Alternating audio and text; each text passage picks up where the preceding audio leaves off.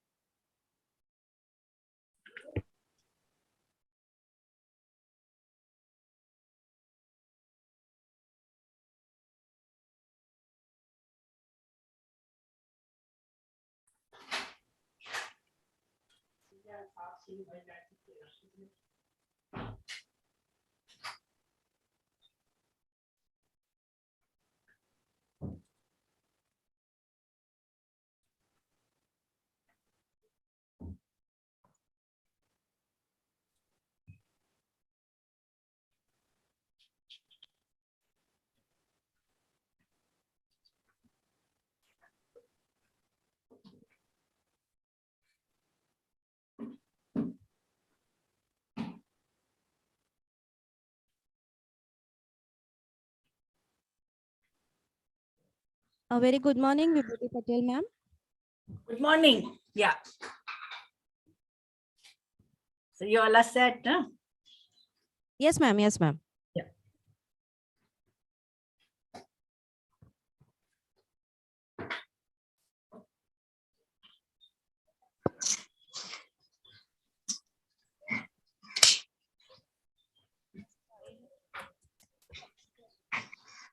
Ma'am Vibhuti ma'am हो गई है लॉगिन मैंने सर आए वही देख रही हूँ एक second Hello. Yes. I'm speaking from the office of Dr. Vinay Sahasrabuddhe. Just testing my voice if it is clear. Yes, sir. It's audible. All right. Yeah. Thanks. We've joined. Yeah. Okay. Sir will be joining soon, sir. We've logged in. I think Honorable Sir's address is at 10:40 a.m. Yes, sir. Yeah. All right. Yeah. So Honorable Sir will be here by 10:35. He's in another meeting. Okay. So he would be joining by 10:30. Fine, sir. Will do. Yeah. Sure. Yeah. Thanks for the update. Vinay sir 10:30 को join हो रहे हैं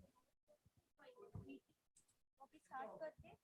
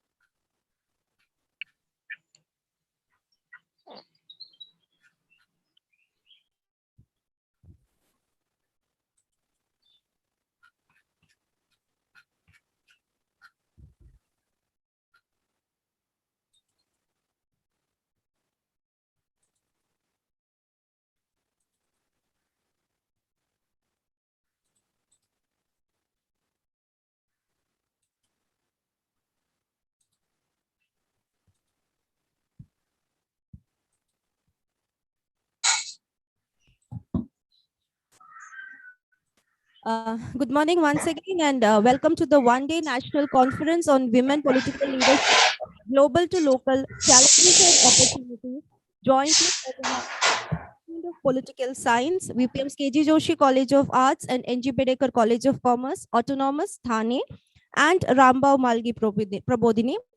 I request our dignitaries to initiate the traditional lighting of the lamp and invoke divine blessings to start the proceedings. I invite Ms. Riddhi Badra to render the Saraswati Vandana.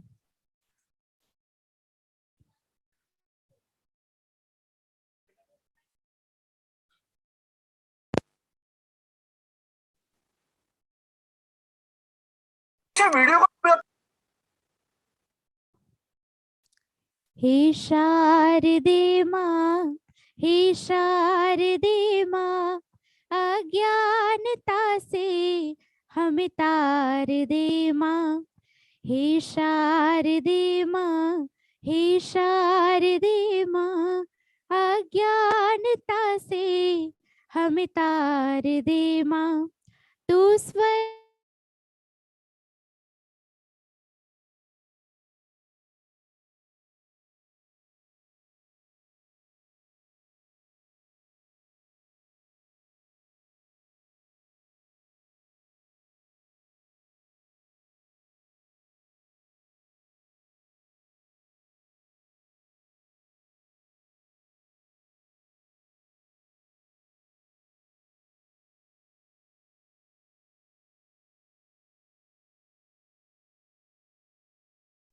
Please unmute yourself.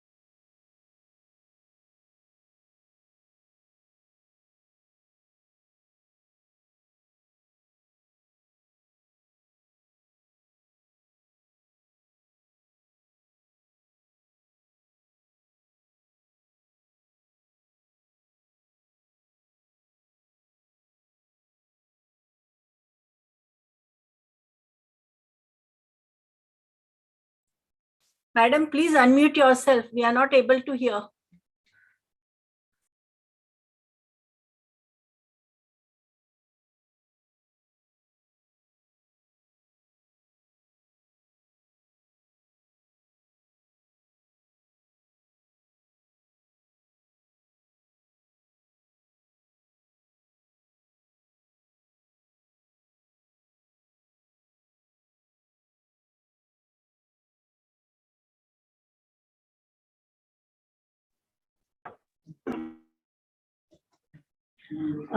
Thank you one and all once again.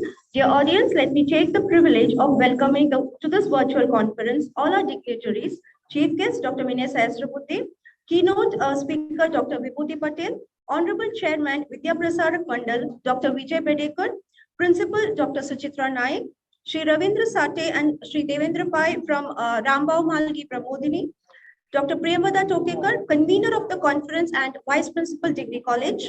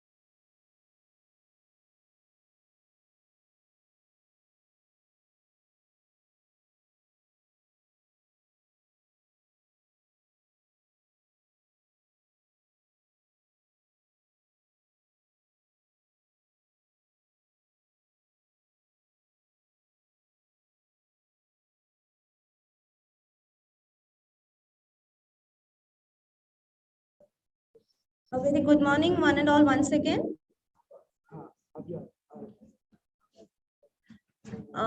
Dear audience, let me take the privilege of once again welcoming you all to this virtual conference. On behalf of the Joshi Bedekar College, I invite Dr. Vinay Sahasrabudhe, keynote speaker, Dr. Vibhuti Patel, our keynote addressee, Chairman Vidya Prasarak Mandal, Dr. Vijay Bedekar, Principal Dr. Suchitra Naik, Shri Ravindra Sate and Shri Devendra Pai from Rambhav Malgi Prabodhini, Dr. Priyamvada Tokekar, convener of the conference and Vice Principal, Degree College, Ms. Sangeeta Dikshit, coordinator of the conference and Vice Principal, Junior College, Professor Subhash Shinde sir, Vice Principal, Degree College, Dr. Mahesh Patil, Vice Principal, Degree College, Dr. Pradnya Raja Bahadur, coordinator, IQAC, Professor Narayan Barse, librarian and coordinator, Library Sciences, as well as coordinators and HODs of various departments. I offer an equally warm welcome to all the teacher colleagues, paper presenters, students, and all those who have joined with us on this virtual conference. To quote the words of Michelle Bachelet, for me, a better democracy is a democracy where women not only have the right to vote and to elect, but to get elected. UN Women, the United Nations wing dedicated to gender equality and empowerment of women, says women's equal participation and leadership in political and public life are essential to achieving sustainable development goals.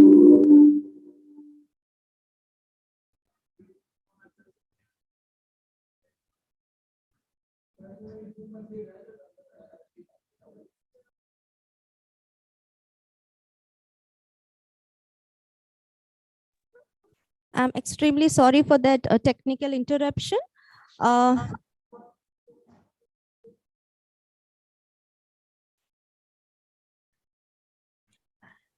Women, the United Nations being dedicated to gender equality and empowerment of women, says equal participation of women and leadership in political and public life are essential for achieving the sustainable development goals by 2030. But the statistics they collected spoke a totally different language.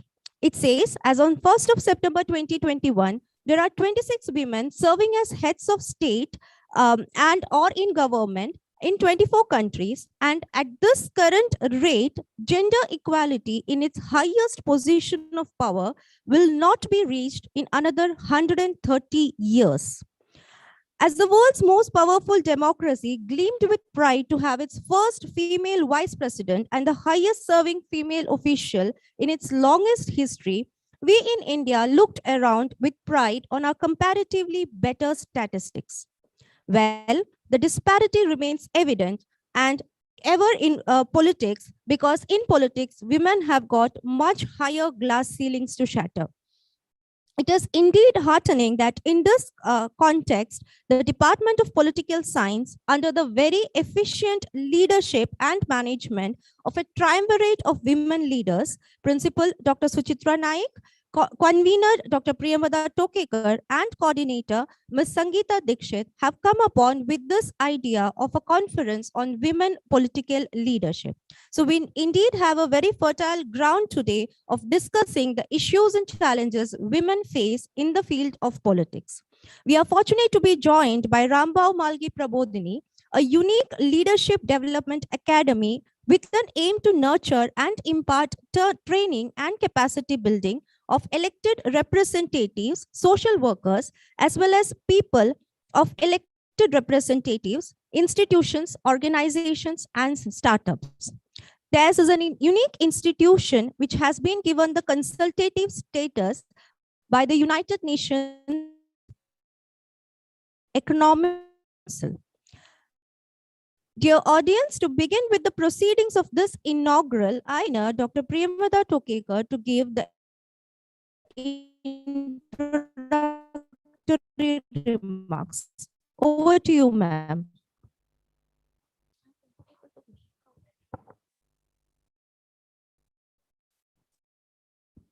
Hello. Hello.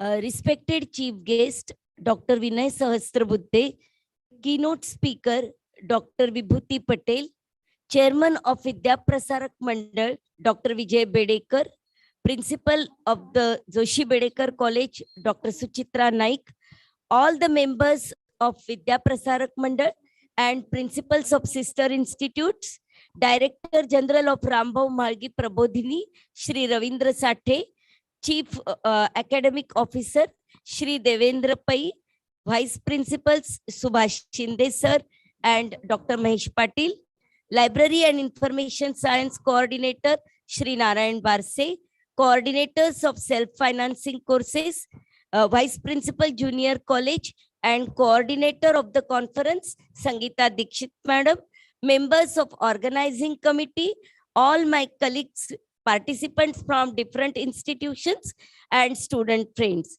Archana Madam has already presented the statistics of representation of women at international level. As on 1st September 2021, of 195 countries in the world, only 10 have women serving as head of the state and another 13 have women as head of government. That is just 12% representation. Only 21% of the government ministers are women, with only 14 countries having achieved 50% or more women in cabinets. Only 25% of all national parliamentarians are women. Globally, there are 27 states in which women account for less than 10% of parliamentarians in single or lower houses, including 4 single lower chambers with no women at all. Women in decision-making positions play a crucial role in mainstreaming gender in all policy areas. However, in most of the societies around the world, women hold a minority of decision-making positions in both public and private institutions. Although legislative changes to bring about gender equality have been passed in numerous countries, gender inequalities persist. The Constitution of India has guaranteed equal civil and political rights to both men and women.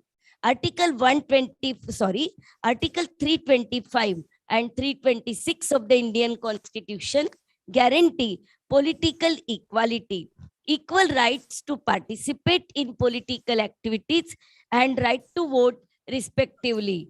While the right to vote is exercised and enjoyed by large number of women, the right to participate, especially in the national and state level politics, is still a distant dream. The election manifestos of political parties agree that women constitute backward section of the society to whom special privileges have to be granted to bring them on par with men. Though the manifestos often promise 33% of the reservation, in reality, the number of women candidates fielded is very low. In 2019 election, 716 women candidates were in fray, out of which Indian National Congress put up 47 candidates and Bharatiya Janata Party 45 women candidates. Getting ticket, in fact, is very difficult for women aspiring for political presence. Among them, fewer are elected. Since 1952, when India voted for the first time, representation of women increased from 22 in first Lok Sabha to 78 in the last Lok Sabha elections in 2019. Though the pattern of representation of women in state legislative assemblies varies from state to state, in general, it is very low. Fewer women leaders reach the position of party president or leader of legislative party or its regional committees. In 1970, the government of India constituted a committee on status of women to examine multifaceted problems faced by women of India at every stage of life circles. The report of the committee titled Towards Equality was published in 1974. The question of women's representation as a reservation as a remedy to underrepresentation came up. The idea of reservation, though not accepted, was discussed for the first time. The report noted that in spite of equal rights and universal adult suffrage guaranteed by the Indian Constitution, women's presence in the state and central legislature had been declining in the first 25 years. In 1975, in International Women's Year, the Lok Sabha passed a resolution to initiate comprehensive program for women. The sixth plan document was the first one to have chapter on women and development. The Department of Women and Child Development was set up in the year 1985. In the year 1988, National Perspective Plan for Women was drawn up. Thus, the National Perspective Plan reiterated the need to reserve 30% of seats for women in all decision-making bodies. The National Commission for Women was set up in 1992 to look into the cases of discrimination against women. Finally, the 73rd Constitutional Amendment Act introduced not less than 33% of the reservation for women in the Panchayat Raj institutions in rural areas. Similarly, the 74th Constitutional Amendment Act introduced similar reservation for women in municipal councils and corporations in towns and urban areas. The reservation policy is to complete 3 decades. It was 25 years ago, on September 12, 1996, that a bill seeking to reserve 33% of seats in Lok Sabha and in state assemblies was first introduced in Parliament. The proposed legislation could not become a reality despite numerous attempts over the last 2.5 decades, even as in recent years, the country's global ranking in terms of proportion of women in the legislatures has gone down. At this background, all the issues related to the women political leadership will be discussed today. In order to create awareness on this issue, we organized various activities for students. To name, intercollegiate PowerPoint presentation competition, intercollegiate elocution competition, interclass biopic presentation competition, and poster making competition were organized throughout the year. We organized quiz competition for teachers to acquaint them with women political leaders. We consider ourselves fortunate that in this endeavor to discuss various aspects of women political leadership, Rambhau Margi Prabodhini readily joined hands with us, and that too in the birth centenary year of late Shri Rambhau Margi, who represented Thane constituency. I thank Shri Ravindra Sathe, who helped us in chalking out today's schedule and finalizing speakers, and Shri Devendra Pai for his constant support. We hope this cooperation will consolidate further in organizing many other activities such as add-on courses, lecture series, etc. Thank you.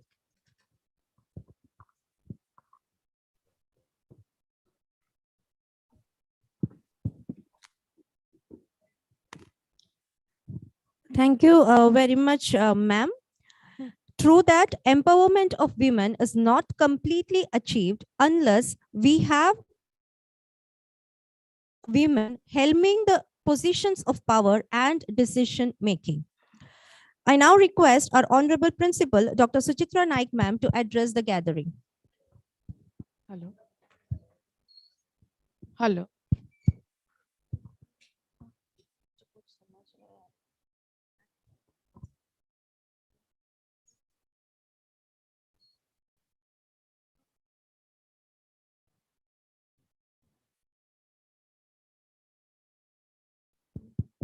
सुप्रभात.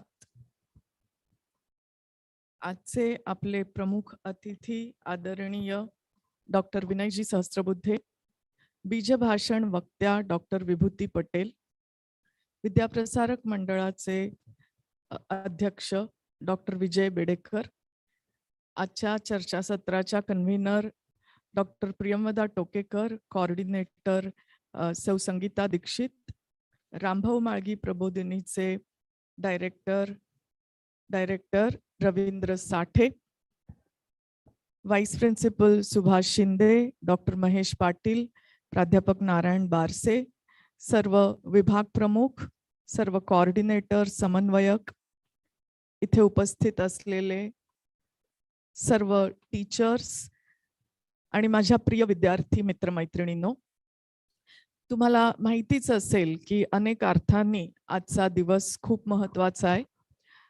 जिजाऊ राजमातांची आज जयंती आहे, तसंच स्वामी विवेकानंदांचा जन्मदिवस, त्यामुळे आजचा युवा दिवस म्हणूनही भारतामध्ये आपण तो साजरा करतो, जगभर तो साजरा केला जातो. तसंच ज्यांचं नाव घेतल्याशिवाय आपण कुठलंही स्त्रीविषयक चर्चा विश्व सुरू करू शकत नाही, असे अत्यंत आदरणीय महात्मा फुले, सावित्रीबाई फुले, फातिमाबी, ह्या सर्व मंडळींना विनम्र अभिवादन करून मी आजचे 2 शब्द आपल्या पुढे मांडू इच्छिते, काही विचार मांडू इच्छिते. कारण मॅडमनी म्हटलं की ब्लेसिंग्स द्या, त्यामुळे महत्वाचे सगळे विचार ही मुख्य मंडळी मांडतीलच, आणि त्यामुळे मी थोडंसं लिबर्टी घेऊन, थोडंसं स्वातंत्र्य घेऊन, कारण स्वातंत्र्याविषयीच आजचं सगळं चर्चा विश्व महत्वाचं आहे, त्यामुळे मी थोडंसं वेगळं काही मांडू इच्छिते. पॉलिटिकल सायन्स डिपार्टमेंट आपलं अतिशय स्ट्रॉंग आणि प्रोएक्टिव्ह डिपार्टमेंट राहत आलेलं आहे. मला आज आवर्जून आपले आधीचे प्रिन्सिपल प्राचार्य Oltikar, who is no more with us, doctor Padmini Murthy, Geeta Luktuke madam, अशा अनेक मंडळींची आठवण येते की ज्यांच्यामुळे पॉलिटिकल सायन्स विभाग हा अतिशय उत्तम प्रकारे गेली अनेक वर्ष काम करत आहे, कार्यरत आहे. आणि अर्थात प्रेझेंट सहकारी जे सर्व माझ्या बरोबर आहेत, श्वेता मॅडम, स्वप्नील सर, सर्वच जण, ज्युनियरची सर्व मंडळी. अजून मला असं म्हणायचं आहे की काय पॉलिटिक्स नेमकं घडतं ह्या विभागात ते मला माहिती नाही, but for years together they have succeeded in attracting very good students and a good number of students. Madam, I would like to know the secret. थोडंसं मी जसं म्हटलं तसं की आज विनयजी सहस्त्रबुद्धे इथे आपल्यात आहेत. कार्यबाहुल्यामुळे अध्यक्ष विजय बेडेकर येऊ शकलेले नाहीत, पण त्यांनी सर्व पाहुणे मंडळींना त्यांचा नमस्कार कळवलेला आहे. तसंच आपली ही जी गेल्या 18 वर्षांची परंपरा आहे, आपण नुसतंच चर्चासत्र घेत नाही, तर त्या चर्चासत्राच्या अनुषंगाने वर्षभर कार्यक्रम चालू राहतात. त्याचं थोडंसं विवेचन मॅडमनी केलं, ते आणखीन डिटेल नंतरच्या सेशन्स मध्ये यावं अशी माझी इच्छा राहील. तर अशा प्रकारे वर्षभर एका थीम भोवती, एका संकल्पनेभोवती आपण विविध कार्यक्रम आयोजित करत असतो की ज्याचा फील सर्व विद्यार्थ्यांना, सर्व टीचर्सना वर्षभर येत राहावा. आणि एवढंच नव्हे तर ह्याच चर्चासत्रामध्ये, याच्या कन्क्लुडिंग भागामध्ये आपण आत्ताच्याच म्हणजे उद्घाटनाच्याच कन्क्लुडिंग भागामध्ये आपण पुढल्या वर्षीच्या सेमिनारचं, कॉन्फरन्सची थीम आणि दिवस हा आज आपण डिक्लेअर करणार आहोत. आणि अभिमानपूर्वक आम्ही सांगू इच्छितो की गेली अनेक वर्षे ही परंपरा फार चांगल्या कार्याला आहोत. मी थोडस तुमच्याशी काही बोलू इच्छिते. हा सगळा विचार होत असताना सगळ्यांच्या खूपच लाडक्या आणि संपूर्ण स्त्रीवादावर खूपच मोठी छाप उमटवलेल्या कवयित्री अमृता प्रीतम यांच्या 4 ओळी मला आठवल्या.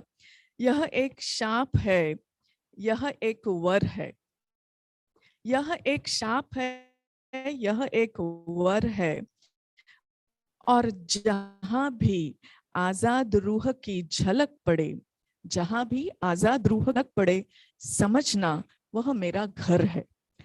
तसंच वंदना शिवा, ज्या ह्या मातीत ज्यांनी फेमिनिझम उचलून धरला, त्या वंदना शिवा म्हणतात, uniform nature's way, diversity is nature's way. थोडं आणखीन पलीकडे भारताची वेस ओलांडून आपण पश्चिमेकडे पाहिलं तर रॅशल कार्सन सारखी थोर लेखिका आणि स्त्रीवादी लेखिका असं म्हणते, सायलेंट स्प्रिंग, ज्यांनी लिहून संपूर्ण आपण असं म्हणू की एन्व्हायरमेंटलचा विचार पश्चिमेला करायला लावला. त्या असं म्हणतात की in nature nothing exist alone.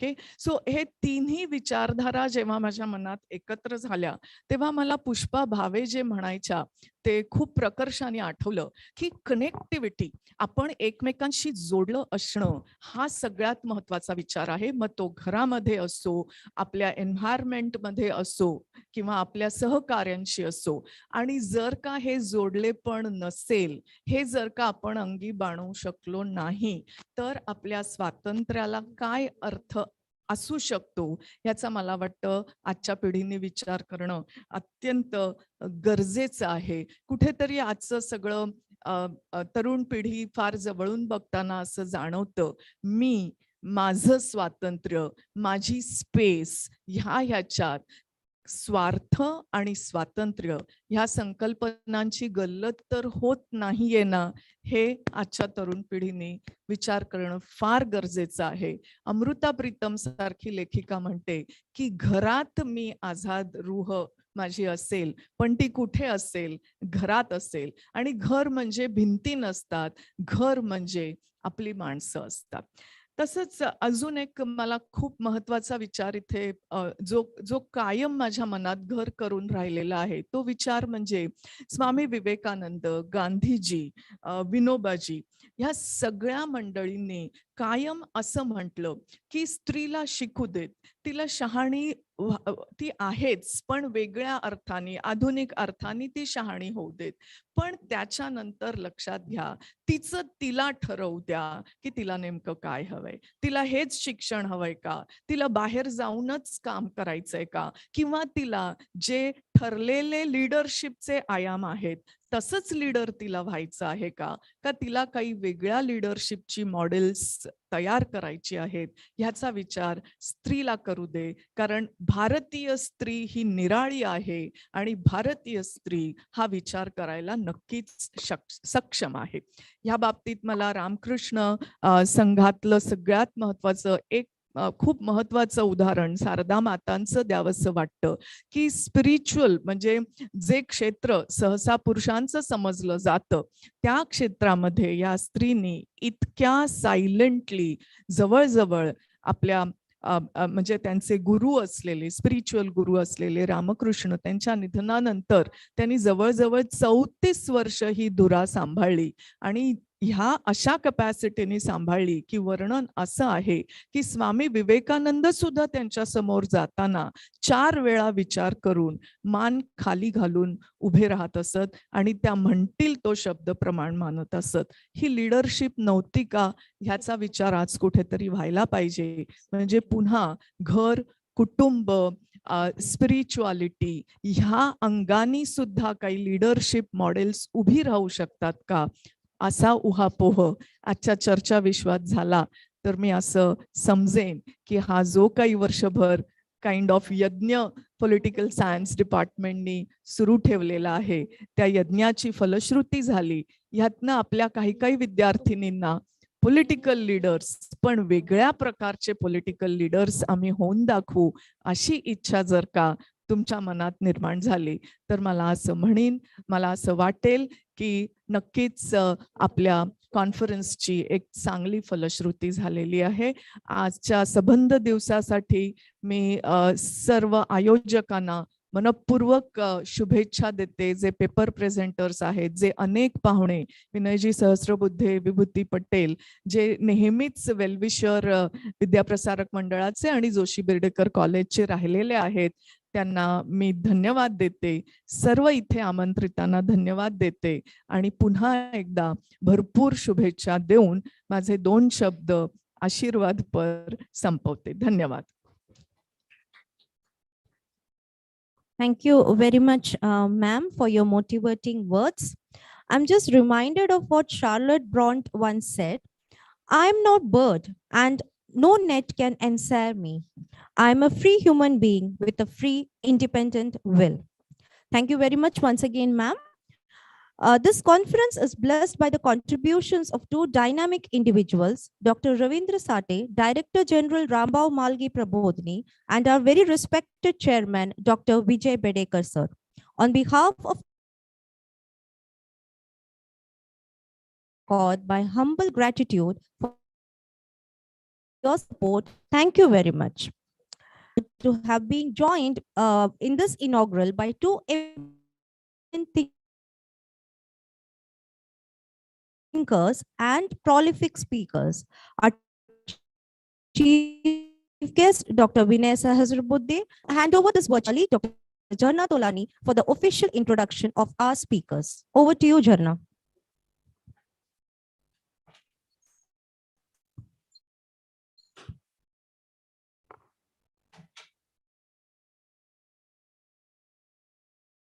Archana ma'am. It's a pleasure to introduce our chief guest, Dr. Vinay Sahasrabudde. Sir is a nationalist social worker at heart, a research student of political science and trainer in democracy by profession, and a parliamentarian by elevation. Dr. Sahasrabudde is a postgraduate in English, literature, and PhD in political science. Sir started his career in public life with Akhil Bharatiya Vidyarthi Parishad, a member of Parliament Rajya Sabha from Maharashtra since July 2016. Sir is the president at Indian Council for Cultural Relations. In July 2020, Sir was appointed as the chairperson of Parliamentary Standing Committee of Human Resource Development. Sir is Honorable Director of Public Policy Research Rambao Malgi Prabodhini for more than 2 decades as Director General, and is currently organization.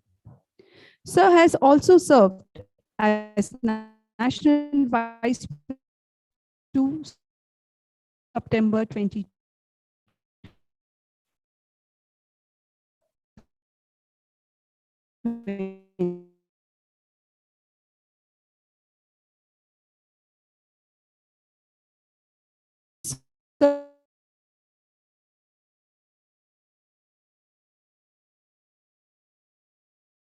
Sir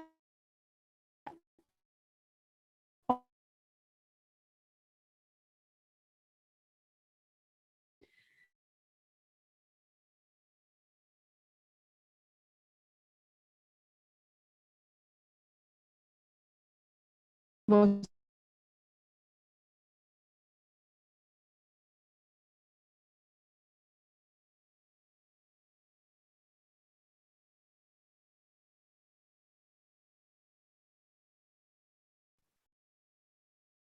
Hello.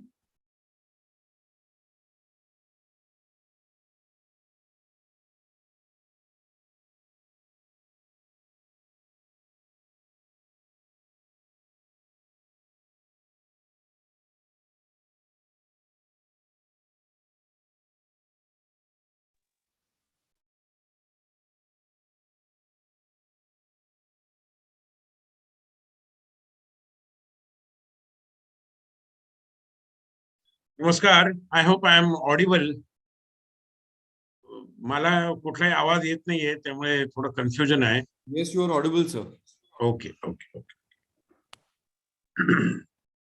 धन्यवाद. या एका अतिशय महत्त्वाच्या विषयावर आयोजित केलेल्या या चर्चासत्रामध्ये उपस्थित असलेले सर्व मान्यवर, विशेषतः आता ज्यांचं भाषण आपण ऐकलं त्या महाविद्यालयाच्या प्राचार्या डॉक्टर सुचित्रा नाईक, त्याचबरोबर आज या कार्यक्रमामध्ये ज्यांचं मुख्य बीज भाषण होणार आहे त्या डॉक्टर विभूती पटेल आपल्यामध्ये उपस्थित नसले तरी ज्यांच्या शुभेच्छा आणि ज्यांच्या आशीर्वादाचं बळ आपल्या मागे आहे असे doctor Vijay Bedekar, doctor Gauri Trivedi, doctor Rajesh Kharat, या संबंध कार्यक्रमासाठी ज्यांनी मेहनत घेतली त्या प्राध्यापिका संगीता दीक्षित, अर्चना नायर, प्रियमवदा टोकेकर आणि अन्य सर्व या कार्यक्रमामधील सहभागी बंधू आणि भगिनींनो, सगळ्यात प्रथम या एका महत्वाच्या विषयावरती सध्याच्या महामारीच्या काळात देखील उत्साहाने आपण हे चर्चासत्र आयोजित केलं रामभाऊ महाळगी प्रबोधिनीच्या सहकार्याने. त्याबद्दल आयोजकांचं मी अभिनंदन करतो. आपण मला या ठिकाणी बोलावलं त्याबद्दल सुरुवातीलाच धन्यवाद देतो. मी प्राचार्य नाईक यांच्याकरता विशेष अभिनंदनाचे शब्द वापरेन. याचं कारण त्यांनी मराठीमधून आपलं भाषण आपल्या समोर सादर केलं. याचं कारण असं की आपण ठाण्यासारख्या शहरातलं कॉलेज चालवतो आहोत आणि महाराष्ट्राची लोकभाषा, राजभाषा ही सगळी मराठीच आहे. परंतु दुर्दैवाने आपल्या प्रादेशिक भाषा आणि मुख्य म्हणजे आपल्या मातृभाषेविषयी एक विपरीत दृष्टिकोन विकसित होत गेल्यामुळे गेल्या अनेक दशकांमध्ये इंग्रजीचं प्राबल्य खूप वाढलं आणि इंग्रजीत बोललं तरच ते बौद्धिकदृष्ट्या अधिक उच्च स्तराचं असतं अशा प्रकारची एक समजूत निर्माण झाली. त्या समजुतीला छेद देत प्राचार्य नाईक यांनी मराठीत भाषण केलं आणि त्यामुळे त्यांचं अनुकरण करत मराठीतच बोलण्याचा माझा इरादा मी पक्का केला आणि मराठीमध्ये आणि समजेल अशा मराठीमध्ये मी माझे काही विचार संक्षिप्त स्वरूपामध्ये दिलेल्या वेळेच्या मर्यादेमध्ये आपल्या समोर मांडण्याचा प्रयत्न करतो आहे. महत्वाची गोष्ट अशी की राजकारणामध्ये किंवा नेतृत्वाच्या भूमिकांमध्ये महिला या विषयाची आपण एक वैश्विक पार्श्वभूमी जर बघितली तर मला असं वाटतं की भारत या विषयात पहिल्यापासूनच खूप पुढे आहे. काही दिवसांपूर्वी मी स्वित्झर्लंडला गेलो होतो आणि स्वित्झर्लंड हा देश आपल्या एक प्रकारे ज्याला लोकतांत्रिक आणि मुक्ततावादी लिबरल अशा विषयांकरता खूप प्रसिद्ध मानला जातो आणि तसा तो आहेही. तिथलं जनतांत्रिक व्यवस्था देखील एक वेगळ्या प्रकारची व्यवस्था आहे आणि सर्वाधिक लवचिक मानली जाते. पण स्वित्झर्लंडमध्ये सुद्धा महिलांना मतदानाचा अधिकार मिळायला मागच्या शतकाच्या शेवटच्या दशकाची वाट पाहावी लागली. ब्रिटनमध्ये म्हणजे आपल्याला अनेकांना माहिती असेल पॉलिटिकल सायन्स राज्यशास्त्राच्या विद्यार्थ्यांना की भारतामध्ये पहिली निवडणूक ही जवळजवळ शतकभरापूर्वी म्हणजे 1920 मध्ये झाली होती आणि पहिल्या निवडणुकीपासूनच जरी ब्रिटिशांची राजवट भारतात असली तरी देखील भारतीय संस्कृतीचा संदर्भ मनामध्ये ठेवून असणार त्यांनी 1920 मध्ये झालेल्या पहिल्या मतदानाच्या वेळी देखील महिलांना मतदानात सहभागी होण्यासारखी रचना केलेली होती. या उलट ब्रिटनमध्ये ज्या देशाच्या लोकशाही परंपरेबद्दल खूप उच्चरवाणी आणि प्रदीर्घ बोललं जातं तिथे महिलांना मताधिकार मिळायला देखील 1930 साल म्हणजे सर्व महिलांना मताधिकार मिळायला उजाडावं लागलं होतं आणि त्यामुळे महिलांचा आपल्या देशाच्या सांस्कृतिक परंपरेमध्ये जो सन्मान त्यांना एक प्रकारे संधी उपलब्ध करून देऊन केला गेलेला आहे त्याची परंपरा आपल्या देशातली खूप मोठी आहे. आपण साधारणतः प्राचीन काळातल्या महिलांची चर्चा ज्यावेळी करतो त्यावेळी गार्गी आणि मैत्रेयीचं नाव आपण घेतो. पण मी आपलं याही मुद्द्याकडे लक्ष वेधीन की एक प्रकारे संपूर्ण रामायण हे सीतेच्या जीवनचरित्राच्या अवतीभोवती एक प्रकारे विणलेला आहे. म्हणजे रामायणाची नायिका केवळ सीता आहे असं मी म्हणणार नाही. तर रामायणाच्या घटितांना कारण ठरलेली अशी एक अशा अशा प्रकारचं एक व्यक्तिचित्र असं आपल्याला सीतेचं दिसतं. सीतेवर अन्याय झाले, सीतेच्या भूमिकांच्या बाबतीमध्ये वेगवेगळ्या प्रकारची विश्लेषणं मांडली जातात, ती देखील योग्यच आहेत. परंतु सीतेला वगळून आपल्याला रामायणाची कल्पना करता येत नाही. हीच गोष्ट महाभारताची. एका तरुण मराठी लेखिकेने एक इंग्रजीमध्ये खूप चांगलं पुस्तक लिहिलंय, त्याचं नाव आहे महाभारती. आणि त्यात त्यांनी वेगवेगळ्या महिला पात्रांच्या भूमिकांच्या अनुषंगाने महाभारताची चिकित्सा केली आहे. यामध्ये अर्थातच गांधारी आहे, कुंती आहे, द्रौपदी आहे आणि सत्यवती देखील आहे. त्यामुळे अशा अतिशय प्रमुख भूमिका ज्यांनी महाभारताच्या कथेमध्ये निभावल्या, अशा स्त्रियांनी खरं म्हणजे महाभारत घडवून आणलं, असा या तरुण लेखिकेचा दावा आहे म्हणा, किंवा तिचं प्रतिपादन आहे. सांगण्याचा मुद्दा हा की महिलांची भूमिका ही आपल्या देशाच्या राजकारणात, सत्ताकारणात ही नेहमी अव्वल दर्जाची राहिलेली आहे. ती दुय्यम होती असं मानण्याचं काही कारण नाही. पुढे या प्रकारचा दुय्यमपणा त्यांच्या भूमिकेमध्ये आला, विशेषतः गेल्या 500-600-700 वर्षांमध्ये. त्याची कारणं आपल्याला सगळ्यांना माहिती आहेत. त्याची फार चर्चा करण्याचं काही आता प्रयोजन नाही.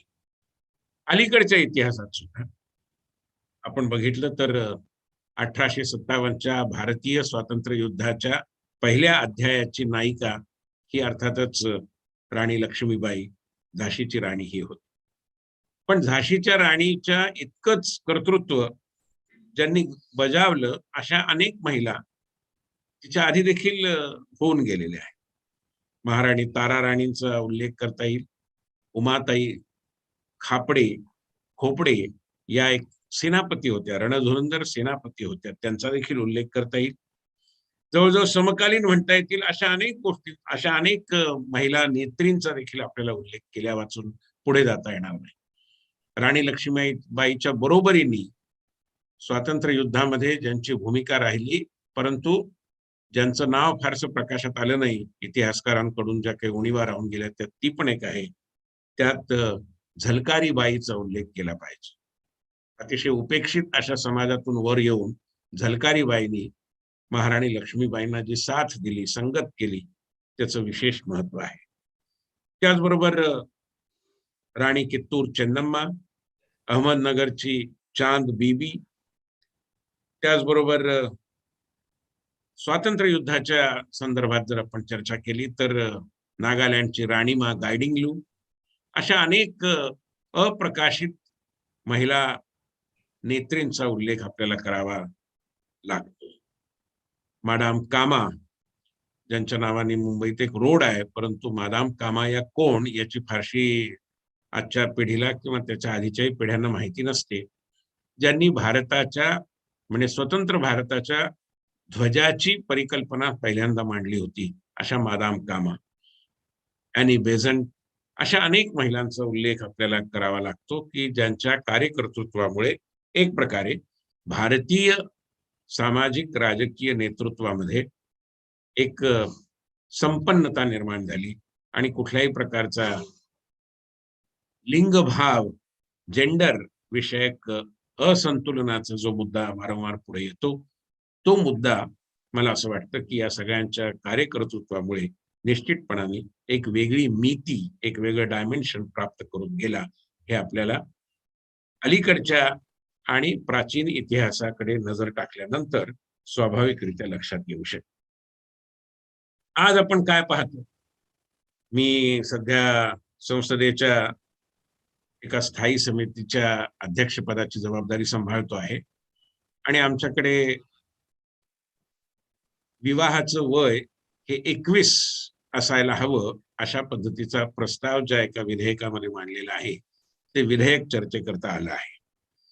आता या विधेयकाची चर्चा होणार आहे आणि संसदीय समित्यांची रचना ही संसदेच्या एकूण सदस्यांच्या अनुषंगाने ठरते. परंतु मुख्यतः संसदेचे जे पीठासीन सभापती असतात, लोकसभेचे सभापती, राज्यसभेचे अध्यक्ष, हे मिळून ते ठरवत असतात. परंतु आमच्या समितीमध्ये एकच महिला आहे आणि 30 पुरुष आहेत 31 जणांमध्ये. ही वस्तुस्थिती आहे. पण त्या वस्तुस्थितीवरून विपरीत पद्धतीने निष्कर्ष काढून या प्रकारच्या विधेयकाची चर्चा करताना अधिक संख्येमध्ये महिला असल्या पाहिजे असा सूर काही राजकीय नेत्यांनी लावला. त्यांच्या प्रतिपादनात तर्कदुष्ट असं काही नाही. There is nothing illogical in expecting that there should be more female members in a committee that is going to deliberate upon the bill pertaining to the marriageable age of women. But the point is that to consider that women alone will have to think more about these kinds of issues, I believe, is a retrograde approach. Because women issues are not just women issues. They are the issues of the entire society. And therefore, men are equally responsible to think about these issues and find out solutions with requisite sensitivity and comprehensive approach. दुर्दैवाने असं आहे की या सगळ्या विषयामध्ये पुरुषांच्या मानसिकतेमध्ये परिवर्तन करण्याची जी आवश्यकता आहे तिच्याकडे वारंवार दुर्लक्ष होत गेलेलं आहे. आणि मला या चर्चासत्राच्या निमित्ताने याकडे आपल्या सगळ्या मान्यवरांचं लक्ष वेधायचं आहे की महिलांच्या, स्त्रियांच्या अवस्थेला सगळा समाज जबाबदार आहे. काही प्रमाणात स्त्रिया स्वतः देखील जबाबदार आहेत. हे जेवढं वास्तव आहे तेवढंच प्रखर वास्तव हे आहे की जोपर्यंत पुरुषांच्या परंपरागत मानसिकतेत परिवर्तन होत नाही तोपर्यंत स्त्री पुरुष समानतेची चर्चा ही पूर्णत्वाला जाऊ शकणार नाही. आज महिलांची अपेक्षा मग ती राजकारणात असेल, समाजकारणात असेल, आज आपण पाहतो महाविद्यालयांच्या प्राचार्य पदावर अधिक सक्षमपणे काम करणाऱ्या अनेक महिला आहेत. जसे इथे या महाविद्यालयातही आहेत. अनेक विद्यापीठांच्या कुलगुरुपदी महिला आहेत. आणि एक काळ असा होता की केवळ काही विशिष्ट प्रकारची खातीच महिलांना मंत्रिमंडळांमधून दिली जायची. आज तसं राहिलेलं नाही. आणि देशाच्या संरक्षण मंत्रीपदी देखील महिला होत्या आतापर्यंत. आणि सध्या अर्थमंत्रीपदाची जबाबदारी देखील एक महिला कुशलतेने सांभाळते आहे. त्यामुळे परिवर्तन होत नाही असं म्हणण्याचं काही कारण नाही. परंतु या मानसिकतेमध्ये परिवर्तन करण्याच्या बाबतीत अधिक गतिशीलतेने आणि अधिक प्रभावीपणाने आणि अधिक परिणामकारकतेने मला असं वाटतं की या विषयाची चर्चा होणं हे आज आवश्यक आहे.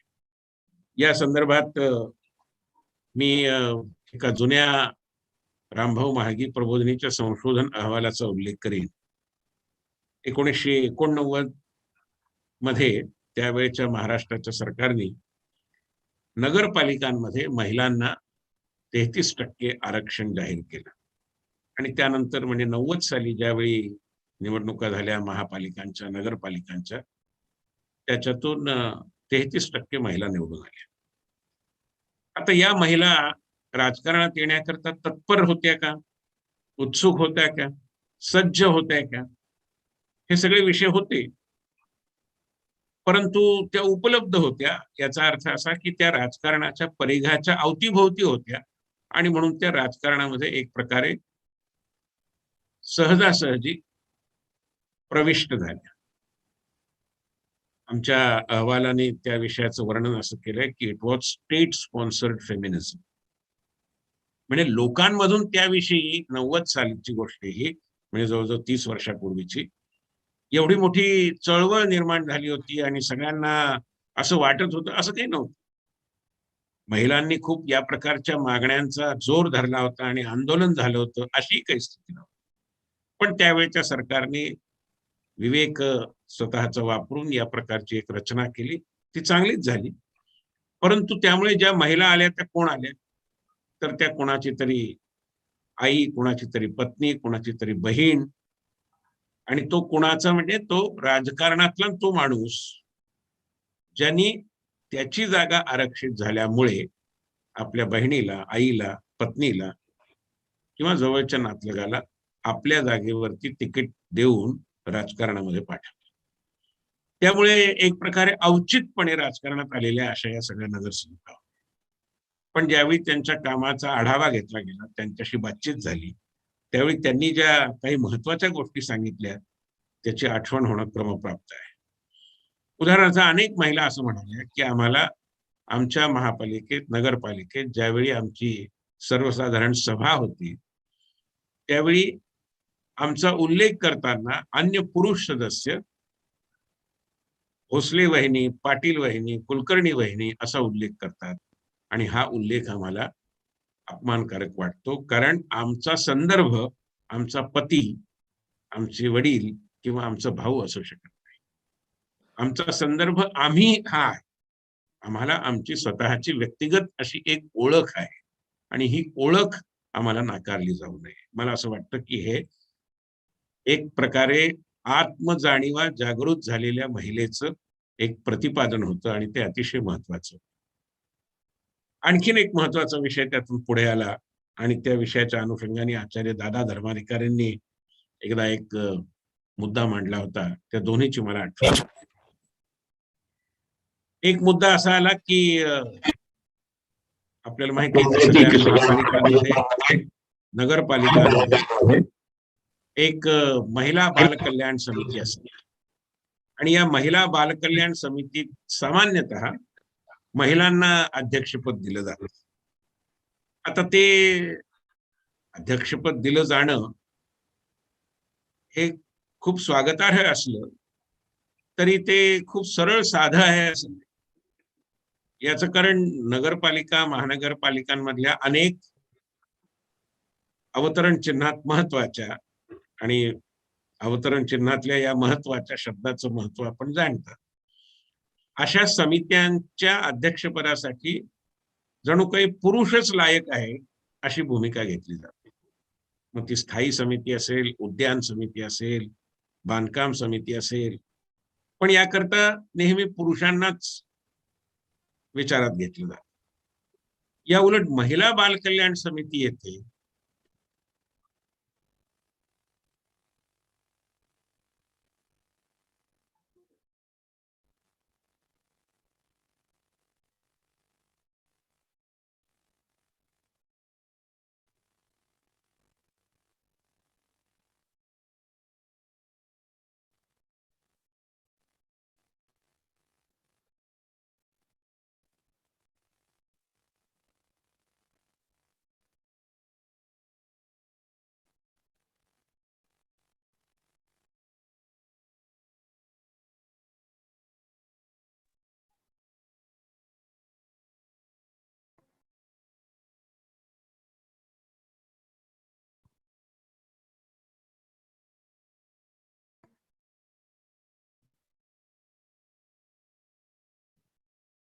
हॅलो विनय सर. विनय सरांकडनं नेट इश्यू आहे. हा जॉईन झाले परत विनयजी. Okay thank you.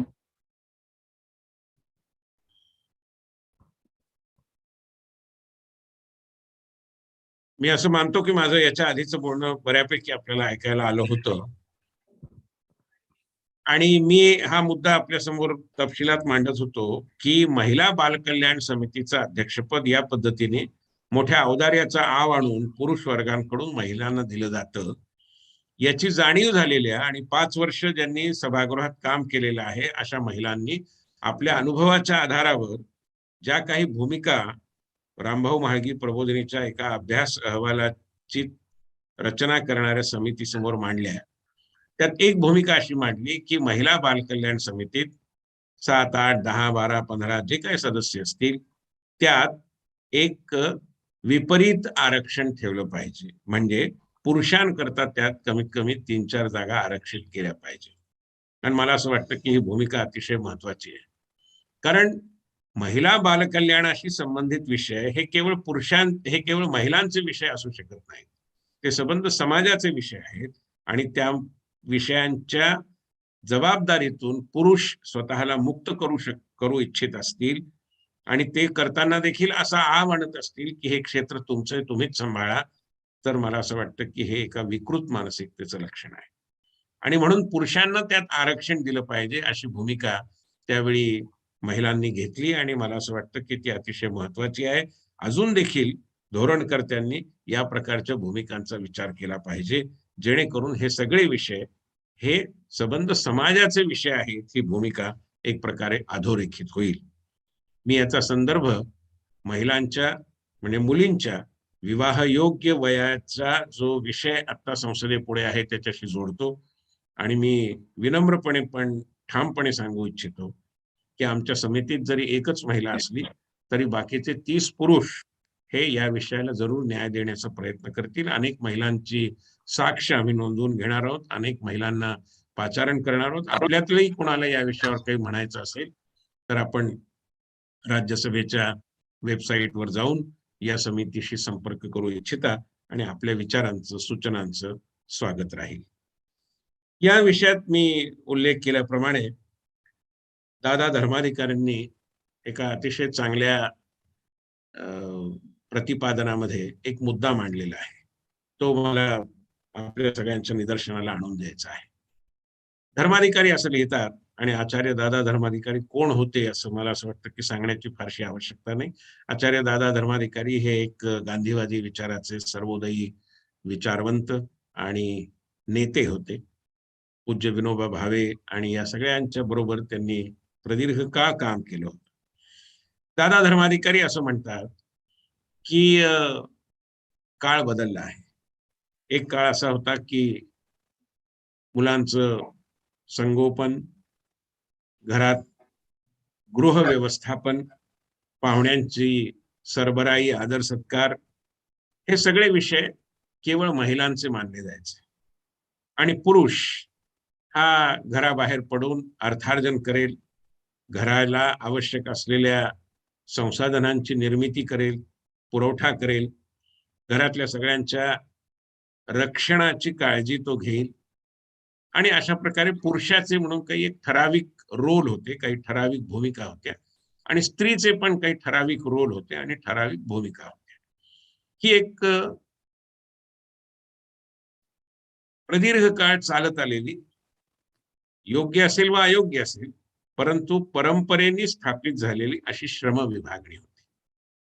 पण काळ बदलला आणि ज्याला आपण पुरुषांसाठीची राखीव क्षेत्र असं म्हणत आलो किंवा असं मानत आलो परंपरेने, अशा सर्व क्षेत्रांमध्ये महिलांचा शिरकाव झाला.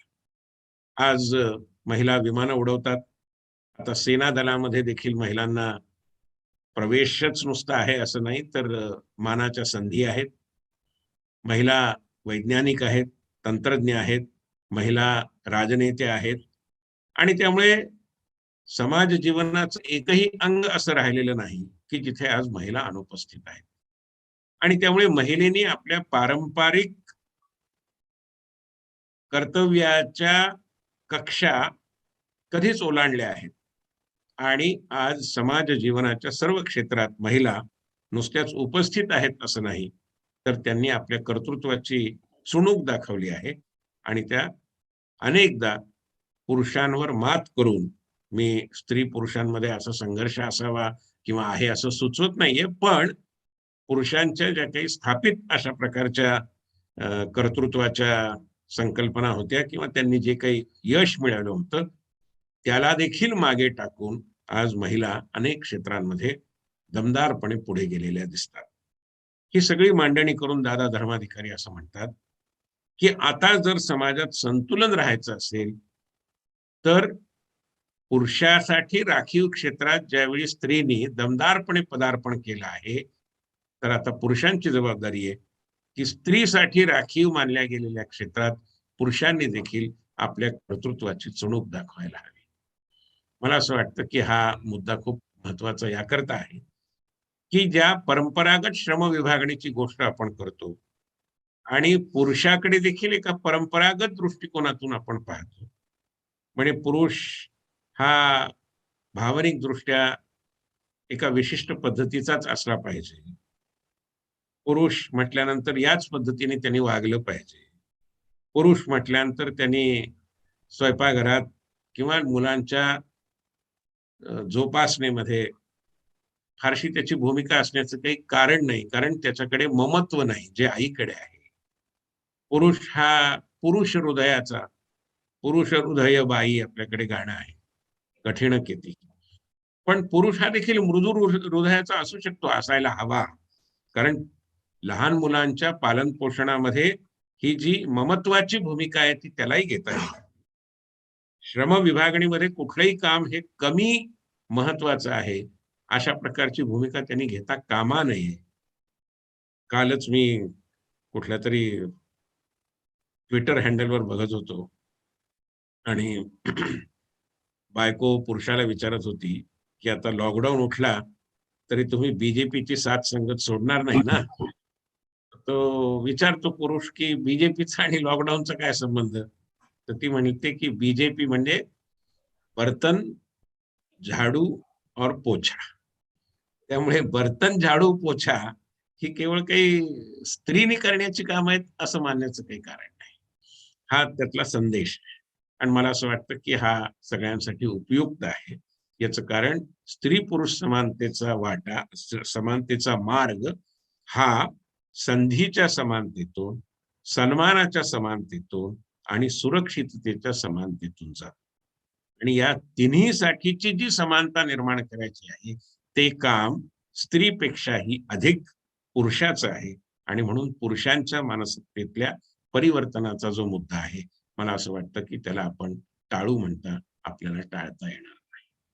माझी खात्री आहे की राजकारणातल्या महिलांच्या भूमिकेची प्रामुख्याने चर्चा करणाऱ्या या चर्चासत्रामध्ये या विषयाचाही संदर्भ विषयांच्या अनुषंगाने, उपविषयांच्या अनुषंगाने येत राहील आणि त्यातून या विषयाची सर्वंकष आणि समग्र चर्चा घडून येईल याची खात्री मला वाटते. या आशेसह आपल्या सगळ्यांचे आभार मानून मी माझं बोलणं थांबवतो. नमस्कार आणि धन्यवाद.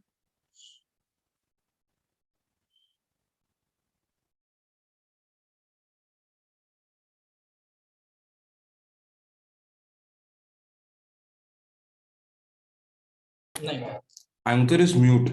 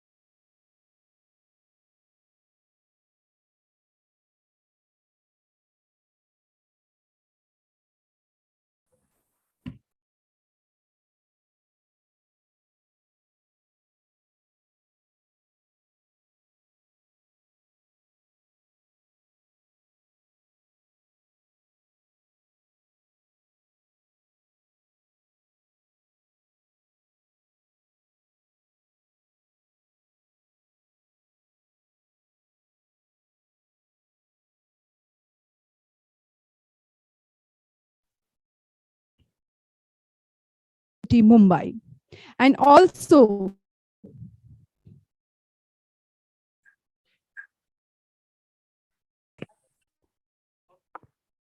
stop.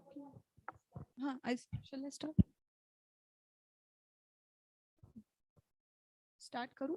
Yeah. Extremely sorry for the technical glitch.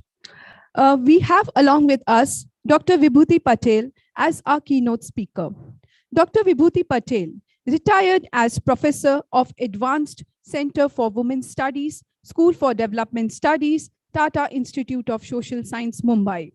Ma'am was the professor and head of University Department of Economics, the director, Department of Postgraduate Studies and Research, SNDT Women's University, and also the director, Center for Study of Social Exclusion and Inclusive Policy of SNDT Women's University, Mumbai.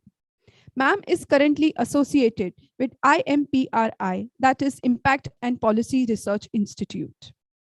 Ma'am was awarded postdoctoral fellowship from Association of Commonwealth University that enabled her to work at the Development Studies Institute, the London School of Political Science. She has authored, co-authored, edited and co-edited various books and contributed over 100 papers as chapters in various books edited by others. She has also authored and co-authored various research monographs and reports.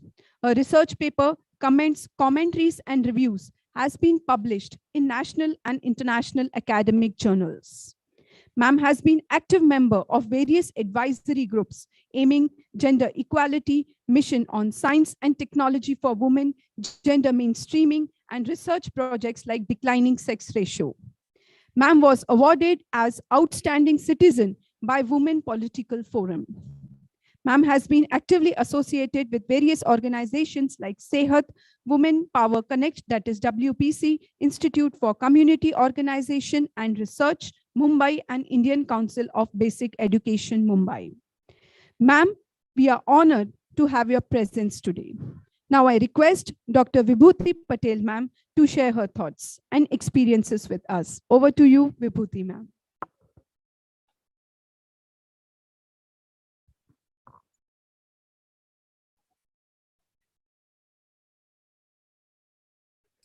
Vibhuti ma'am, you're mute.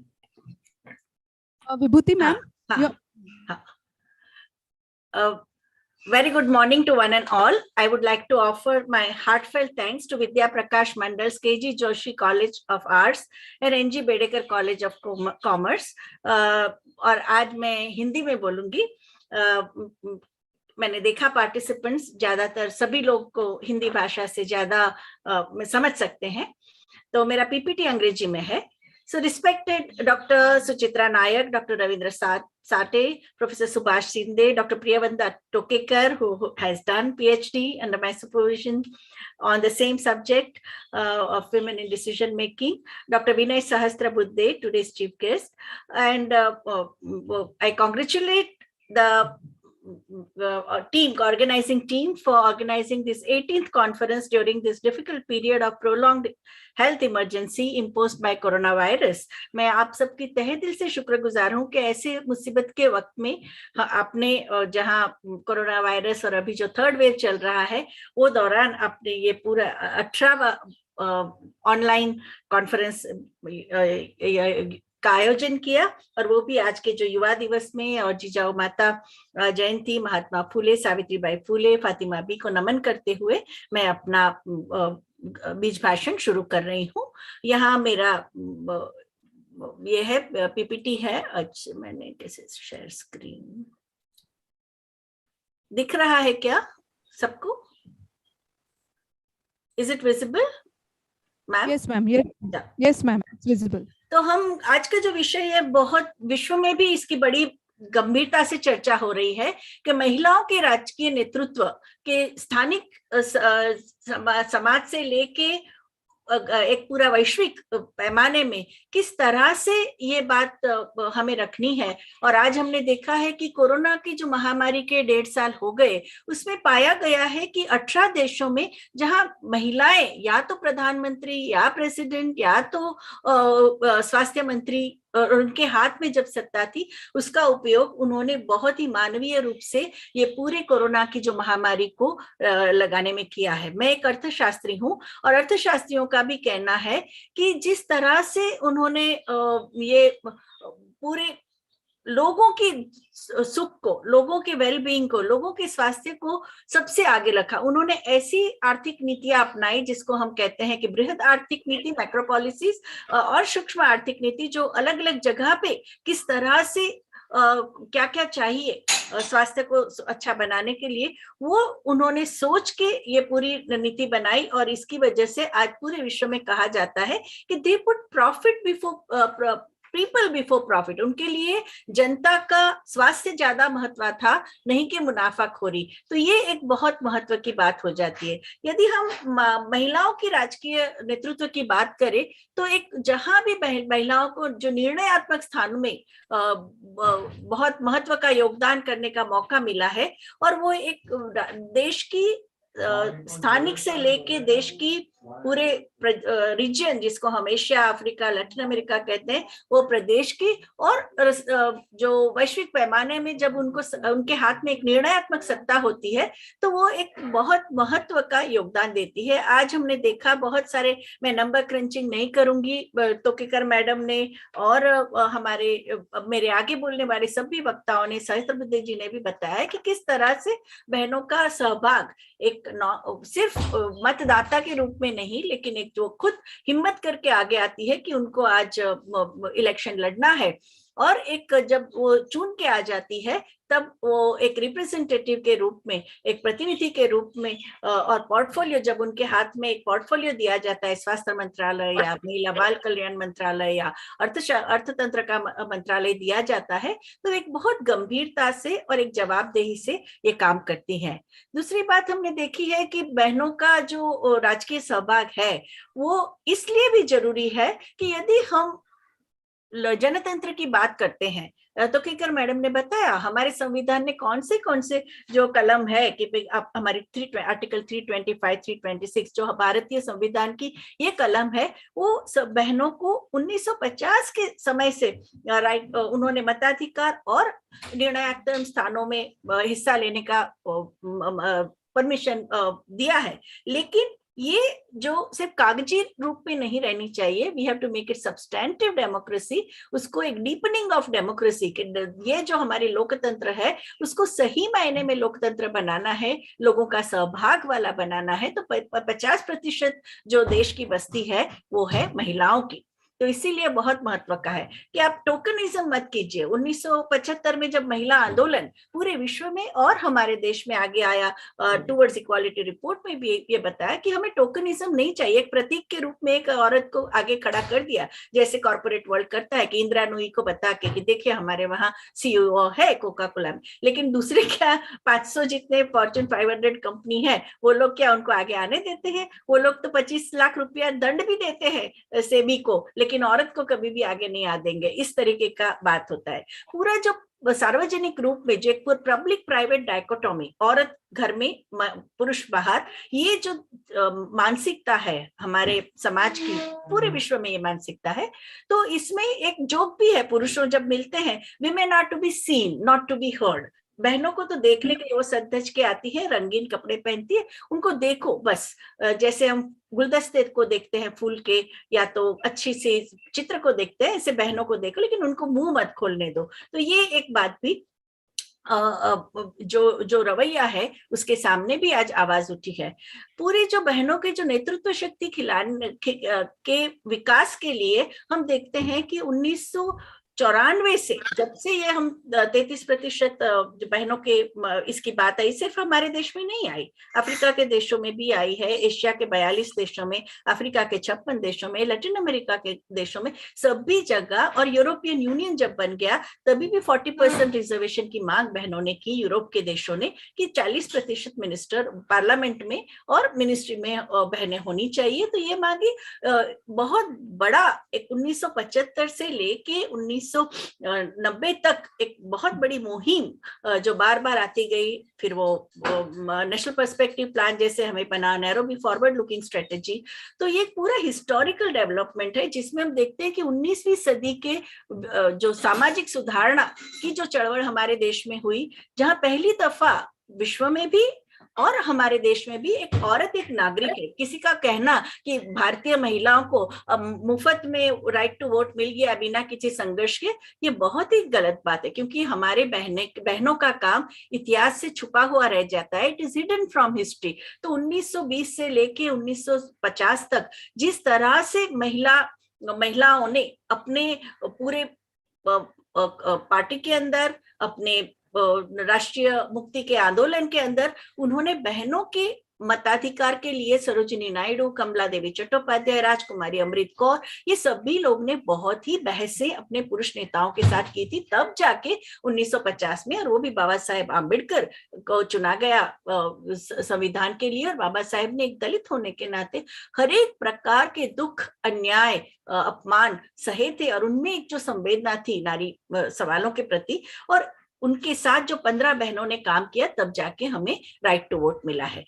हमें बिना किसी संघर्ष के मिला है, ये बात कतई हमारा इतिहास गवाह है कि ऐसी बात नहीं हुई।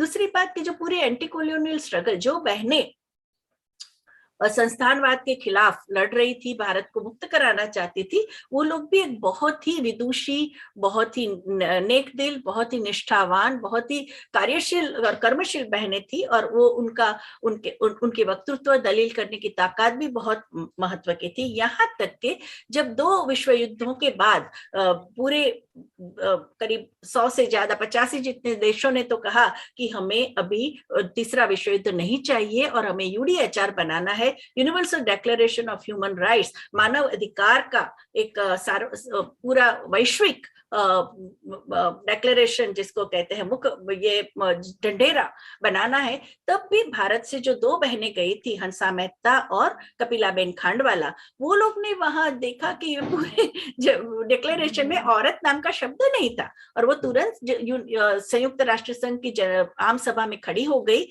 सैकड़ों लोगों के सामने वो खड़ी हो गई, ये दोनों बहनें गुजरात साड़ी पहनी हुई, और उन्होंने कहा ये किस तरह का आपने मानवाधिकार का जाहिरनामा बनाया है जिसमें औरत का नाम ही नहीं है। पूरे विश्व युद्ध में जब आदमी लोग फ्रंट पे थे, वो लड़ाई में थे, औरतों ने अर्थतंत्र चलाया, उन्होंने समाज को देखा, उन्होंने बड़े बुजुर्गों को, बीमारों को और बच्चों को देखा, उन्होंने हर एक प्रकार के काम किए हैं, और सबसे ज्यादा सहना भी पड़ा है युद्धों की वजह से तो औरतों को है। और आप किस तरह से कह सकते हैं कि हम औरतों का नाम ही नहीं है। और फिर संयुक्त राष्ट्र संघ को सर्वानुमत से कमेटी का गठन करना पड़ा। मैडम रूजवेल्ट, जो अमेरिका के प्रेसिडेंट की पत्नी, उनकी अध्यक्षता में ये दोनों बहनों को, हंसाबेन मेहता, कपिलाबेन खांडवाला को लिया गया, और उन्होंने पूरे यूडीएचआर का जो हुआ, जो 10 दिसंबर को हम हमेशा मनाते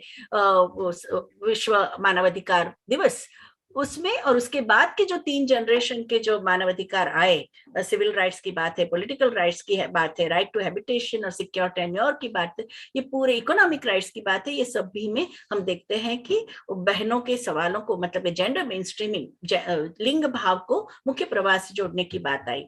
इसके बाद की बात तो तोकेकर मैडम ने बहुत सुंदर तरह से कह दी है कि किस तरह से 1975 में अंतर्राष्ट्रीय महिला दिवस, 1975 से 85 तक अंतर्राष्ट्रीय महिला दशक, 1979 में CEDAW, convention on elimination of all forms of discrimination against women, संयुक्त राष्ट्र संघ ने अपनाया, और नैरोबी फॉरवर्ड लुकिंग स्ट्रेटेजी 1985 में, जिसकी वजह से नेशनल पर्सपेक्टिव प्लान भी हमारे देश का बना। महिलाओं के प्रति देखने का नजरिया, उसके लिए दस्तावेज बनाया गया 1988 में। मैडम मार्गरेट आल्वा उनके मेंबर सेक्रेटरी थे, मिस्टर राजीव गांधी हमारे ऑनरेबल प्राइम मिनिस्टर उसके अध्यक्ष थे। 1993 में भारत सरकार ने जो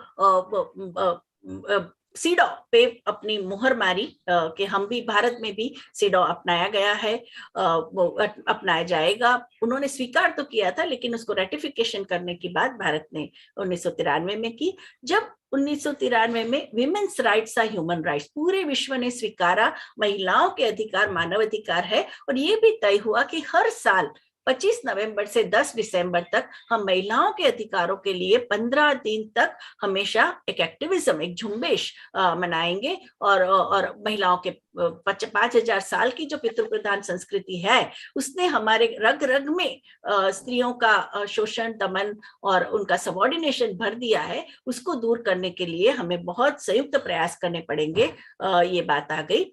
1995 में, 1995 में जब प्लेटफॉर्म फॉर एक्शन बना बीजिंग कॉन्फ्रेंस में, वहां भी हम देखते हैं कि भारतीय बहनों ने बहुत महत्व का योगदान किया। देश की, पूरे विश्व की 195 कंट्रीज की बहनें वहां इकट्ठी हुई थी। और आज 2000 के साल में जब मिलेनियम डेवलपमेंट गोल्स बनाए गए 2015, उसमें गोल नंबर 3 जो है वो है महिला सशक्तिकरण का, जिसमें सशक्तिकरण के जो आयाम चुने गए हैं वो सशक्तिकरण स्वास्थ्य की दृष्टि से, सशक्तिकरण शिक्षण की दृष्टि से, सशक्तिकरण रोजगार के क्षेत्र में, और सशक्तिकरण राजकीय सहभाग के क्षेत्र में। और आज हमारे देश ने जो सस्टेनेबल डेवलपमेंट गोल, एक टकाऊ, लंबे अरसे जिससे कि जो हमारे विकास के लक्ष्य है उसमें भी हम साथ में हैं, और सभी के सभी गोल जो 17 गोल्स है, लक्ष्य है, वो 17 के 17 गोल्स पे लिंक पाव लाना है। और SDG जो 5 नंबर का जो लक्ष्य है उसमें हम सिर्फ महिला सशक्तिकरण की बात आ जाती है। तो हम देखते हैं ये पूरी जो जद्दोजहद 1975 से लेके आज तक की, जब जहां कहा गया हमें समानता चाहिए, हमें विकास चाहिए और हमें शांति चाहिए, ये पूरे इसमें हम देखते हैं कि महिलाएं बहुत लाखों की तादाद में अलग अलग देश की बहनाएं उसमें जुड़ गई। करीब 1964 से लेके 1994 तक हमारे देश में काफी बहस चली थी कि जिस तरह से राजकारण में मनी पावर और मसल पावर का बहुत जोर बढ़ गया है और बहनों के लिए लेवल प्लेइंग फील्ड नहीं है। ये ऐसे माहौल में जहां इतना बड़ा में आपको बहुत पैसे लगाने पड़ते हैं लड़ने के लिए, और आपको बहुत राजकारण में भी काफी गुनाखोरी आ गई है। तो इसमें हम किस तरह से बहनों के लिए एक मौका दे कि वो भी राजकीय रूप से सहभाग कर सके। और यहाँ हम देखते हैं कि ग्रास रूट लेवल डेमोक्रेसी की बात आ जाती है कि हमें लोकल स्थानिक स्वराज की जो शहरी और ग्रामीण संस्था है उनमें भी बहनों का सहभाग बढ़े। और इसमें जो मैडम तोकेकर ने उसमें तो PhD भी की है।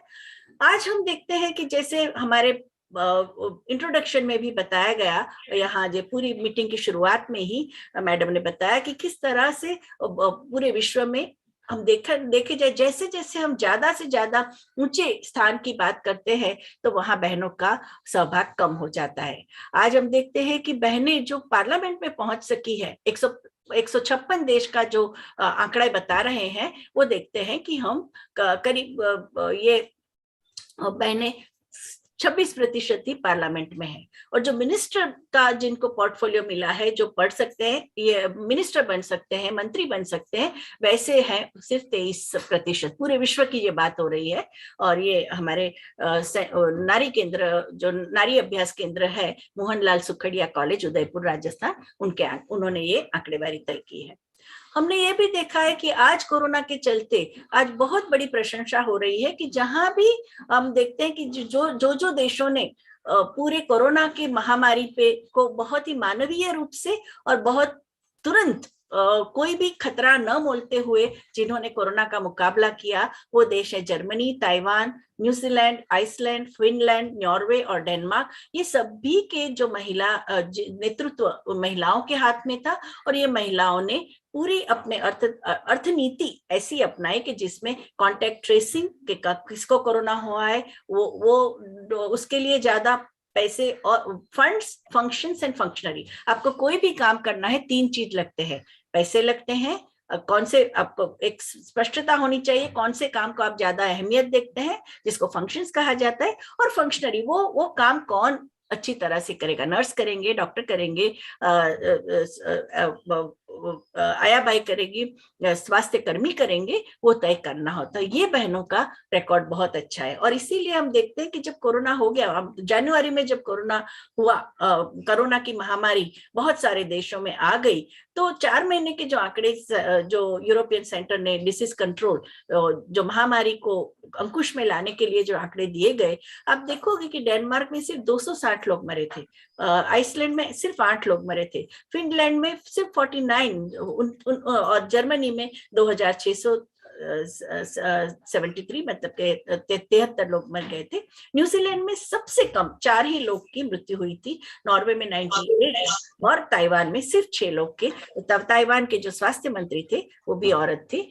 तो इस तरह से हम देखते हैं कि जब पूरा कोविड के रिस्पॉन्स में महिला नेतृत्व ने इतना महत्व, एक तो वर्ल्ड हेल्थ ऑर्गेनाइजेशन जो विश्व स्वास्थ्य संस्था है, उन्होंने भी बताया कि आज कोरोना के चलते 70% स्वास्थ्य कर्मी औरतें हैं।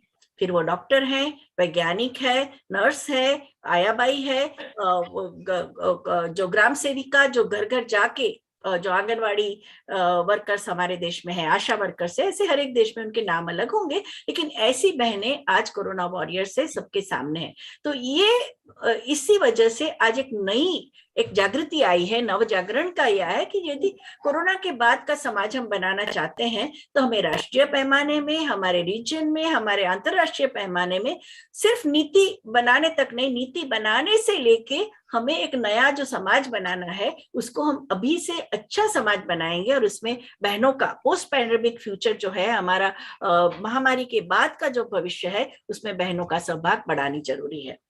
हम देखते हैं कि जो कई देश हैं कि जहां बहुत ही कम उम्र की बहनें मिनिस्टर हैं, ये आप देखोगे फिनलैंड का भी आप देखोगे उनका मानव जिसको gender equality, gender parity index में बहुत ही आगे है। ये देश में आप देखिए कि 35 साल से कम उम्र की बहनें चारों के चारों पे, उनका फाइनेंस मिनिस्टर देखो, शिक्षण मंत्री देखो, प्राइम मिनिस्टर देखो और इंटीरियर मिनिस्टर जिसको होम मिनिस्टर कहा जाता है, ये महत्व के पोर्टफोलियो वहां 35 साल की कम उम्र की लड़कियों के बहनों को दिए गए हैं और इनके ये बहुत ही कार्यक्षम है हर एक दृष्टि से और उनको इतना पॉपुलर मैंडेट है। उस देश के स्त्री पुरुष आबाल वृद्ध सभी उनको बहुत अच्छी मानते हैं क्योंकि वो पारदर्शक है। उन्होंने अपनी जो सत्ता का उपयोग पैसा ऐंठने के लिए या भ्रष्टाचार करने के लिए या तो अपने खुद को आगे बढ़ाने के लिए नहीं किया, समाज को बढ़ाने के लिए किया है। इसीलिए हम देखते हैं कि आज का जो डिस्कोर्स पूरे विश्व में जो चर्चा चल रही है कि जिस तरह कैसे हमें कॉन्सेंसस, कैसे ऐसे कॉन्फ्रेंसेस के जरिए, ऐसे पब्लिक डिस्कशन के जरिए कॉन्सेंसस बनाए कि बहनों को लेवल प्लेइंग फील्ड पूरे राष्ट्रीय और अंतरराष्ट्रीय क्षेत्र में उनको उनकी बात को, और ये भी बहुत सारे मानसशास्त्रियों ने, बहुत सारे मैनेजमेंट के एक्सपर्ट्स ने जो स्टडीज किए हैं कि महिलाओं के नेतृत्व की खासियत क्या है। महिलाएं जब नेतृत्व में आती है वो समाज परिवर्तन की ओर देखती है। प्रिंसिपल मैडम ने बहुत अच्छे अच्छे सूत्र हमारे सामने, अमृता प्रीतम की कविता रखी, ज्योतिबा फूले, सावित्री बाई फूले के उदाहरण दिए, पुष्पाताई भावे के ने जो कहा था वो सब, ये सभी बातों को, ये जब आपके हाथ में सत्ता होती है महिलाएं ये चीजों को आगे ले जाती है। महिलाएं बहुत, महिला जो नेता है उनका ईगो कम होता है, ऐसा सभी ने बताया है। वो दूसरों की बात को अपना ही नहीं बोलती रहती, वो दूसरों की बात को शांति से सुनती है, वो उनमें एक सहानुभूति होती है। उन्होंने नर्चरर जो अपनी जो संबंधों है, ये संबंध में यूज एंड थ्रो, आज की उपभोक्तावादी संस्कृति हमें सिखाती है सबको इस्तेमाल करो और फेंक दो। इसके सामने महिला नेतृत्व है वो नर्चर, संबंधों को बनाए रखो, अपनी कॉन्स्टिट्यूएंसी। आई थिंक तोकेकर मैडम की स्टडी में भी आता है कि किस तरह से महिला कॉर्पोरेटर्स कहती है कि जिस तरह से हम हमारे परिवार को देखते हैं वैसे हम हमारी कॉन्स्टिट्यूएंसी को देखते हैं। वो टीम बिल्डर है, वो अपने आसपास सभी के लोगों को साथ लेके आगे जाती है। बहनों को पहले से मल्टीटास्किंग की आदत है, एक से ज्यादा काम करना की आदत है, तो एक जब वो सार्वजनिक से पब्लिक लाइफ में आ जाती है तभी भी वो ये मल्टीटास्किंग करके एक से ज्यादा काम करने की उनकी आदत होने की वजह से वो बहुत कार्यक्षम रहती है। दे आर ग्रेट कम्युनिकेटर, वो अच्छी सबके साथ बात करके ये करती है। और जब मुसीबत आती है, कोरोना ने हमें सिखा दिया है कि ये पूरी महामारी के दौरान महिला नेतृत्व, हमारे बम्बई के कॉर्पोरेटर्स हो, महिलाएं कॉर्पोरेटर, महिला जब भी बस्ती में, मेरी बेटी बस्ती में काम पूरे कोरोना के दौरान वो रिलीफ का काम कर रही थी और देखा गया कि महिला कॉर्पोरेटर्स वो कोरोना के डर को छोड़ के अपनी कॉन्स्टिट्यूएंसी में जाके बहनों के दुख को दूर करने का, जब कौमुदी मुंशी जैसी नामी गायिका वो गुजर गई, उनको कोरोना था, उनका बेटा भी आईसीयू में था, उनको भी कोरोना था, उनकी दो बेटियों को भी कोरोना था, सब भी अस्पताल में थे, तब जाके वहां की कॉर्पोरेटर सायन हॉस्पिटल के पास की जो कॉन्स्टिट्यूएंसी की कॉर्पोरेटर थी, उन्होंने कहा कि मैं और मेरा बेटा उनका अग्निदाह देंगे। तो देखिए इतने, और उस वक्त इतना ज्यादा कोरोना था मुंबई शहर में, तो ऐसी बातें दिखाना। पूरे स्टैंडिंग कमेटी में महिला कॉर्पोरेटर ने बम्बई की, उसने 3.5 घंटे का भाषण दिया। उनको पूरे बम्बई शहर की वार्ड वाइज मालूम था कि कहाँ किसकी जरूरत है, ऑक्सीमीटर कहाँ चाहिए, कहाँ वेंटिलेटर्स कितने चाहिए, कहाँ कोरोना की किट कितने चाहिए, कितनी राशन किट बननी चाहिए, कितने कम्युनिटी किचन चलने चाहिए। ये सभी की आंकड़ावारी उनको मालूम थी क्योंकि उन्होंने सभी जगह दौरा दौरा किया था। तो ये प्रकार का जो हम कमिटमेंट बहनों में देखा गया है, और ये सिर्फ हमारे देश में नहीं, पूरे विश्व के बहुत सारे देशों में हमने ये दिखा है। बहनों ने जिस तरह से अपनी इमोशनल इंटेलिजेंस, अपनी भावना को समझ के एक लचकीलापन अपने व्यक्तित्व में लाके उन्होंने सभी कामों को बहुत सरलता से बाहर लाया है। आज पूरे विश्व में बहुत सारे ऐसे संस्थाएं बन गई है कि जो बहनों को पूरे अंतरराष्ट्रीय क्षेत्र पे किस तरह से नेतृत्व देना, क्योंकि आज का जो 21वीं सदी का नॉलेज युग हम जिसको कहते हैं, नॉलेज इकोनॉमी या नॉलेज अर्थतंत्र कहते हैं, यहाँ बहनों की एक नेतृत्व को और बहुत कॉम्प्लेक्स हो गया है। आज का जो पूरा गवर्नेंस है तो बहुत ही कॉम्प्लेक्स हो गया है। नई टेक्नोलॉजी आ गई है, IT एनेबल और आर्टिफिशियल इंटेलिजेंस वगैरह के साथ आपको कांटेक्ट करना होता है, ग्लोबल विलेज बन गया।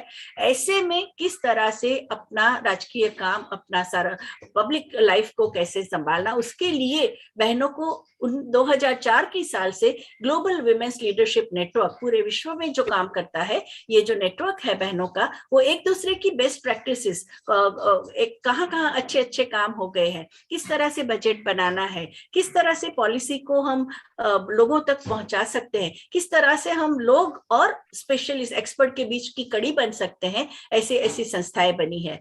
दूसरी जो है कि ये 4 प्रकार की इनकी जो व्यूह रचना होती है, एक और से लोगों का शिक्षण देना, एडवोकेसी, लोगों में सबको कौशल्य सिखाना, अलग अलग प्रकार के गवर्नेंस के लिए क्या क्या जरूरत पड़ती है, जैसा काम भीम भाव रासकर जब दोपहर में बोलने वाले हैं उन्होंने भी किया है। कारभार इन जर्नल उनका जो मराठी में निकलता है, और जिस तरह से वो 1993 से लेके आज तक ट्रेनिंग करते आए हैं गवर्नेंस के बारे में, बहनों जो चुन के आ गई है वो बहनों के लिए भी, और जो अभी पंचायती राज की संस्थाओं से आगे जाके वो ग्लोबल विधानसभा के लिए जो इलेक्शन लड़ना चाहती है या तो लोकसभा का इलेक्शन लड़ना चाहती है, उनके लिए भी उनको तैयारी करवानी के काम करते हैं। दूसरा कि जो लोगों के संगठन है, सिविल सोसाइटी ऑर्गेनाइजेशन से, राजकीय पक्ष है, ट्रेड यूनियन है, वो सभी को, और जो इंस्पायरिंग पर्सनालिटी है, जो अच्छा बोल सकते हैं, जो मीडिया इंस्टीट्यूशन से, माध्यमों में भी किस तरह से जेंडर सेंसिटाइजेशन करना है, ये बात उनको की महत्व की हो जाती है। आज हमने देखा है कि जो स्वतंत्र काल में लाखों की तादाद में जो बहनें अपने घर की 4 दीवार छोड़ के पब्लिक लाइफ में आ गई, और वो आजादी के बाद हम देखते हैं फिर से वो गृहिणियां बन गई। दूसरी बात कि जो जहां भी आज देखा जाए तो अर्थतंत्र के अंदर भी भारत में महिलाओं का कार्य का सहभाग बहुत कम हो गया है, और आज हम 100 में से 16 बहनें हैं कि जो आर्थिक रूप से स्वतंत्र है, और जिसकी वजह से जेंडर पैरिटी इंडेक्स जो है उसमें भी भारत बहुत नीचे पहुंच गया है।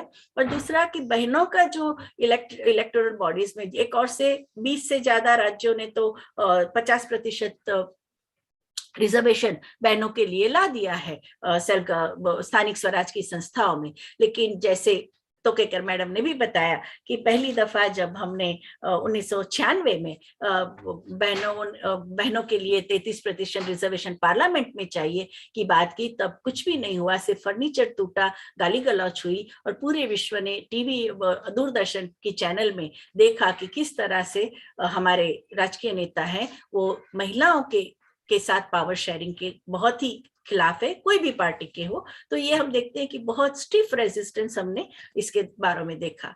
आज हम कहते हैं दूसरी एक बात आ गई है कि आज एक ट्रांसजेंडर कम्युनिटी है, कि जब हम इंक्लूसिव जेंडर डाइवर्सिटी और जेंडर इंक्लूसिविटी की बात करते हैं, तब आज जो ट्रांसजेंडर पर्सन है उन लोगों को उनको उनके साथ सिर्फ टोकनिज्म, हर एक पार्टी 1 या 2 या तो को इलेक्शन के लिए लड़ने के लिए टिकट देती है, लेकिन उनके डेवलपमेंट के लिए, उनके शिक्षण या उनके रोजगार या उनके लीडरशिप क्वालिटी के लिए कोई भी प्रकार का आयोजन नहीं किया गया है।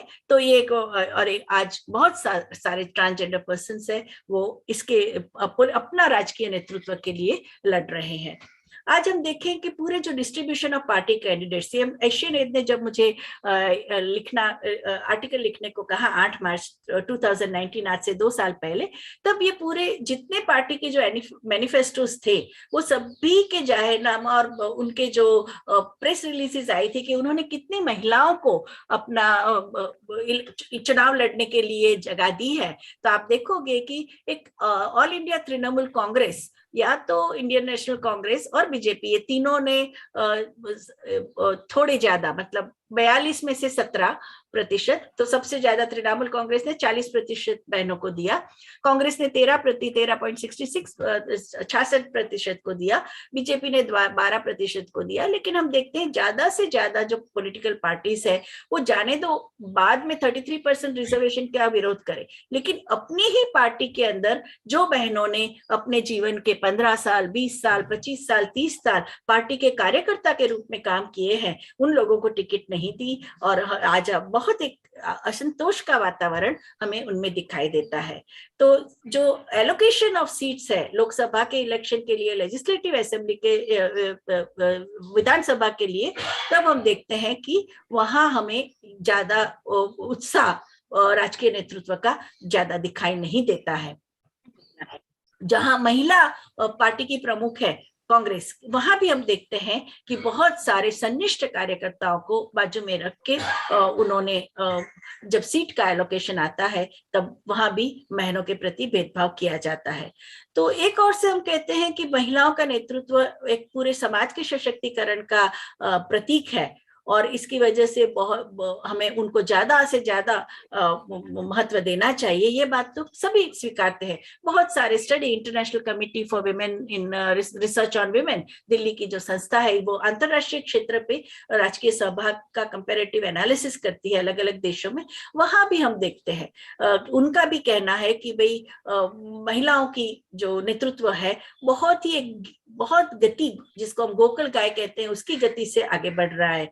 एक बहुत राजकीय जो कल्चर है, राजकीय जो अवकाश है, राजकीय जो स्पेस है, वहां एक हाइपर मैस्कुलिनिटी, क्योंकि कोई भी महिला प्रतिनिधि है उसको एक गहने के रूप में, एक ऑर्नामेंटल प्रेजेंस के रूप में आप नेशनल पॉलिटिक्स में रखोगे, या तो फिर उसका चरित्र खंडन करके, या तो ऐसा प्रकार के वातावरण खड़ा करोगे कि वहां बहनों के साथ अभद्र व्यवहार किया जाएगा और उनके लिए आप जरा भी जिसको सामंजस्य वाला सहानुभूतिपूर्ण वातावरण तैयार नहीं होगा, तो फिर बहुत सारे जो डेडिकेटेड और सिंसियर विमेन पार्टी वर्कर्स है वो लोगों का भी वो निग्लेक्ट हो जाते हैं। और पूरे, या तो फिर आप परिवार की बहनों का, अपने जो लीडर है वो अपनी बहन बेटी बहुओं को लाएंगे, या तो जिसके पास ज्यादा लठैत लोग हैं, मसल पावर है, या तो जो ज्यादा पैसा खर्चते हैं उनको वो ही राजकारण में आ पाएंगे। इसके सामने आज पूरे बहुत देश के अखिल भारतीय जो महिला संगठन है, फिर वो all India women's conference, national federation of Indian women,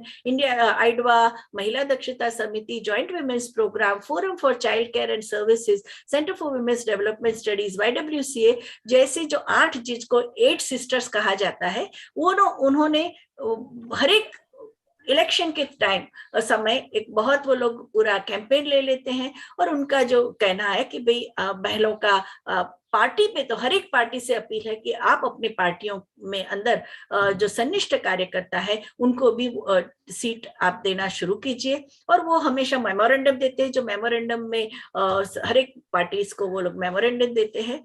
आज हम देखते हैं कि वैश्विक रूप में भी एक बहुत पॉलिटिकल बैकलैश हमें दिखाई देता है कि एक और से जो पूरा सेक्टेरियन, एकदम संकीर्णतावादी और एकदम मिसोजिनिस्ट, जो औरतों के प्रति घृणा रखती है, ऐसे फोर्सेस भी अंतरराष्ट्रीय रूप में बहुत आगे आ चुके हैं। हमने हमारे सामने ही अफगानिस्तान में तालिबान के आने के बाद महिलाओं का किस तरह से पब्लिक लाइफ से उनको हकाल दिया गया है, और ऐसे में एक बहुत पब्लिक ओपिनियन अंतरराष्ट्रीय रूप पे खड़ा करना बहुत महत्व का आ जाता है। और इसीलिए भारत को इसके लिए अगुवाई लेनी पड़ेगी। बहुत सारे देशों में भारत का एक बहुत बड़ा अनुभव रहा है पार्लियामेंट्री डेमोक्रेसी का, मल्टी पार्टी डेमोक्रेसी का।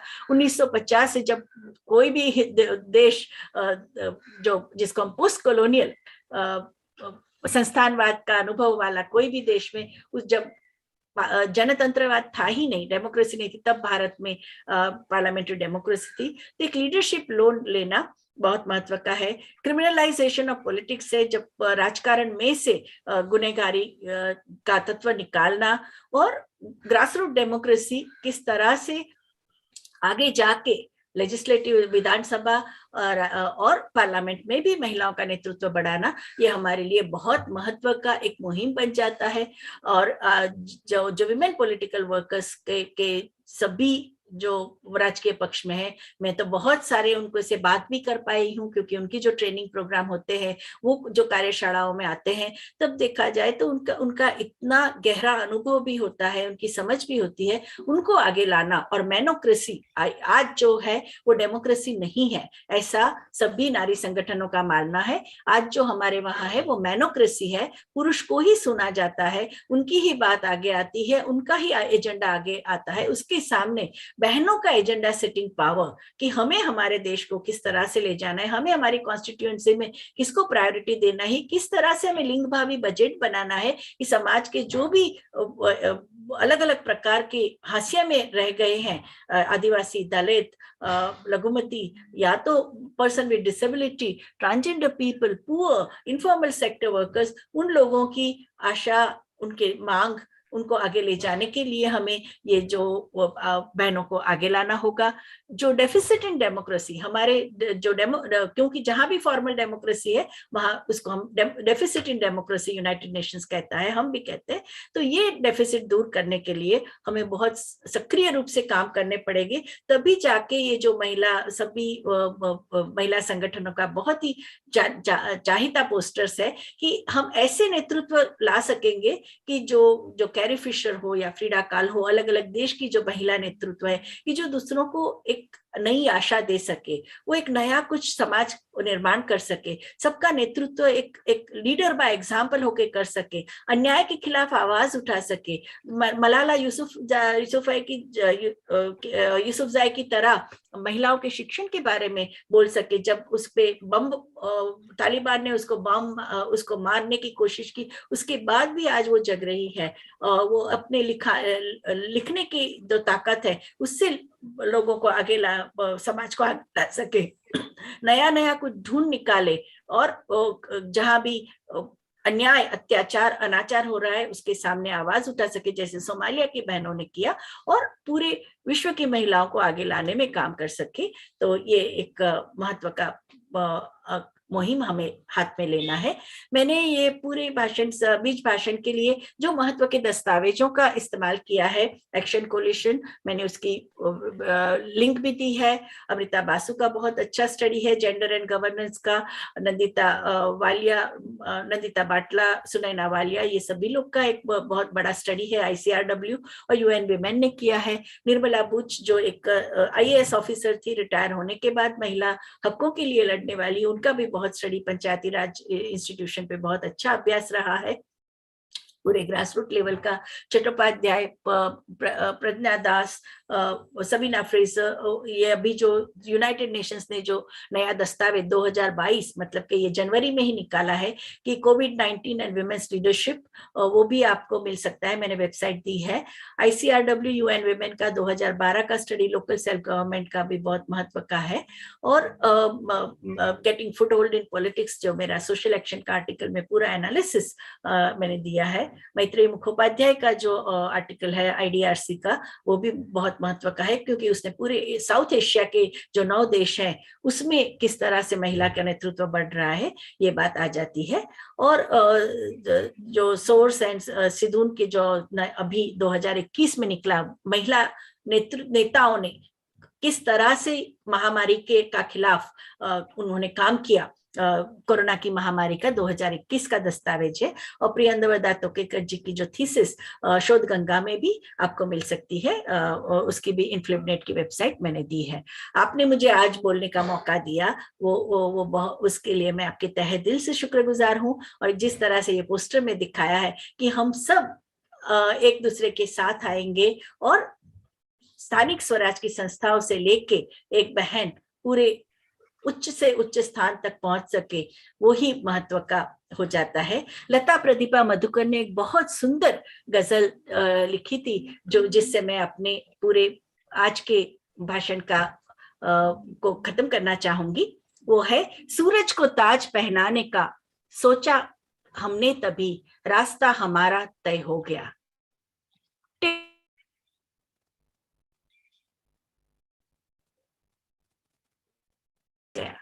शायद कोई साथी पीछे छूट जाए, रुक के हमें चलना ही है। आप कारवां में जो अब शामिल हो गए, हौसला हमारा बढ़ता गया। हाथों की लकीर ऐसी सख्त, लोहा भी उसी से कट जाए। दिशाएं अगर धोखा करे, पाव हमारे राह बन जाए। कारवां में जो आप शामिल हुए, हौसला हमारा, सूरज हमारे करीब आ गया, रास्ता हमारा तय हो गया। शुक्रिया once again। और ये नए साल के लिए हमें क्या क्या करना है, वो भी मैंने ये पोस्टर में लिया है कि किस तरह से हमें सभी महत्व के जो एसडीजी के जितने भी गोल्स है उसको आगे ले जाना है। हमें खुद आत्मशिस्त बढ़ानी है और हमें अब जितने भी हमारे सामने चैलेंजेस आए उसको एक बहुत बहादुरी के साथ उसका मुकाबला करना है। शुक्रिया।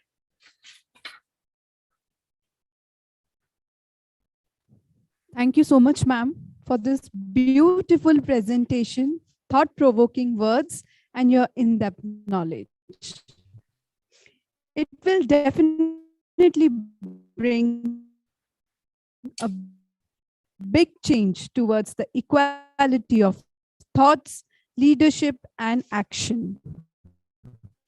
Best for her precious time and thoughts. Thank you once again. We request you to be with us for the whole conference. Yes, ma'am. Okay, ma'am. Now we will be having the further sessions.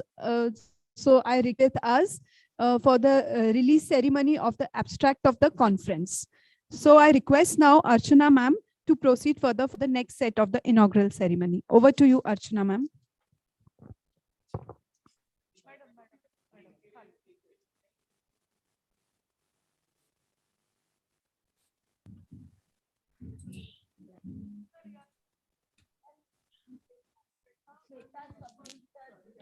Thank you, Dr. Jana Tolani.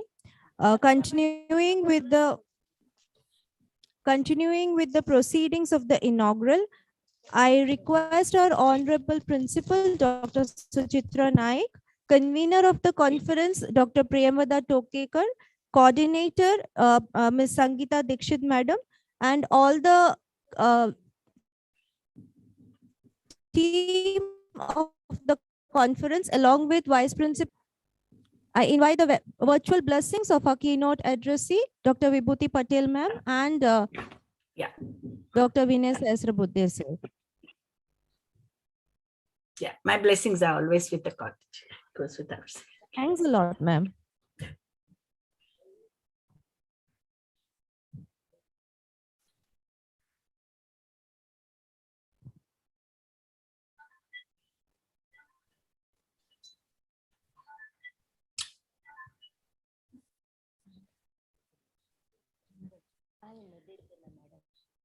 Thank you very much, all of you. Joshi Bedekar College has got a tradition of announcing the conference we are going to hold in the next academic year, in this academic year itself. I now request our principal, Dr. Suchitra Naik ma'am, to initiate the proceedings. Hello. Hello. Next year's conference is being taken up by Skill Development and Entrepreneurship Cell.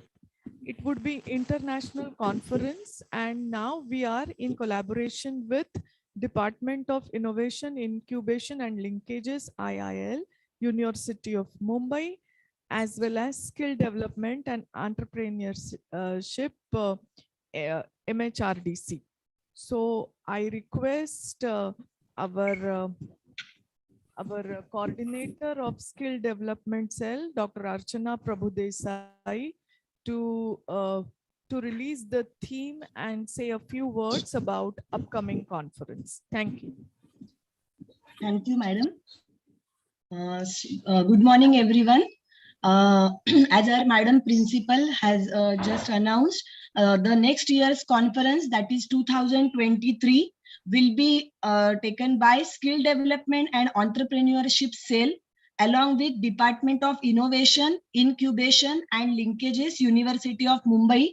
It is a one-day international conference, and theme of our next year's conference is Skill Development and Entrepreneurship, Scaling New Horizons. Basically, this particular conference aims to provide a platform for discussing and highlighting new horizons in the domain of skill development and entrepreneurship and various sub-themes related to this area. And the conference is basically based on, or it is touching three important areas, that is education policy, National Education Policy 2020, National Policy for Skill Development and Entrepreneurship 2015, and Mission Atmanirbhar Bharat, the three main areas, and unicorn. This is one of the buzzword nowadays, and these four areas have highlighted the importance and need of skill development and entrepreneurship sense from youth of our country. And under our honorable principal madam's guidance, we have planned, and madam's blessings are always with us. Thank you very much, madam, for giving an opportunity to Skill Development and Entrepreneurship Cell of Joshi Bedekar College. Over to you, ma'am. Hello. Yes. Thank you. I wish good luck to Dr. Archana Prabhudesai and Assistant Professor Archana Nair for being convener and coordinator of and congratulations. Thank you. Thank you, ma'am. Thank you. Thank you, ma'am. Thank you, Dr. Prabhudesai. We, on behalf of Joshi Bedekar College, let me take the plug for the next academy. With the permission of the respected dais, I declare this conference open. We all can look forward to an eventful day of sharing experiences and knowledge ahead. To officially end the proceedings of this inaugural, I invite coordinator of the conference, Ms. Sangeeta Dikshit, madam, to propose the official vote of thanks. Over to you, Sangeeta, ma'am.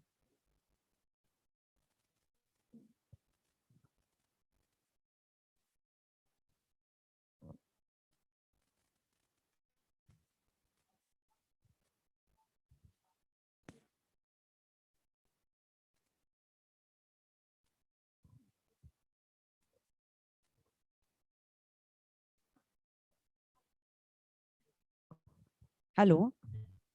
On behalf of Joshi Bedekar College and Rambhau Malgi Prabodhini, I wish to thank, first of all, today's chief guest, Dr. Vinay Sahasrabuddhe. He took out his precious time to address our conference and gave his valuable thoughts.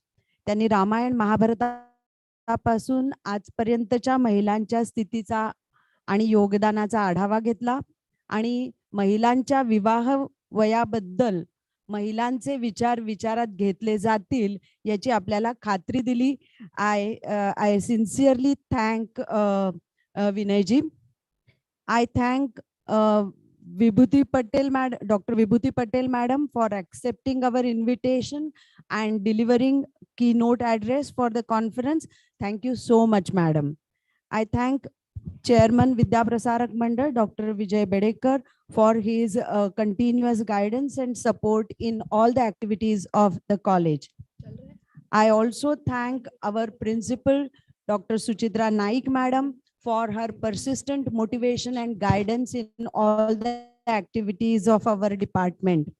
I also thanked junior college student Riddhi Batra for her presenting a melodious Saraswati Vandana. Thank you.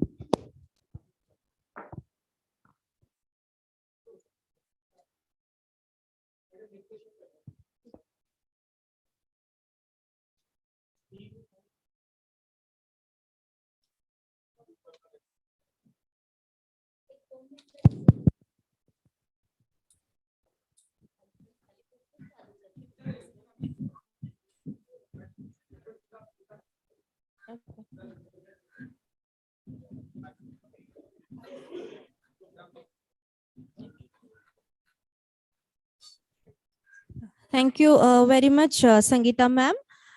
Dear audience, I request you to continue to be with us for the eventful day ahead.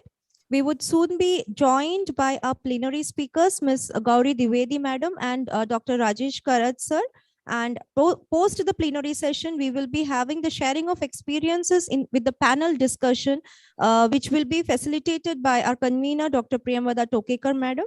Post the lunch, we would be having the technical sessions. 2 technical sessions would be running parallelly.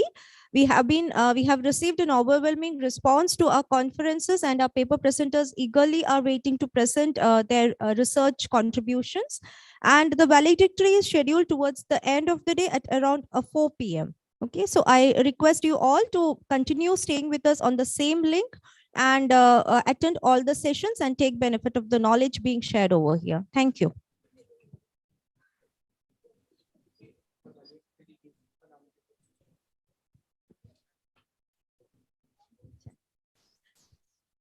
To give you an overview of the speakers of the day, we have eminent speakers who are lined up with us. We have Ms. Gauri Dwivedi for the plenary session. Chairperson of the plenary session is Dr. Rajesh Karat. For the panel discussion, we have Mr. Bhim Raskar, Mahila Rajasthan Andolan, Dr. Shubha Raul, former mayor of Mumbai, Advocate Madhavi Naik, Vice President, Maharashtra State BJP, Ms. Kalpana Mahale, Sarpanch, Shirsagaon, Harsul. So these are our eminent panelists. For the valedictory, we will be joined by Dr. Neelam Gore, madam. And concluding remarks, we are expecting Shri Ravindra Sate sir from Rambhau Malgi Prabodhini.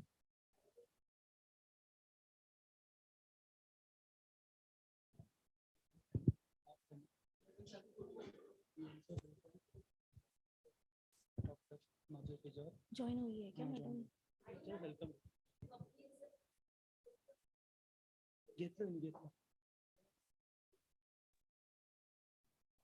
Dear audience, it's indeed a pleasure that we have amongst us Dr. Madhuri Pejawar, madam,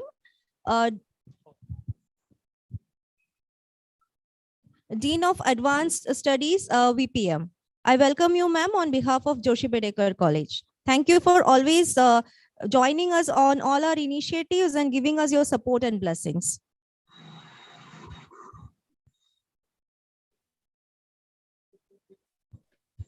Thank you. Thank you very much. Thank you, ma'am. It was a very nice inaugural function and all the speeches were really good. Thank you very much. Thank you, ma'am. We have also been joined by Mr. Sanjeev Brahme, IQAC member. I welcome you also, sir, on behalf of the Institute.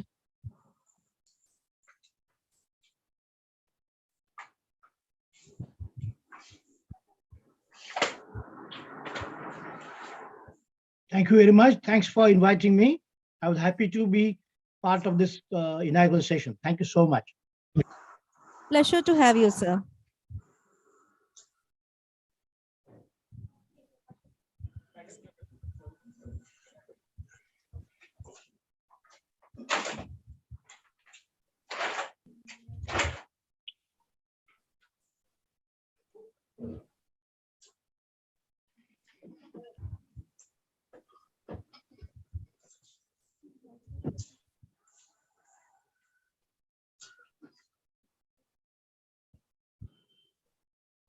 And we have more than one.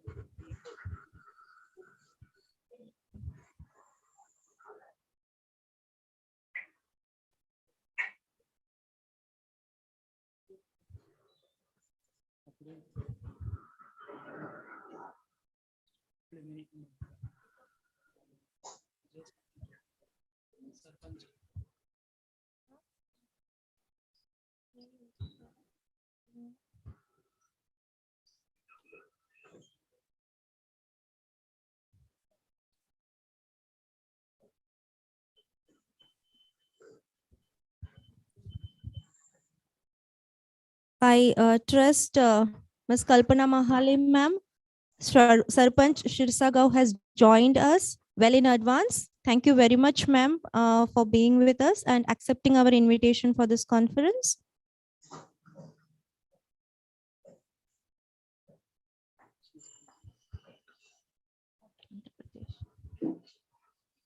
Ma'am has joined all the way from Andhra Pradesh, and it's indeed a blessing that this conference is online so that we are having her as one of our invitee guests.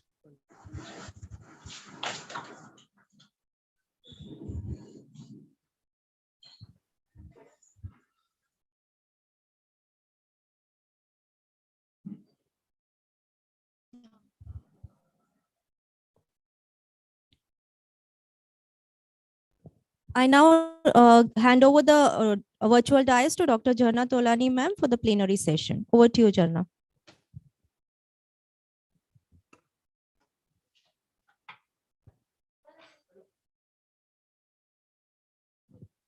Thank you so much, Archana ma'am. There's a famous quote that I'm no longer accepting the things that I cannot change. I'm changing the things that I cannot accept.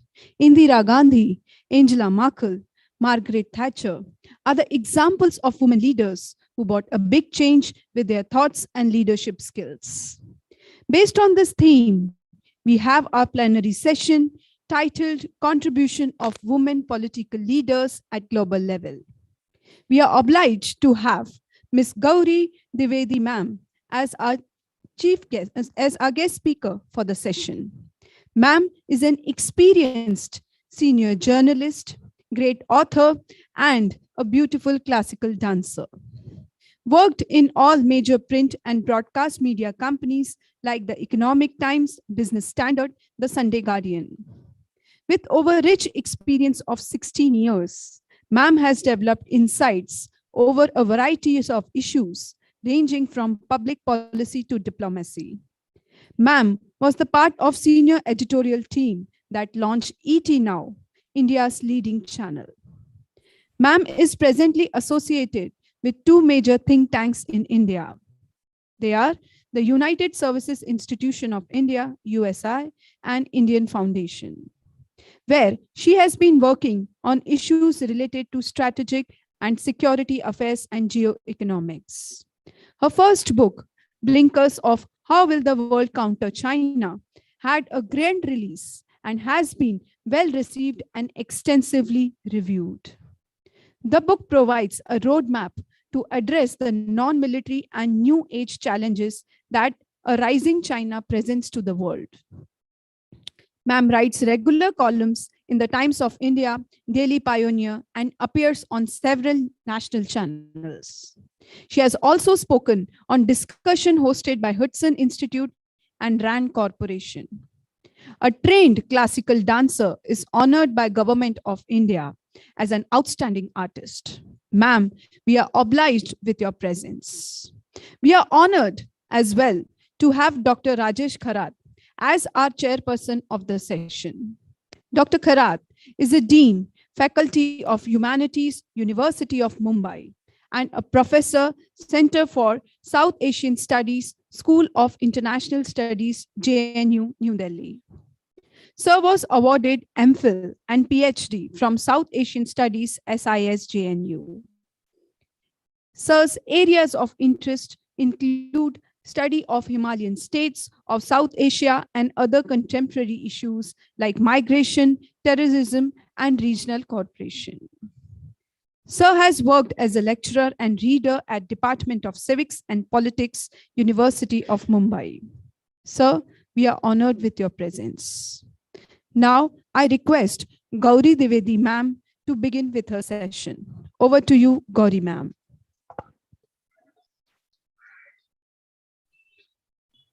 Namaskar, and thank you so much for that very kind introduction, and thank you for having me in this wonderful seminar and very wonderful initiative that is being taken up right now with respect to identifying the challenges, finding out how really can women, global political leaders be identified, nurtured, and then bring about the larger discussion and changes that are being envisaged. I heard some of the morning sessions and they were very enriching with experience and also with insights about what can be done. I hope it's okay if I stick to speaking in English. Unfortunately, I cannot communicate in Marathi. If you want, my Hindi is equally good, but I would believe that English is something that is convenient to everybody. Madam, absolutely fine, no issues. Great, okay. Yes. Thank you so much. So first, as it was pointed out, that when it comes to global leaders, women global leaders, we can count on our fingertips.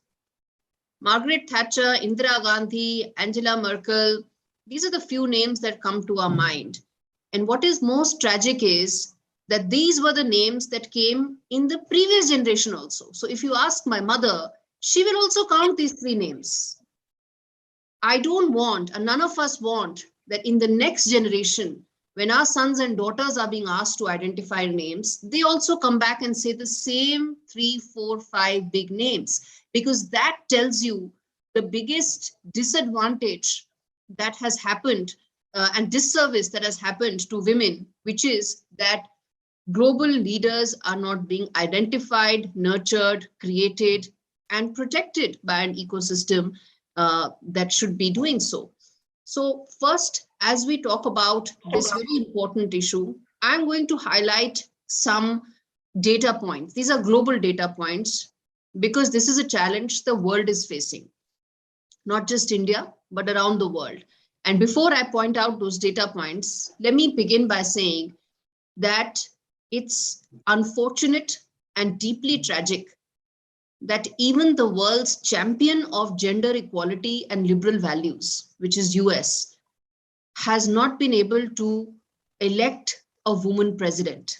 We are a young democracy. We are 75 years young. We do not have the luxury of having a couple of centuries of experience, of democratic experience behind us that countries like America do.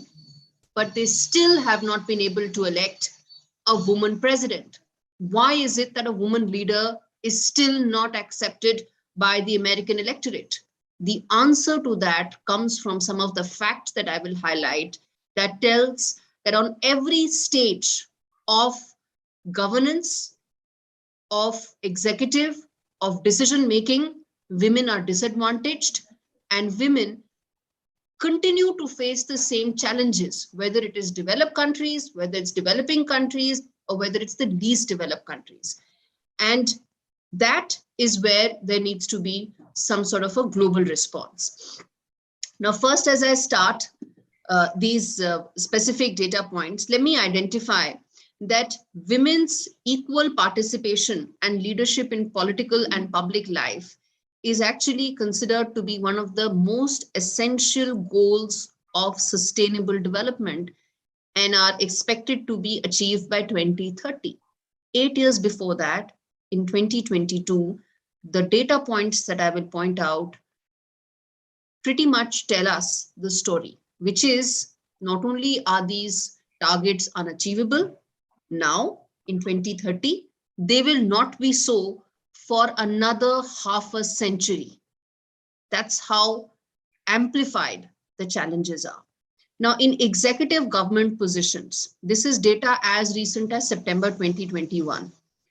There were just 26 women which were serving as either heads of state or as heads of government in 24 countries. That's it, 10%, about 12% of the world's number of countries.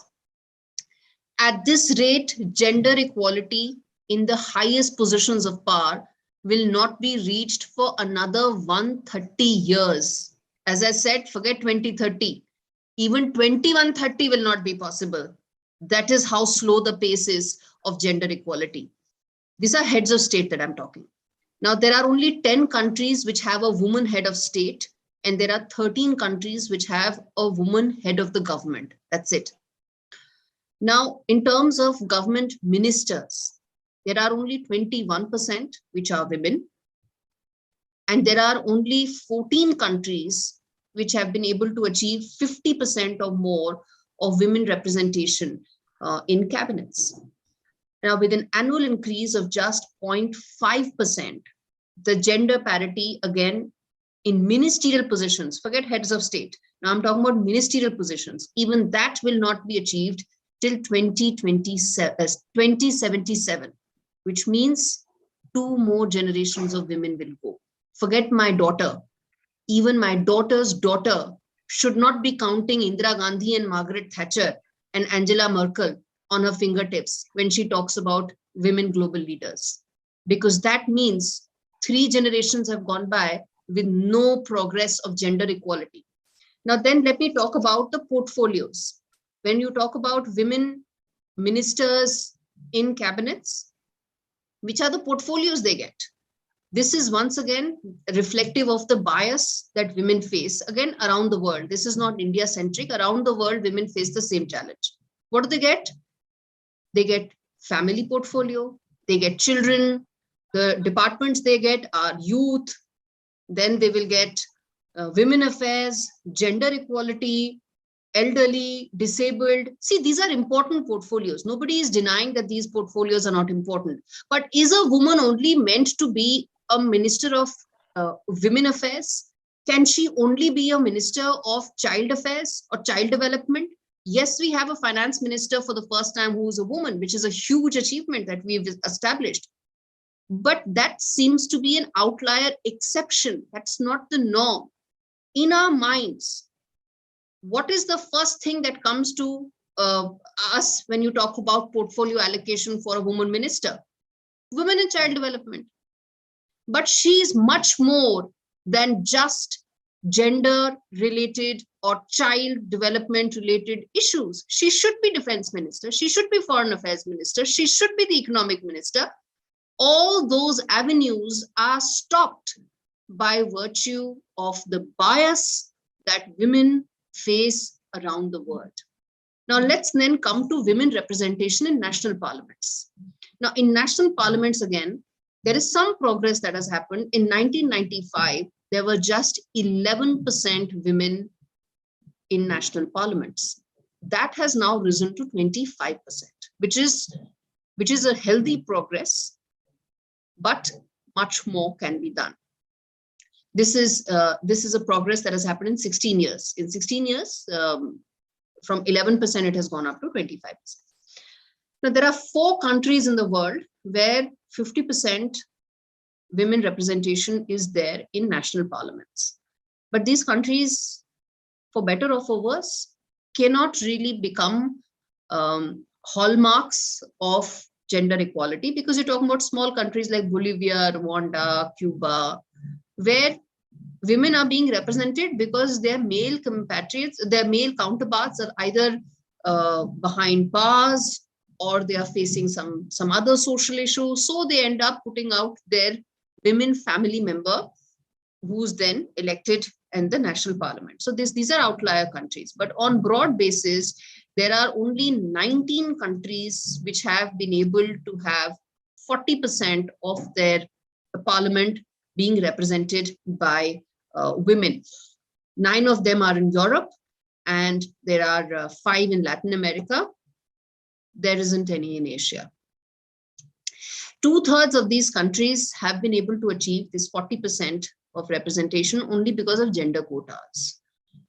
And gender quotas end up starting a very strong and a very loud discussion around, do they really serve women's empowerment? Do they really establish empowerment of women the way we want them to? But going by data, it is only through gender quotas that most of these countries have been able to achieve 40% of women representation in parliament. And these have been either through legislated candidate quotas or through reserved seats. That is something that each country has experimented and found out.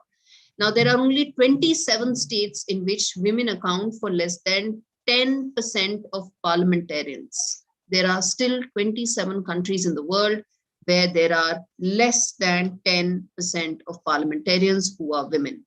And at this rate, gender parity in national legislative bodies, which is your elected parliamentarians, will not be achieved before 2063. As I said, the targets that we have are not just unrealistic, but foolhardy, because look at the progress that has been made in the last generation. Very little. Then there are some countries where there is no representation of women in parliament. There are 3 of these countries, which are in the Pacific Islands region. Now let's then talk about the local government. Now there are 133 countries from which this data has been taken, and this is the United Nations data, where women constitute 2.18 million, which is 36% of elected members in local deliberative bodies. You're talking about local bodies. This, remember, is the first and most important touch point for all citizens in any democratic setup. Nobody goes and meets the prime minister. Nobody goes and meets the minister. They meet their local representatives. And these are the ones who solve most of the problems. And there, 36% of elected members are in local deliberative bodies. There are only 2 countries which have reached 50%, and an additional 18 countries have more than 40%. There are, of course, huge variations. The least representation is, of course, in Asia. Now, there are some discussions that globally around how this can be improved. Balanced political participation and power sharing between women and men in decision making has been accepted as an international target in the last declaration, which was the Beijing Declaration and Platform for Action. And most countries have not been able to achieve any gender balance whatsoever. And forget the ambitious targets that they have set, which is 50-50. 50-50 is nowhere on the horizon. Then there are established and growing evidence that women leadership in political decision-making improves processes. I heard the previous panel talk about how women leaders and how women politicians are receptive to problems. They are approachable, they understand issues, and they are receptive to the challenges that a common citizen faces. That is just why she is a woman. And this empathy comes naturally to her. And this is supported by data as well. Why is it that we still do not have enough women leaders? This is disservice to every and any democratic or non-democratic political setup. If a woman leader is going to be in a position to solve the problems better, or at least in a position to listen to your problems better, that itself is a reason to be elected. That itself is a reason to be there in a position of power to make the change. And that is supported by data as well. Research on panchayats in India has said that the number of... I believe there's some audio, somebody's audio is on, unfortunately. Okay.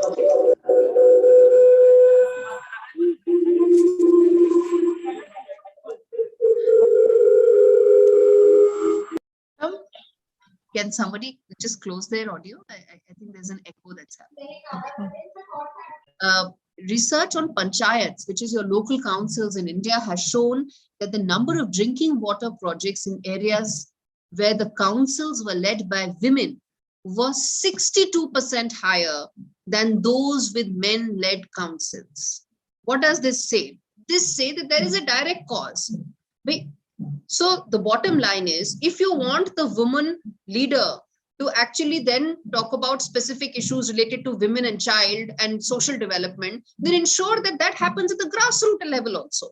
So what is it that's the biggest problem? On one end, at the topmost level, we want women to be only focused on social development and social welfare, because that's what we think in our minds is what women are capable of. Okay, even going by that bias, if it is social welfare, social justice, social progress, that should reflect in the local government also. In the local government representation also, if you ensure that happens, then there is data which supports, as I pointed out, the drinking water project where women were leading the local bodies, 62% more was achieved as compared to men. Norway, which is obviously nowhere in comparison to India, but again, data says that wherever women were leading municipal councils, child care coverage was 2 times of what it was when men were leading municipal councils. And that is representative and demonstrative of how leadership changes can bring about larger social impact as far as on-ground changes are concerned.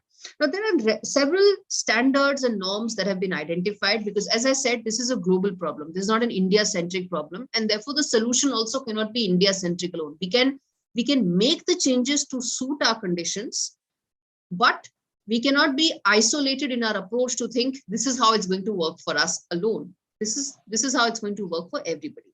So the 2011 UN resolution, which came about on women political participation, had said that UN member states must take specific measures when it comes to how can the women representation actually be improved. And then there are other specific areas as well where action points have been identified, and what more needs to be done has also been proven. Now, specifically, there are cases, whether it is in countries in Europe, whether it is in countries like Africa, like Morocco, there are some changes that have been made, whether it is constitutional changes. Morocco made constitutional changes, and there the number of women parliamentarians doubled just by making those particular constitutional changes, which is a new law doubling the number of parliamentary seats reserved for women. And that made a huge difference.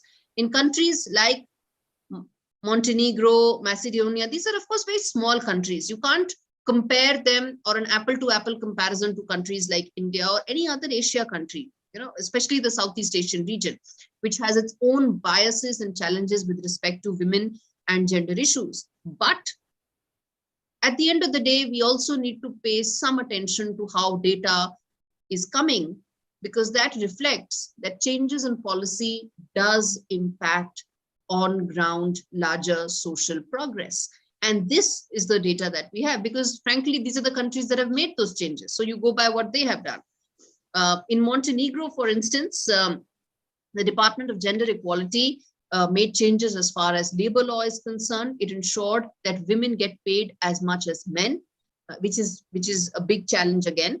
And that itself ensured that women progress over a single decade was significantly. The other change they made was that all civil servants, whether it's male or female, also draw the same amount of training and other paraphernalia. Now, in India, thankfully, we don't have that problem. But again, it's representative of some of the other challenges that the world faces. Now, I'm going to talk about the other aspect, and then, I also want to give some time for question answers and the discussion.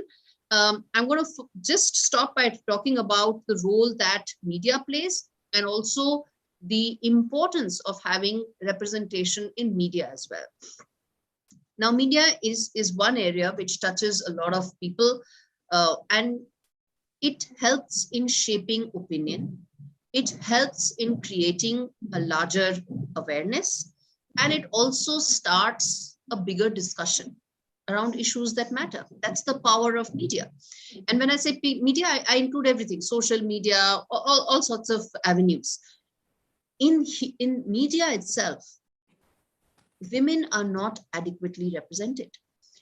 Women make up a lot of social foot soldiers, which is employees at the local ground level or junior resources. But when it comes to women at the leadership level, or women at editor level, editor-in-chief, promoter, CEO, there you see not enough women editors are there. Not enough women CEOs are there. Media companies are still run largely by males. In fact, it's the most male-dominated segment in terms of top leadership.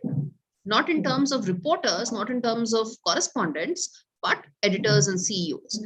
And that is also a corollary of the bias that a society like India has, which is, well, women are only so good.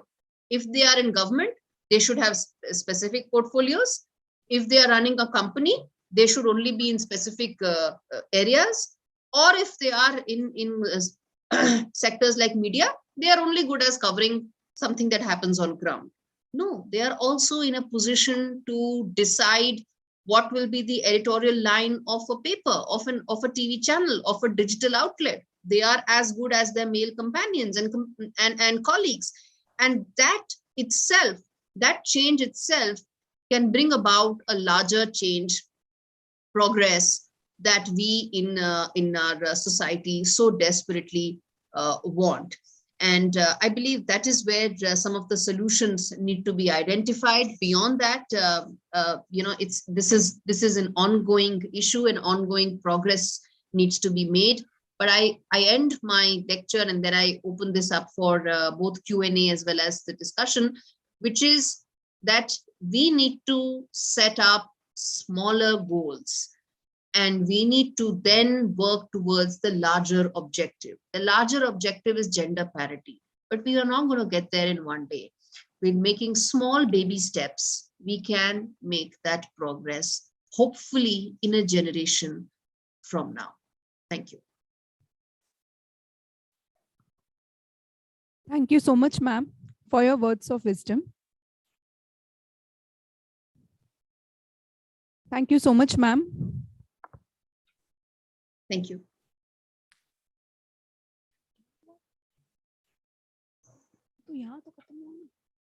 Madam, please Yeah. request Karat sir to take over. And Ma'am, before that, we would like to have any questions from the audience side if they have.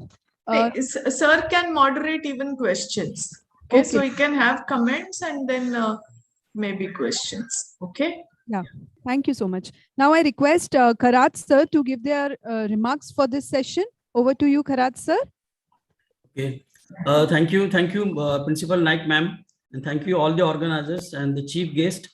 It was a wonderful, sir. Yeah. Thank you so much for being with us. Yes, and it was a really wonderful session since the beginning I was attending, particularly our chief guest, being a member of parliament of a political party.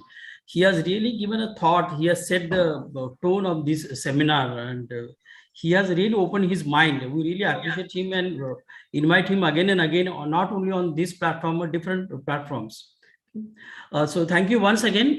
Thank you also for allowing me to have few words as a chairperson. But then before that, I would really appreciate the presentation made by Gauri Dwivedi madam, because she has really narrated everything, what kind of experiences she is facing at the last in the journalist section or in that particular profession, as well as she has come with the full preparation with the data and the social development, social welfare, social justice. As far as the gender is concerned, she has also mentioned about the parity between the gender and the gender equality. So many things can be said, probably I can say at the end. Before that, if Naik ma'am allows me, can we have at least 4 to 5 questions, and we can have some dialogue rather than having a monologue, and we can initiate with this discussion. Yeah, I request from the audience side, if they have any questions, they can unmute themselves and they can ask, or they can put it in the chat box also. Any questions?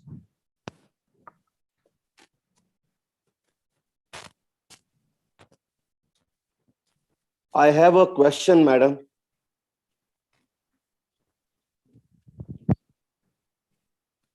Yes, please go ahead. Can I speak? Yes, please.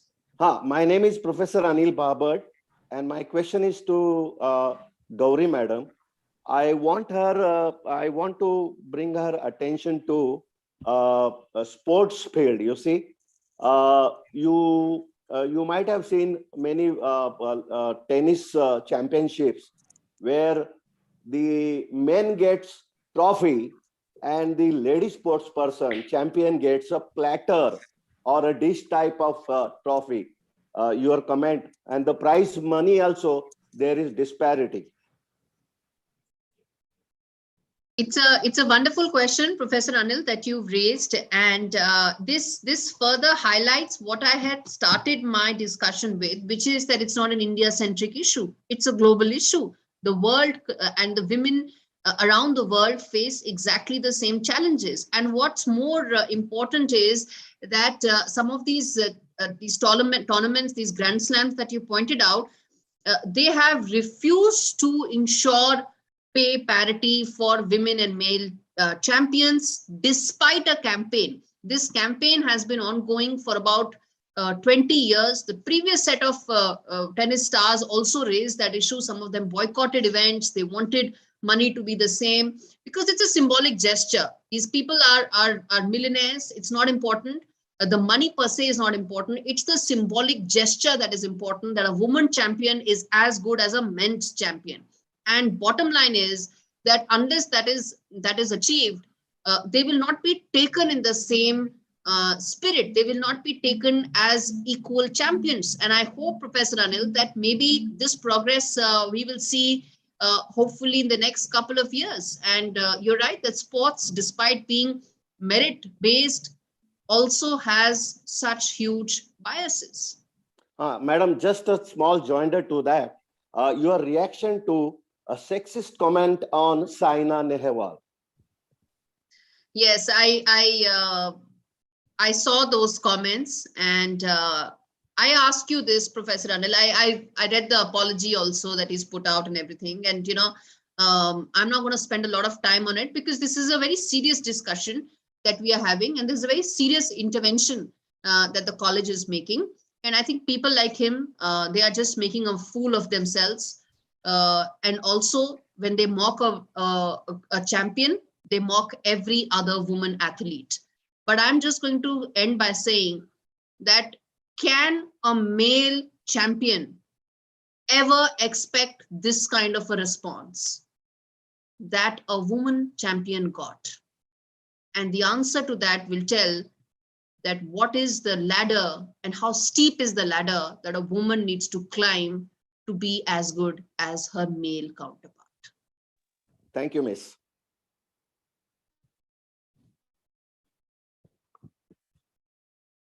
Hello, I'm Priyamvada Tokekar. I want to ask that in last few months, the instances of the derogatory remarks which are passed against women leaders or the wives of political leaders seem to be increasing.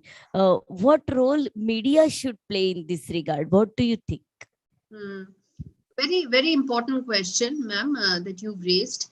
And why is it that women leaders or the family members of male leaders get these kind of responses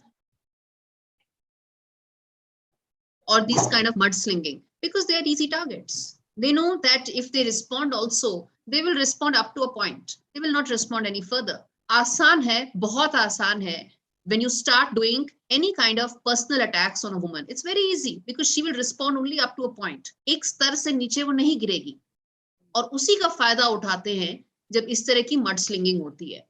Can the media solve the problem? Unfortunately, the media cannot solve the problem. Media can only raise the two adequate voices equally for everybody to know. As the Saina Nehwal episode pointed out, everybody supported Saina and everybody realized and pointed out just how grave the mistake was by that actor. But the media can only raise the issue. The problem cannot be solved by media.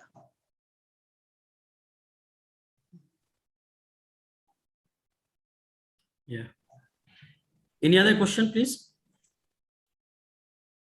Or any comment, probably? Yeah, so there are some questions in the chat box. Yeah. Can you read it, please? Yeah, just a second, sir.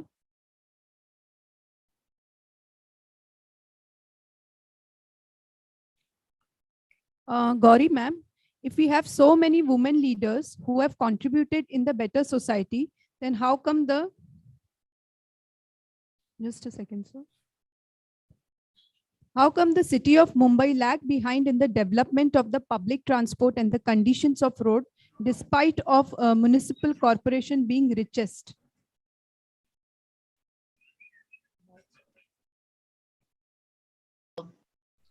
It's also not just a heavy question, it's a loaded question. That when you come to Mumbai, that how is it that the municipal corporation, which is the richest, it has a woman mayor and still lags behind in terms of public transport and condition of roads. I think at the end of the day, no leader can escape accountability. And more so for women leaders. If they want to set an example that how society becomes better with more women leaders, they have to start by being more transparent, more accountable, and also in terms of better governance. If women leaders prove that, then why will the world not opt for and not vote women leaders? They will, most certainly, if they offer more transparent governance, more efficient governance, and less corrupt governance, then obviously they will be seen as a superior choice. When that will be achieved, I think we can have a separate day-long seminar on Mumbai's civic issues and why they don't get solved.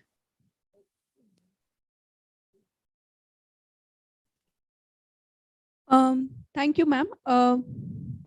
One more question is there, as we are on YouTube Live. So there's a question from one of the student that in media we see when it comes to anchoring on channel, they only recruit women because of the attractiveness. And from top, when it comes to ground level, only we see men. So don't you think it's a gender bias?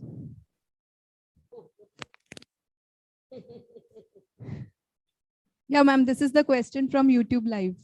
So the question is that presenters are all women and correspondents are all men. That's the question, right? Yes, ma'am. Okay.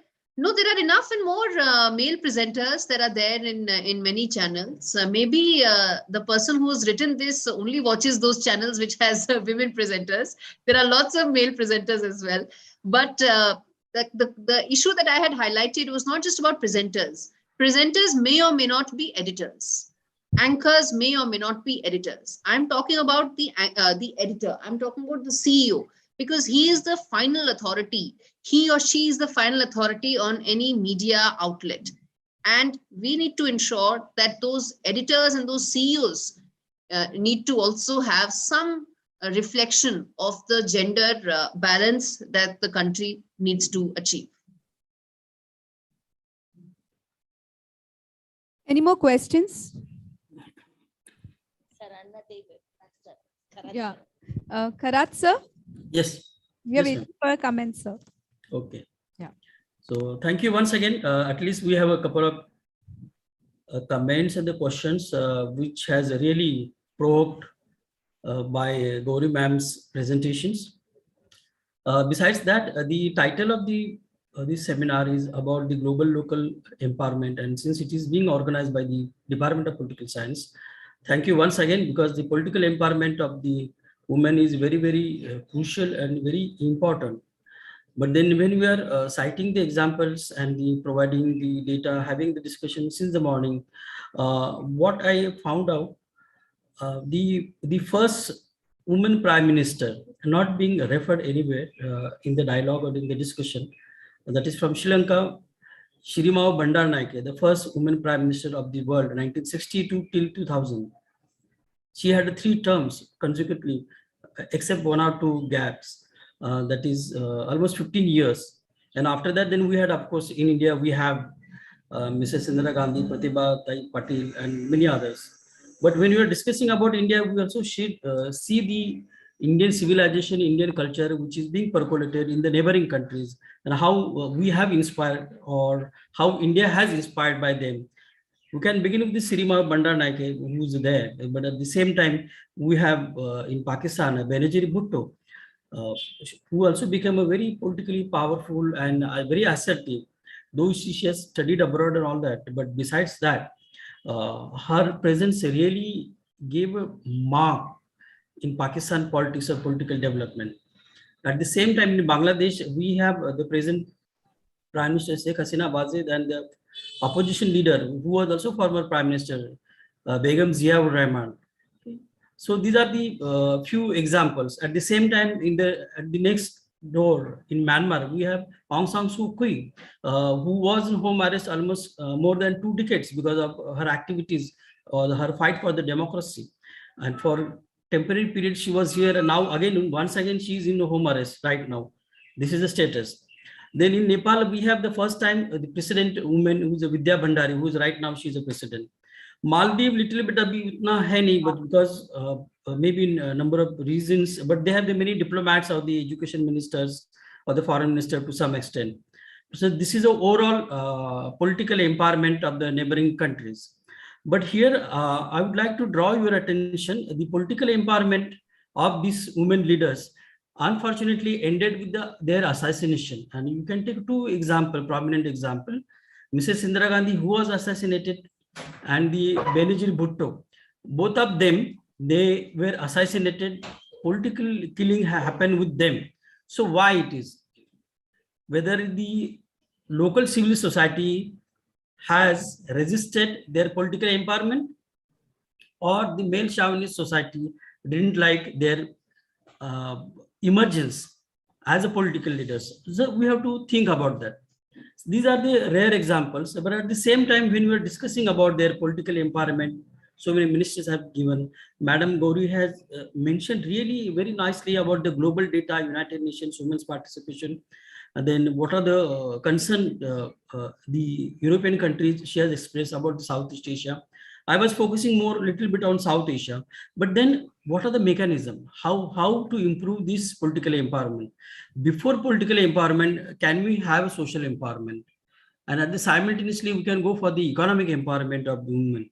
So social empowerment, economic empowerment, and then finally, which had given strength to the political empowerment, which will lead the nation, not only particular family or society or state. We are talking about the global. So all these 3 sectors, political, social, and economic empowerment, is very, very essential. This is what I think.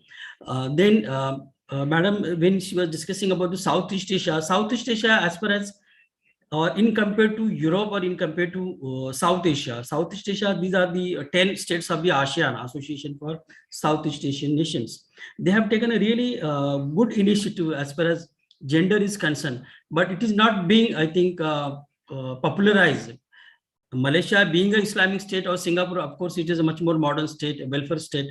They have given their chunk for the women's participation. So these are the issues I think we should have or should be debated in the next coming plenary sessions. I can say many more things, but I think I'll stop it here because time is limited. Maybe next time, whenever you get an opportunity, you can think about that. At the same time, lastly, just one example I would like to give. When Jwala Bhatta, who was a sportswoman, she was interviewed on one of the national channel. The anchor was a male.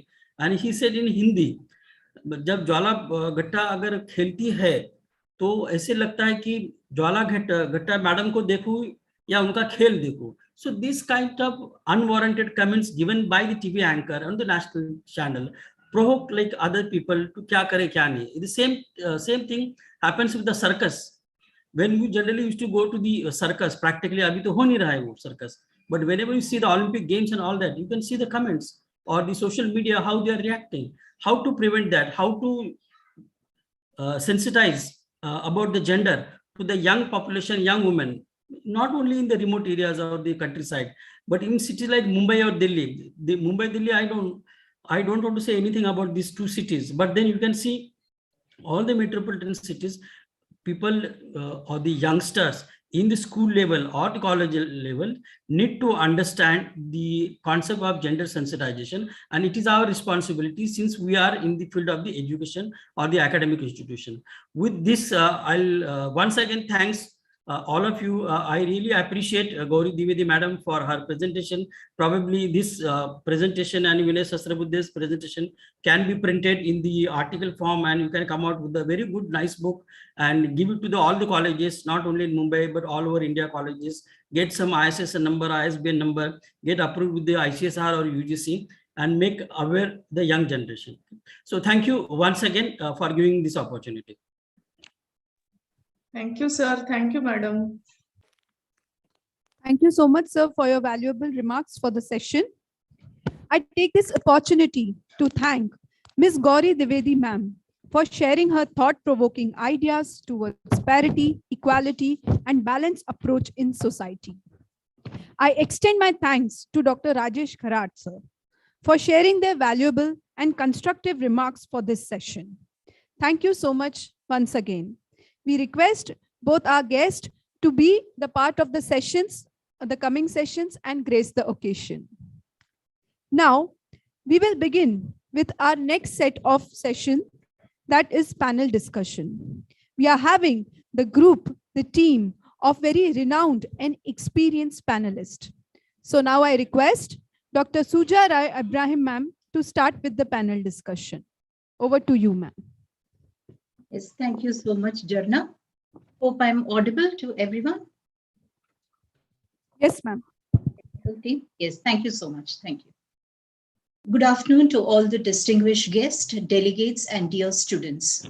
A warm welcome once again to this conference titled Women Political Leadership, Global to Local, Challenges and Opportunities. The clarion call of this conference is to stress that women's equal participation and leadership in political and public life are essential to achieve the sustainable development of our country. Hence, a critical part of empowering women is ensuring that women have equal access to political spaces, to leadership and decision-making at the highest level. With these objectives, we move on to this session of the conference titled Sharing of Experiences, wherein we have 4 eminent distinguished guests. Their commitment to the society at large have created a legacy that inspires others to dream more and provide a voice to the voiceless. It is indeed my great privilege to welcome and introduce our panelists and the facilitator of this session. As Honorable Parliamentarian Dr. Vinay Sahasrabudhe sir rightly said in his inaugural speech, that women's issues are not just the issues of women, and it is necessary to have an inclusive system wherein we have men and women who may come together and discuss issues related to both the gender. So we have with us Mr. Bhim Raskar, a male champion who ceaselessly engages in activities related to the upliftment of the downtrodden. Mr. Bhim Raskar is working as a director of civil society organization, RSCD, for the last 21 years. Sir has been working with NGOs, CBOs, and Panchayati Raj institutions since 2000. He is also a founder member of the Institute of Democracy for Election and Good Governance, a wing of State Election Commission, Maharashtra. Sir is a philanthropist working at grassroots levels and with people-led initiatives like Mahila Rajasata Andolan, Savitri Academy, and Reshning Kirti Samiti.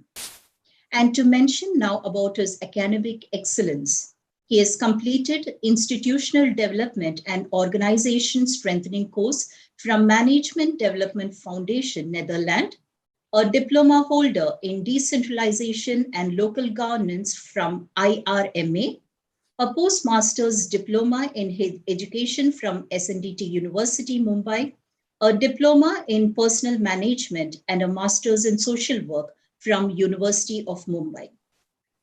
Sir has also worked in the capacity as consultant to State Government of Maharashtra on adult and continuing education, state member of Mahila Rajasata Andolan, which is a state committee member of Women and Child Department, and also a member of Task Force on Women in Governance, appointed by High Level Committee, Government of India.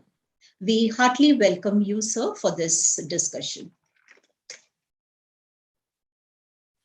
William Rose Wallace, in his poem states, "The hand that rocks the cradle rules the world."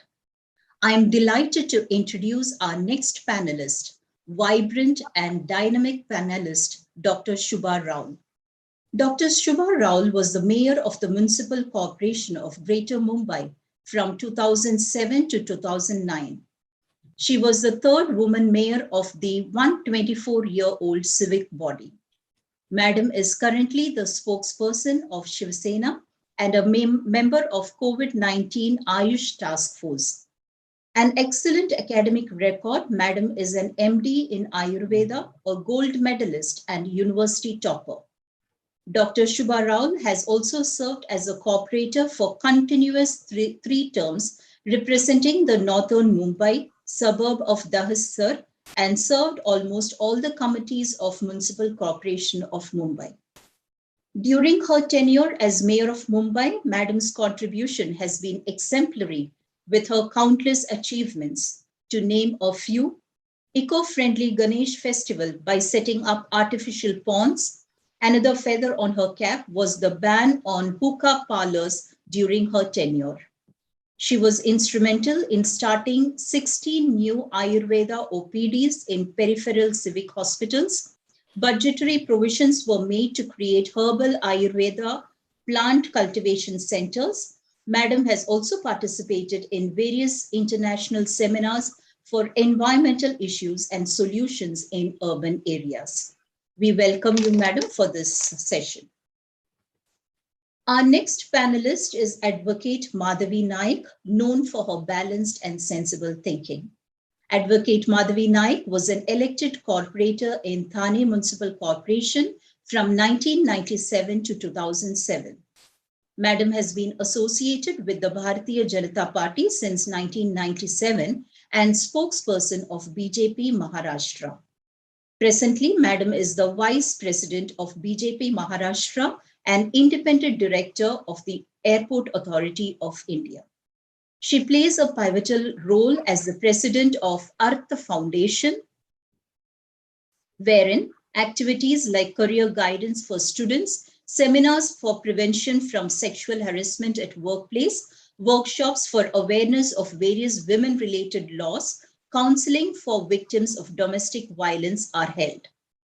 Madam also organizes special awareness camps for both boys in various schools and colleges regarding gender equality. Madam is also associated with Rambhau Malgi Prabodhini as resource person on various women and law-related topics.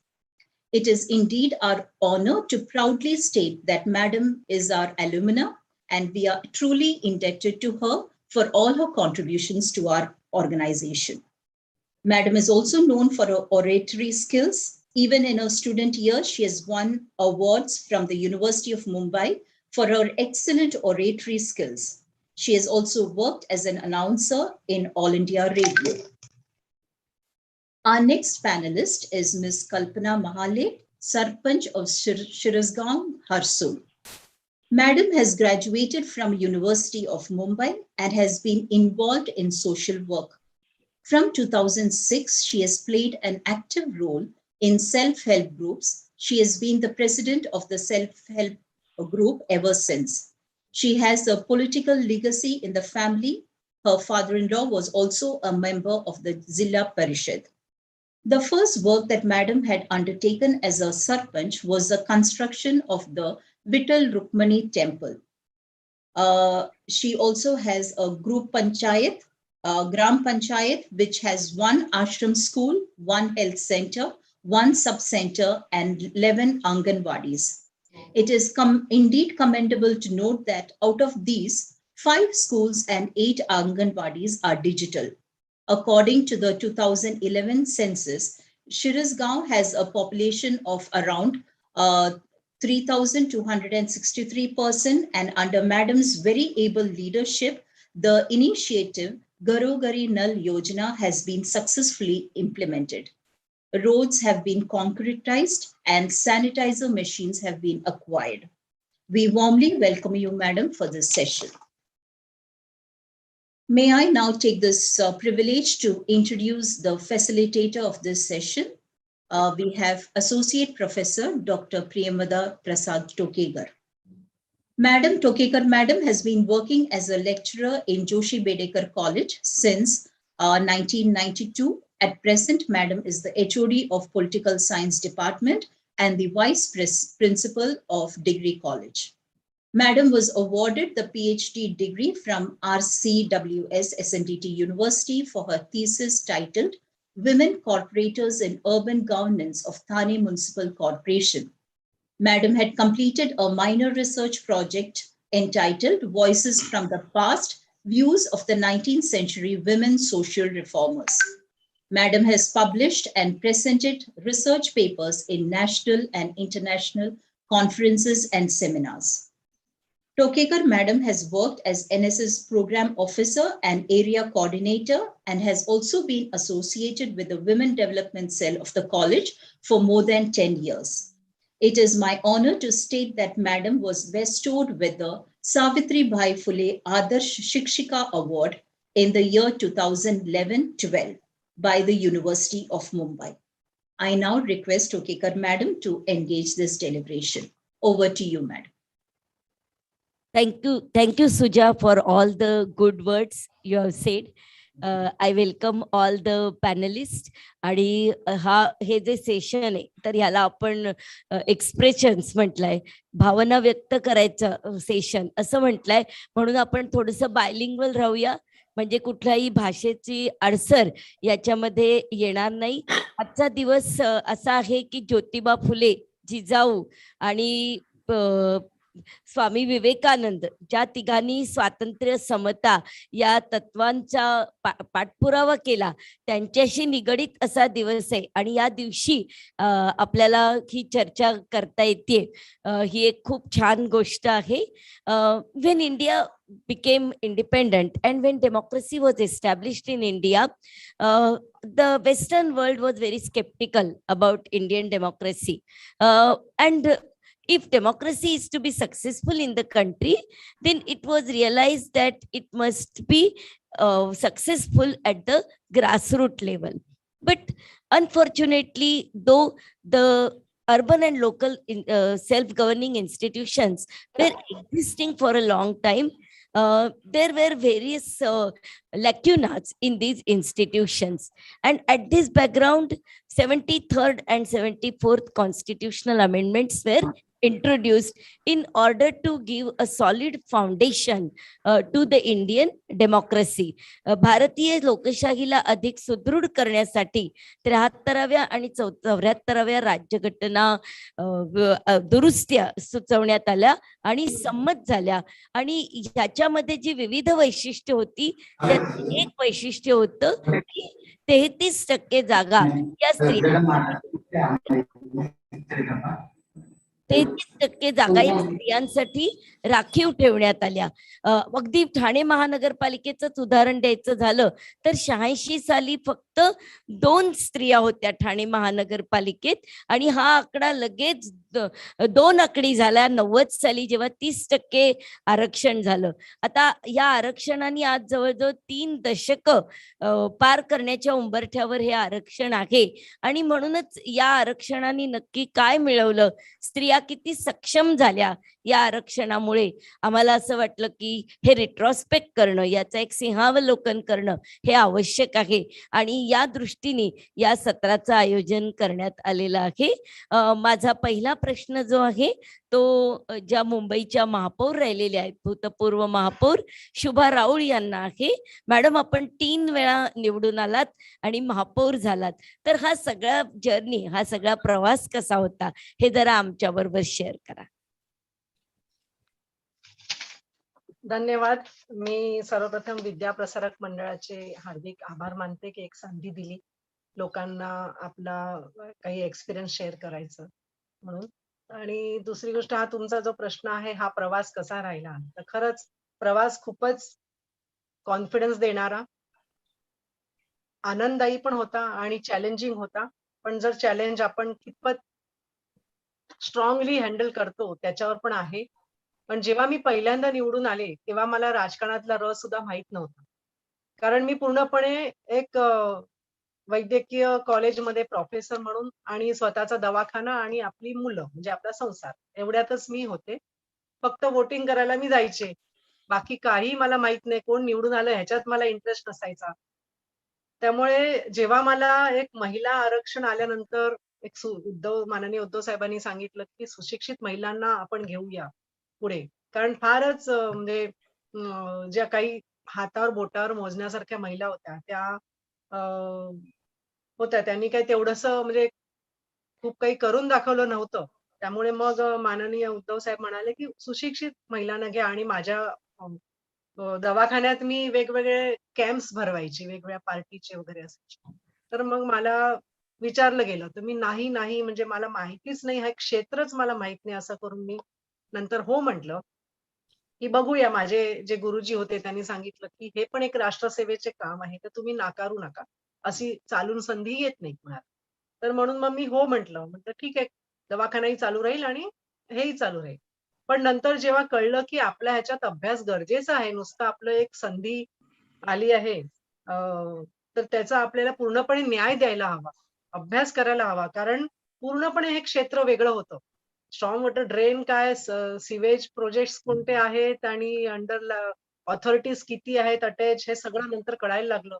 आणि खरंच हे मोठं challenging field आहे, म्हणून मी घेतलं हातात. आणि कोणतीही संधी असेल तर ती संधी नव्हे, एक जबाबदारी म्हणून मी स्वीकारली. आणि पूर्ण पुढच्या वर्षीच लगेच म्हणजे 2002 साली मी पहिल्यांदा निवडून आली. 2003 साली मी महिला बालकल्याण अध्यक्षा झाले मुंबई महानगरपालिकेची. तेव्हा एक डॉक्टर म्हणून मी बराच न्याय दिला.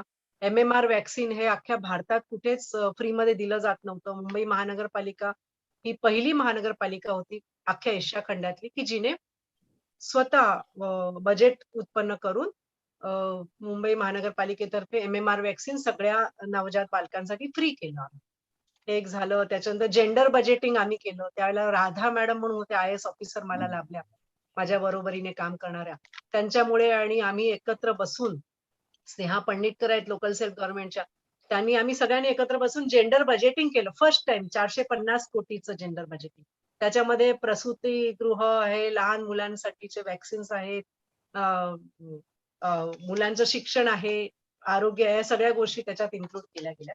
त्यामुळे मला आनंद झाला. 5 वर्ष काम केलं, बस झालं आता असं. पण पुन्हा महिला आरक्षण आलं आणि माझ्या वॉर्डसाठी माझीच पुन्हा नियुक्ती झाली, तिकीट मिळालं आणि त्याच वर्षी मग मी महिला महापौर म्हणून जाहीर झाले. तर महिला महापौर हे सुद्धा आरक्षणामुळेच मिळालं, कारण महिला महापौर हे पद महिलासाठी म्हणजे महापौर हे पद महिलासाठी आरक्षित असं जाहीर झालं आणि त्यामुळे माझी निवड झाली आणि मला ती सुद्धा एक संधी मिळाली महापौर म्हणून काम करायची. तर ह्याच्यात समस्त महिला वर्ग, माझं एवढंच म्हणायचंय की सुरुवातीला महिला फार बुजायच्या, बोलायला सुद्धा बुजायच्या, नको बघूया, आणि मग त्या स्वतः कोणाच्या तरी मिसेस म्हणून किंवा कोणाची तरी बहीण मुलगी म्हणून आलेल्या असायच्या. मग सुरुवातीला त्यांना असं वाटायचं की उगाच काहीतरी बोलून अडचणीत नको यायला, माझ्या नवऱ्याला विचारते, सासऱ्याला विचारते, कारण त्यांना हे सगळं माहितीये, अशा रीतीने. मग मी त्यांना सुद्धा खूप प्रोत्साहित केलं की असं नका करू, तुम्ही बसता आहात, तुम्ही त्या परिस्थितीला जाणून घ्या, अभ्यास करा आणि बोला, चुकलं तर आम्ही आहोत म्हणून. अशा रीतीने महिलांना आम्ही प्रोत्साहन देत गेलो आणि मग त्या बोलत्या झाल्या आणि खूप चांगलं काम करून दाखवणाऱ्या महिला आज सुद्धा बघाल तर मुंबई महानगरपालिका असो, ठाणा असो, वेगवेगळ्या महानगरपालिकेत मी बघितलं. एका नागपूर महानगरपालिकेत तर आदिवासी महापौर होत्या, त्यांनी सुद्धा खूप चांगलं काम केलं. त्या मी महापौर असताना त्या होत्या आणि मी त्यांना बघितलं, त्यांची जिद्द.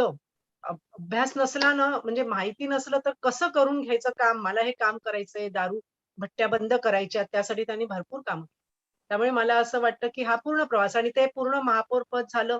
त्याच्यात आता जो वर्णन केलं की गणपती उत्सव, कारण की मी पर्यावरण प्रेमी आहे आणि पर्यावरणासाठी मग मी गणपतीचं बघितलं की कसे समुद्र किनारे भरलेले असतात दुसऱ्या दिवशी सगळे गणपती आडवे तिडवे तुटलेले. तर ह्याच्यासाठी काय करता येईल, कारण प्रत्येक वेळेला वाटायचं आज मी बसलीये तर आज मी नाही केलं तर मग कधी करणार. मग गणपतीचे विसर्जनाची स्थळं बघितली, त्याच्यानंतर कृत्रिम तलाव, कृत्रिम विहिरी बनवल्या आणि त्यासाठी लोकांना प्रेरित केलं आणि खूप चांगला मला प्रतिसाद मिळाला. आणि आज जेव्हा मी सुरुवात केलं त्या 19 गणपती विसर्जन आर्टिफिशियल पॉन्ड होते. आज अख्ख्या पूर्ण मुंबई महानगरपालिकेत 50च्या वर आर्टिफिशियल पॉन्ड्स आहेत आणि लोक जात आहेत स्वतःहून की नाही आपण समुद्र आणि नदीमध्ये नको टाकूया. गणपतीचं विसर्जन नको करूया अशा रीतीने. आणि हुक्का पार्लरचं पण मला लक्षात आलं की हे पण एक संस्कृती, कारण महिला म्हणून बघितलं तर महिलांचे आरोग्य, लहान मुलांचं संरक्षण, पर्यावरण, शिक्षण, त्याचबरोबर संस्कृती रक्षण हे सुद्धा महिला खूप हिरिरीने करतात. आणि हे जे आम्ही बघितलं हुक्का पार्लरमध्ये मुलं बिघडत आहेत, आई वडिलांचं दुखणं मला कळलं की अरे आमचा मुलगा हुक्का पार्लरमध्ये जाऊन बसायचा, आम्हाला माहितीच नाही. नंतर कळलं की तो ड्रग एडिक्ट झाला. तर मग माननीय आर पाटील साहेब होते, विमल मुंदडाजी होते आरोग्यमंत्री, आम्ही सगळ्यांनी बसून मी हा लावून धरला विषय. अक्षरशः मला खूप विरोध झाला, धमक्या सुद्धा आल्या की कसं काय तुम्ही हे बंद करू शकता, आम्ही बघतो. कारण ते काय होतं, 2 रुपयाचा मसाला आणि 2000 रुपयाचं बेनिफिट, त्याचं प्रॉफिट असायचं. त्यामुळे ह्याच्यामध्ये खूप मोठी लॉबी इन्व्हॉल्व होती. पण आम्ही हे बसून त्याच्यासाठी नियम तयार केले आणि ह्या नियम मोडणाऱ्यांवरती कारवाई केली जाईल. त्यामुळे अर्ध्यापेक्षा अधिक हुक्का पार्लर्स बंद पडली. आजही जर पुढे चालू असेल तर आम्ही लक्षात आणून देतो पोलिसांना, आणि महापौर सुद्धा आत्ताच्या खूप ऍक्टिव्हरित्या त्याच्यावरती कार्यवाही करतात. त्यामुळे काही गोष्टी मनापासून केल्या आणि एक आत्मविश्वास तयार झाला. आणि आधी वाटायचं राजकारण म्हणजे फार वाईट क्षेत्र आहे, पण असं नाहीये. राजकारण हे खूप चांगलं स्टेज आहे, कारण लोकशाही जिथे आहे तिथे राजकारणामध्ये महिलांचा खूप चांगला सहभाग असायला पाहिजे असं माझं म्हणणं. धन्यवाद शुभाजी. शुभाजींनी सांगितलं की त्या स्वतः शिकलेल्या होत्या आणि त्यामुळे जरी राजकारणात त्या नवीन असल्या तरी सुद्धा तिथले नियम समजावून घेणं, सक्रिय राहणं त्यांना खूप सोपं गेलं. परंतु अनेकदा असं घडत नाही. विशेषतः ग्रामीण भागात जर का आपण बघितलं तर निरक्षर स्त्रिया बरेचदा राजकारणात आल्या आणि त्यांना नियम माहिती नसायचे, पुरुषी वर्चस्व होतं आणि अशा वेळेला त्यांना प्रशिक्षणाची आवश्यकता होती. आणि ह्या प्रशिक्षणाचा खूप मोठा वाटा महिला राजसत्ता आंदोलनाने उचलला आणि महिला राजसत्ता आंदोलनाचे भीम रासकर सर आज आपल्या बरोबर आहेत. त्यांना मी असं विचारीन की हा निर्णय खूप म्हणजे आर्टिक्युलेटली घेतलेला होता का अचानक असा तुमच्या आयुष्यात एक संधी तुम्हाला मिळाली आणि त्यामुळे तुम्ही सगळ्यांचंच आयुष्य, ज्या अनेक स्त्रिया होत्या ग्रामीण भागातल्या, त्यांचं आयुष्य बदलू शकलात? नक्की काय घडलं ते सांगा. सर्वांना, मान्यवरांना नमस्कार. आणि सगळे सहभागी जे समोर आहेत, खूप छान पुढाकार घेतला या कॉलेजने आणि मला खूप आनंद होतोय तुमच्या समोर संवाद करताना. एकतर हा निर्णय घेताना मला असं वाटतं की खूप स्वार्थी निर्णय हा आहे. ह्याचं कारण की सावित्रीबाई फुलेंनी महिलांना शिकवलं तर नैसर्गिकपणे माझी बहीण शिकली, माझी आई शिकली, मला शिकलेली बायको मिळाली आणि त्याचा काय फायदा होतोय माझ्या आयुष्यात मी पाहतोय. त्याच तऱ्हेने हाही मुद्दा खूप महत्वाचा होता की सत्तेत आणि निर्णयात महिला जाणं हे सुद्धा किती आवश्यक आहे हे मी शिकत गेलो, समजत गेलो आणि त्याची कारणं खूप बारीक बारीक आहेत.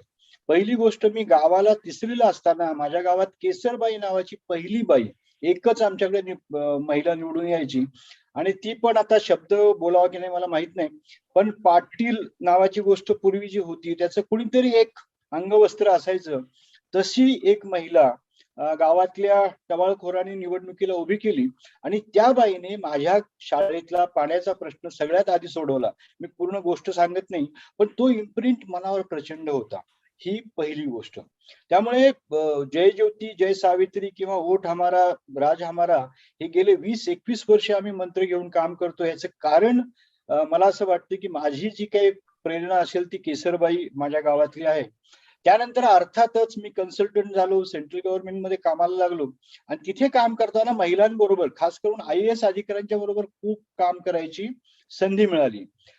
कुमुद बन्सल, पहिल्यांदा मी कन्सल्टंट म्हणून साक्षरता अभियानात काम करायला गेलो, त्यांच्याबरोबर खूप जवळून काम करता आलं. TF ठेकेकरा मॅडम असतील, त्यांच्याबरोबर काम करता आलं. आम्ही क्रांतीज्योती नावाचा पूर्ण मॅन्युअल जे डेव्हलप केलं, जो काय आमचा 15 वर्षाचा अनुभव होता, तो क्रांतीज्योती प्रशिक्षण म्हणून आता राज्य सरकारने स्वीकारलेलं आहे.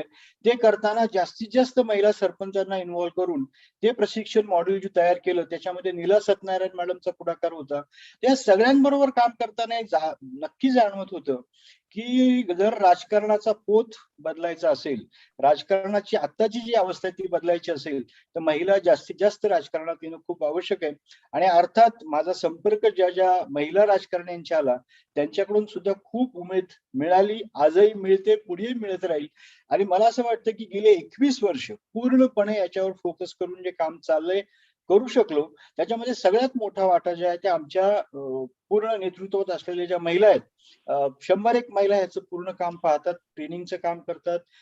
400 महिला अशा सरपंच आहेत की ज्या आता राजकारणात टिकावं या अर्थाने पण ट्रेनिंगचं काम मोठ्या प्रमाणात करतायत. 5 एक राज्यांशी आमचा सातत्याने संपर्क असतो, 2 देशांना आम्ही मदत करतो आणि महाराष्ट्राच्या साधारण 20 एक जिल्ह्यांमध्ये चांगलं पंचायत महिला फेडरेशन उभं राहिलेलं आहे. मला असं वाटतं ह्या माझ्या बरोबर काम करणाऱ्या महिला आहेत ना, त्यांनी मला याच्यात टिकवलं असं म्हणता येईल. आणि ते काम करताना निश्चितपणे जाणवतं की अंमलबजावणी करणारी, सेवा करणारी ही महिला असं चूक आहे. मी माझ्या घरात पाहतोय, सगळ्या समाजात पाहतो, ही गैर आहे. त्यामुळे ती निर्णयात असली तर अंमलबजावणी आणि बाकी प्रश्न सुटायला खूप चांगली मदत होऊ शकते. आणि म्हणून महिला राजसत्ता आंदोलन गेले 20-21 वर्ष जे काम करतोय यात अडचणी खूप आहे, सगळ्यांबरोबर चालावं लागते, खरं आहे. पण आम्ही एक छोटासा कोर्स डेव्हलप केला होता की हे का होतंय. त्याचं नाव होतं पप्पू जाधव.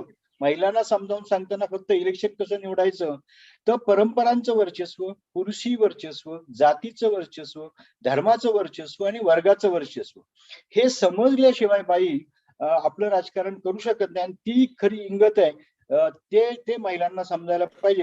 तर असे खूप कोर्सेस आम्ही डेव्हलप करत गेलो. आणि मला असं वाटतं की या कोर्सेसमध्ये महिलांची जी दुःख होती, महिलांची ज्या अडचणी होत्या काम करताना, त्या त्याच्यामध्ये येत गेल्या. नाही तर होत असताना आपलं ट्रेनिंग प्रोग्राम हे बऱ्याचदा कायदा आणि तत्वज्ञान ह्याच्या पलीकडे जातच नाही.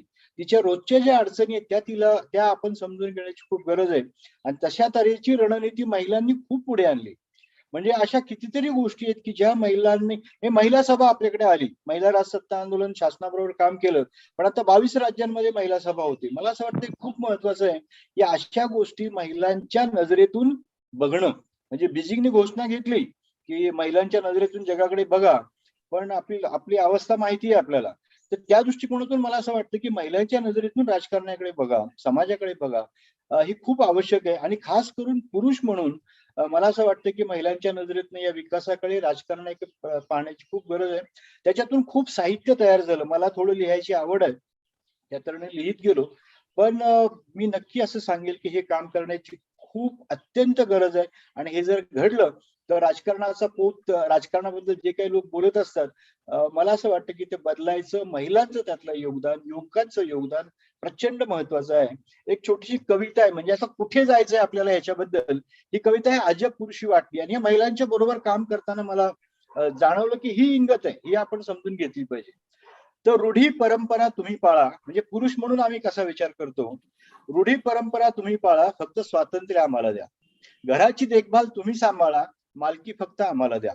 मेहनत मजुरी तुम्ही करा, फक्त जमीन जुमला आम्हाला द्या. लेकरा बाळांना वाढवा फुलवा, फक्त नाव मात्र आमचंच लावा. कष्ट करा, मिळवा, कमवा, मालमत्ता मात्र तेवढी आमच्या नावे करा.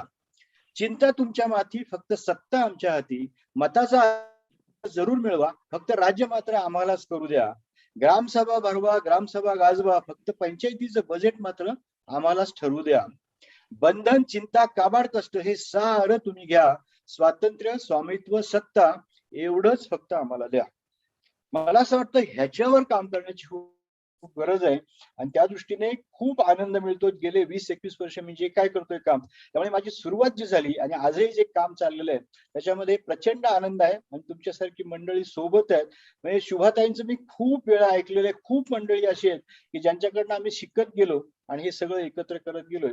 तर साधारण असा प्रवास होता, त्याच्यामध्ये फार अपघात वगैरे नाही, अगदी मनापासून उतरलं आणि मनापासून काम करतोय. थँक्यू. Thank you sir. काही जण असे असतात की जी आपल्या व्यवसायाबरोबरच आपला छंद सांभाळतात आणि काही जण सरांसारखे असतात की ती आपल्या छंदाला, आपल्या आवडीच्या गोष्टीलाच आपला व्यवसाय बनवतात. फार भाग्यवान अशी माणसं असतात ज्यांना हे करायला मिळतं. कल्पनाताई, कल्पनाताई.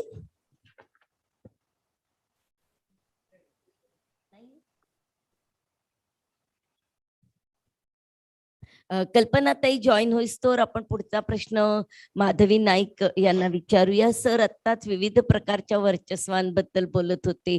देर is caste domination, there is male domination, so many factors are there.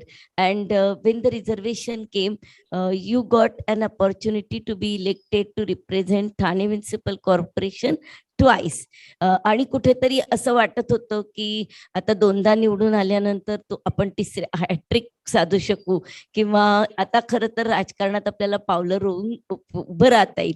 आणि अशाच वेळी ऍक्च्युली तुम्हाला त्यावेळी निवडणूक लढण्याची संधी नाही मिळाली.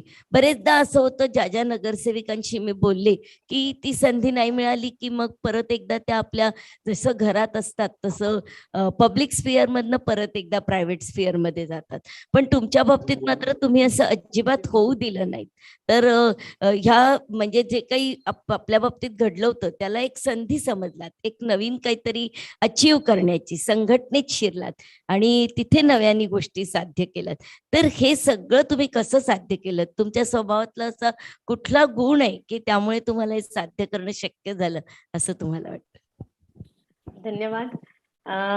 खरं तर धन्यवाद रामभाऊ म्हाळगी प्रबोधिनी आणि कॉलेजचे देखील की तुम्ही अशा पद्धतीने विचार मांडण्याकरता आज या व्यासपीठावर आमंत्रित केलं.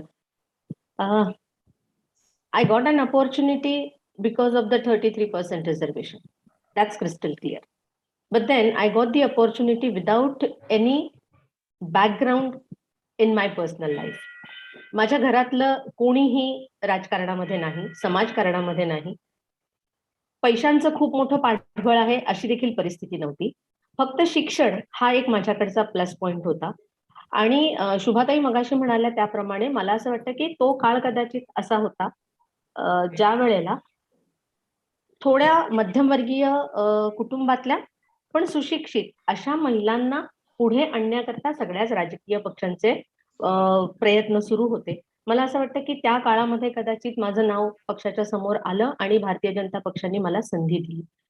मी 2 निवडणुका जिंकले. पहिली निवडणूक काहीही मी म्हटलं त्याप्रमाणे मला कोणतीही पार्श्वभूमी नसताना मला पक्षाने संधी दिली आणि एक टीम वर्क झालं त्यावेळेला मतदारांचं, कार्यकर्त्यांचं. आणि अशा पद्धतीने मी युती तुटली. आयत्या वेळेला शिवसेना आणि भाजप यांची युती तुटली आणि त्यावेळेला ज्या महापौर पदाच्या उमेदवार होत्या त्यांच्या समोर मला लढायची संधी मिळाली आणि मी अगदी अटीतटीच्या निवडणुकीमध्ये विना युतीची अवघ्या 16 मतांनी निवडून आली. पण याची कुठेतरी दखल मला असं वाटतं की पक्षाच्या लेवलला ठेवली गेलेली होती. शिक्षणाची एक बाजू माझ्याकडे खूप स्ट्रॉंग होती. त्याच्यामुळे मला काही गोष्टी शिकता आल्या. बॅकग्राऊंड काहीही नव्हतं, त्याच्यामुळे महानगरपालिकेमध्ये जाऊन नेमकं काय करावं याच्याबद्दलची स्पष्टता नव्हती, परंतु ते मी शिकत गेले. दोन्ही स्तर होते माझ्याकडे. एक उच्च मध्यमवर्गीय आणि सुशिक्षित वर्ग जसा होता प्रभागामध्ये, तसाच एक निम्न स्तर देखील होता. त्यामुळे त्यांच्या दोघांशीही संवाद साधून मी हळूहळू शिकत गेले आणि मग प्रभागामध्ये मी माझं एक वर्चस्व निर्माण करू शकले. दुसरी निवडणूक मी अगदी सहजपणे जिंकली. घरात बसून जिंकतो म्हणतात त्याप्रमाणे मी अगदी थम्पिंग मेजॉरिटीने ती निवडणूक जिंकू शकले. परंतु तिसरी निवडणूक मला निवडणुकीची संधी नाही मिळाली. I will just correct you. ती निवडणूक मी हरले आणि माझ्याकडे तोवर माझा व्यवसाय होताच, वकिलीचा व्यवसाय असल्यामुळे मी घरी नाही बसले. मी व्यवसायामध्ये स्वतःला गुंतवून घेतलं. लोकांशी संपर्क होताच, परंतु मला असं वाटतं की त्यावेळेला पक्षाचं योगदान खूप मोठं होतं. पक्षाने मला घरी नाही बसवलं, पक्षाने मला संघटनेमध्ये काम करण्याची संधी दिली आणि त्यामुळे मला जो एकूण समाजामध्ये वावरण्याचा अनुभव होता त्याचा अनुभव मूळची अभ्यासू वृत्ती होती, थोडी सहज संवादाचं एक तंत्र डेव्हलप झालेलं होतं 10 वर्षांमध्ये. या सगळ्याचा वापर करून मी पक्षांतर्गत जी संधी मिळाली त्यातून मी पक्षात काम करणाऱ्या महिलांमध्ये एक लोकप्रिय नेता, एक लोकप्रिय कार्यकर्ती इथपर्यंत पोहोचू शकले. आणि मग त्याचा विचार करून पक्षाने मला नंतर पुढे पुढे संधी मिळत गेली. मगाशी भीमजी म्हणाले त्याप्रमाणे की अनेक स्तरांवरती हा सगळा लढा या राजकारणातल्या महिलांचा सुरू असतो. आय वॉज लकी इनफ की मला घरात स्पर्धा नव्हती. माझ्या घरामध्ये कोणालाच, म्हणजे to be very frank and precise, माझ्या नवऱ्याला कोणतीही राजकीय महत्वाकांक्षा नव्हती. उलट पक्षी माझ्यातल्या ज्या काही क्वालिटीज होत्या, माझ्यामध्ये काही जे गुण होते, त्याला जर का थोडंसं पॉलिश केलं तर मी राजकारणामध्ये एक चांगलं नेतृत्व देऊ शकेन, असा कॉन्फिडन्स त्याला होता. त्यामुळे माझा नवरा, माझं कुटुंब, माझे मित्र मैत्रिणी या सगळ्यांनी ती एक सपोर्ट सिस्टीम माझ्यासाठीची तयार केली आणि मी ह्याच्यामध्ये येऊ शकले. तोच काळ असा होता की जेव्हा आमच्याकडे पक्षांतर्गत देखील 33% आरक्षण आलं. महिलांसाठीच भारतीय जनता पक्षाच्या रचनेमध्ये देखील एक 33% आरक्षणाचं प्रावधान आहे. त्याच्यामुळे माझं पक्षातल्या सहभागातलं संघटनात्मक कामातल्या सहभागाचं देखील एक सातत्य राहिलं आणि 97 पासून आजपर्यंत वेगवेगळ्या पदांवरती मी काम करू शकले.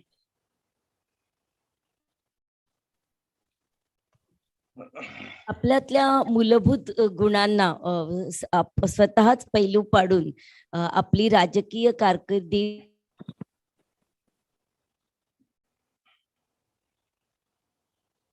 गावच्या सरपंच आहेत, त्यांना काहीतरी कनेक्टिव्हिटी प्रॉब्लेम आहे, त्या आपल्याला जॉईन होईस्तोवर आपण ही चर्चा अशीच पुढे चालू ठेवूया.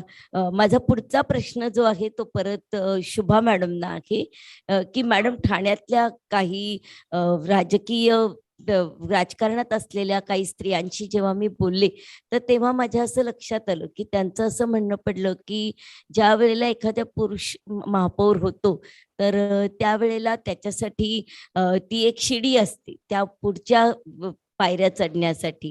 परंतु ज्यावेळी महिला एखादी महापौर होते तर तेव्हा मात्र तिच्या करिअरचा तो कुठेतरी डेड एंड असतो, त्याच्या पुढे काही फारशी करिअर घडू शकत नाही, कारण अजूनही पुढे विधानसभेत आरक्षण आलेलं नाहीये आणि त्यामुळे कुठेतरी पुढे जाण्यावरती मर्यादा येतात.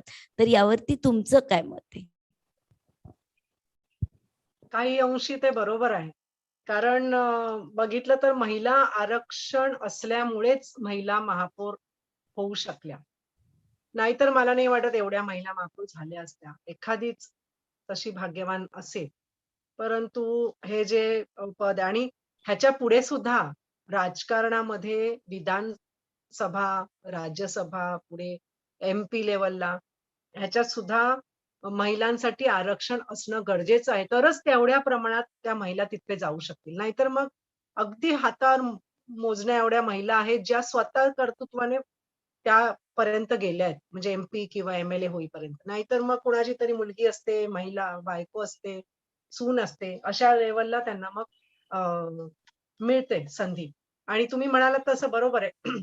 महिला महापौर झाल्यानंतर ती वाट बघते ना की आपल्याला तर पुढे आरक्षण नाही, आणि एकदा महापौर झाल्यानंतर क्वचितच कधीतरी कोणतरी पुन्हा नगरसेवक होते किंवा म्हणजे उभी राहते महानगरपालिकेत, कारण तिला काम करायचं असतं. मग तिला काय तर मग ठीक आहे, महानगरपालिकेत परत उभं राहूया महापौर झाल्यानंतर सुद्धा.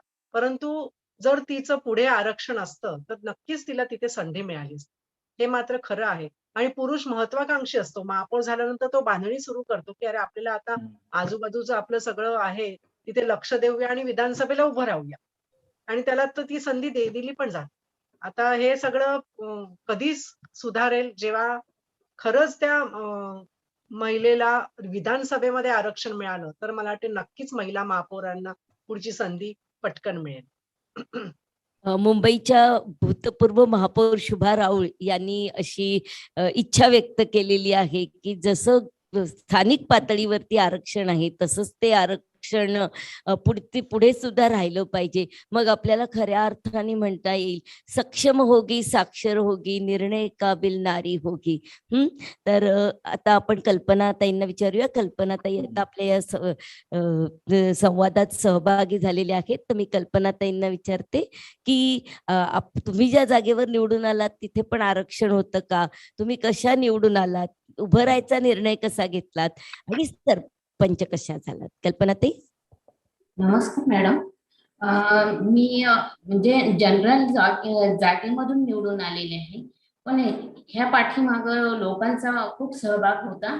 आम्ही याच्या म्हणजे माझ्या सासऱ्यांचा म्हणजे राजकीय वारसा तो होताच, 18 वर्ष त्यांनी काम केलेलं होतं आणि गावातल्या लोकांनी आडोपाड्याचे जे लोक होते त्यांनी आम्हाला सपोर्ट केला. परंतु मी याच्यात भाग घेऊ इच्छित नव्हते, कारण राजकारणी म्हटलं कुठंतरी असत्य वागतात लोक.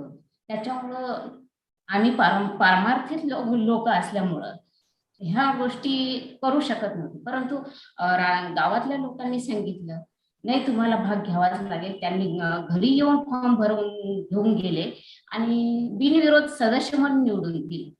परंतु मग जेव्हा आमची 11ची वाढी झाली तर त्याच्यामध्ये 6 महिला आणि 5 पुरुष. तर 5 पुरुषांनी काय केलं, एकत्रीकरण येऊन आपण जनरल जागा आहे तर पुरुषांनीच ती घेतली पाहिजे. आणि त्याच्या अगोदर सरपंच निवडणुकीच्या अगोदर हे लोक पार्ट्या वगैरे करणं सुरू केलेलं. मग मला कुठेतरी वाटलं आता जर आपण कुठेतरी लोकांनी आपल्यावर विश्वास टाकून भाग दिलेला आहे आपल्याला, कारण माझं एकटीचं एवढं हे होतं का लोकांनी सगळ्यांचे फॉर्म भरण्याच्या अगोदर ह्या महिलेचा फॉर्म भरला गेला पाहिजे अशी लोकांनी आग्रहच केलेला होता. मग त्याच्यासाठी म्हटलं आपण जर सदस्य म्हणून आलेलो आहोत तर सरपंच म्हणून का नाही व्हावं. मग त्याच्यासाठी आम्ही हा लढा केला आणि सर्व महिलांना एकत्र आणून पुरुषांना आम्ही पिटाळून लावलं. म्हणजे त्यांना फॉर्मच भरू दिला नाही सरपंच पदासाठी, कारण सगळे ड्रिंक करून आलेले होते ज्या दिवशी सरपंच पदाचा फॉर्म भरण्यासाठी. मग आम्ही हे सगळं एकत्र करून आडोपाड्याच्या महिला एकत्र येऊन हे सगळं काम केलं आणि खूप म्हणजे महिलांनी खूप सपोर्ट दिलेला आहे आम्हाला. मी महिला सरपंच म्हणून इथं आल्यानंतर महिलांनी म्हणजे ग्रामसभेला आदिवासी भागामध्ये महिला सरपंच झाली आणि महिला म्हणून ग्रामसभेला महिला सुरुवातीला यायला लागल्या. जेव्हा मी घरोघरी गेली आणि महिलांना सांगितलं आपण कुठेतरी पुढे आलं पाहिजे, आपला काय हक्क आहे हे समजलं पाहिजे प्रत्येकाला, त्याच्यासाठी सगळे महिला यायला लागल्या आणि बचत गट वगैरे जे ऑनलाईन केले आम्ही 25 ऑनलाईन झालेले आहेत, 30 गट झालेले आहेत, तसे 5 बाकी आहेत. अशा पद्धतीने हे सगळे काम आम्ही केलेले आहे. म्हणजे महिलांचं महत्व खेड्यापाड्यामध्ये महत्व नाहीच, आता ते मला समजलेलं आहे आणि महिला पण साथ द्यायला लागलेली आहे. कल्पनाताईंनी सांगितलं की एकदा निवडणुकीची संधी उपलब्ध झाल्यानंतर त्यांना पुढची महत्वाकांक्षा त्यांच्या मनात कशी निर्माण झाली आणि त्यांनी त्यासाठी कसे आपणहून प्रयत्न केले. पुढचा प्रश्न मी कल्पनाताईंनाच विचारते. एक पुस्तक खूप गाजलं आरक्षण आल्यानंतर आणि त्याचं नाव होतं की मग भाकऱ्या कोण भाजणार. इथे नेहमीच राजकारणामध्ये जेव्हा स्त्रिया येतात तेव्हा एक मुद्दा जो उपस्थित केला जातो तो असतो की डबल रिस्पॉन्सिबिलिटी, दुहेरी जबाबदारीचा, की घरातलं काम पण करायचं आणि राजकारणातलं पण बघायचं, गावातल्या सगळ्या गोष्टी पण बघायच्या. हे दोन्ही यातली म्हणजे ह्याच्यात समतोल तुम्ही कसा राखला? मॅडम म्हणजे आता आम्ही तर आमचा व्यवसाय जो आहे तो शेती व्यवसाय आहे आणि हे सकाळी लवकर उठून जेव्हा जबाबदारी पडते तेव्हा सगळं लवकर उठून सगळं करावं लागतं.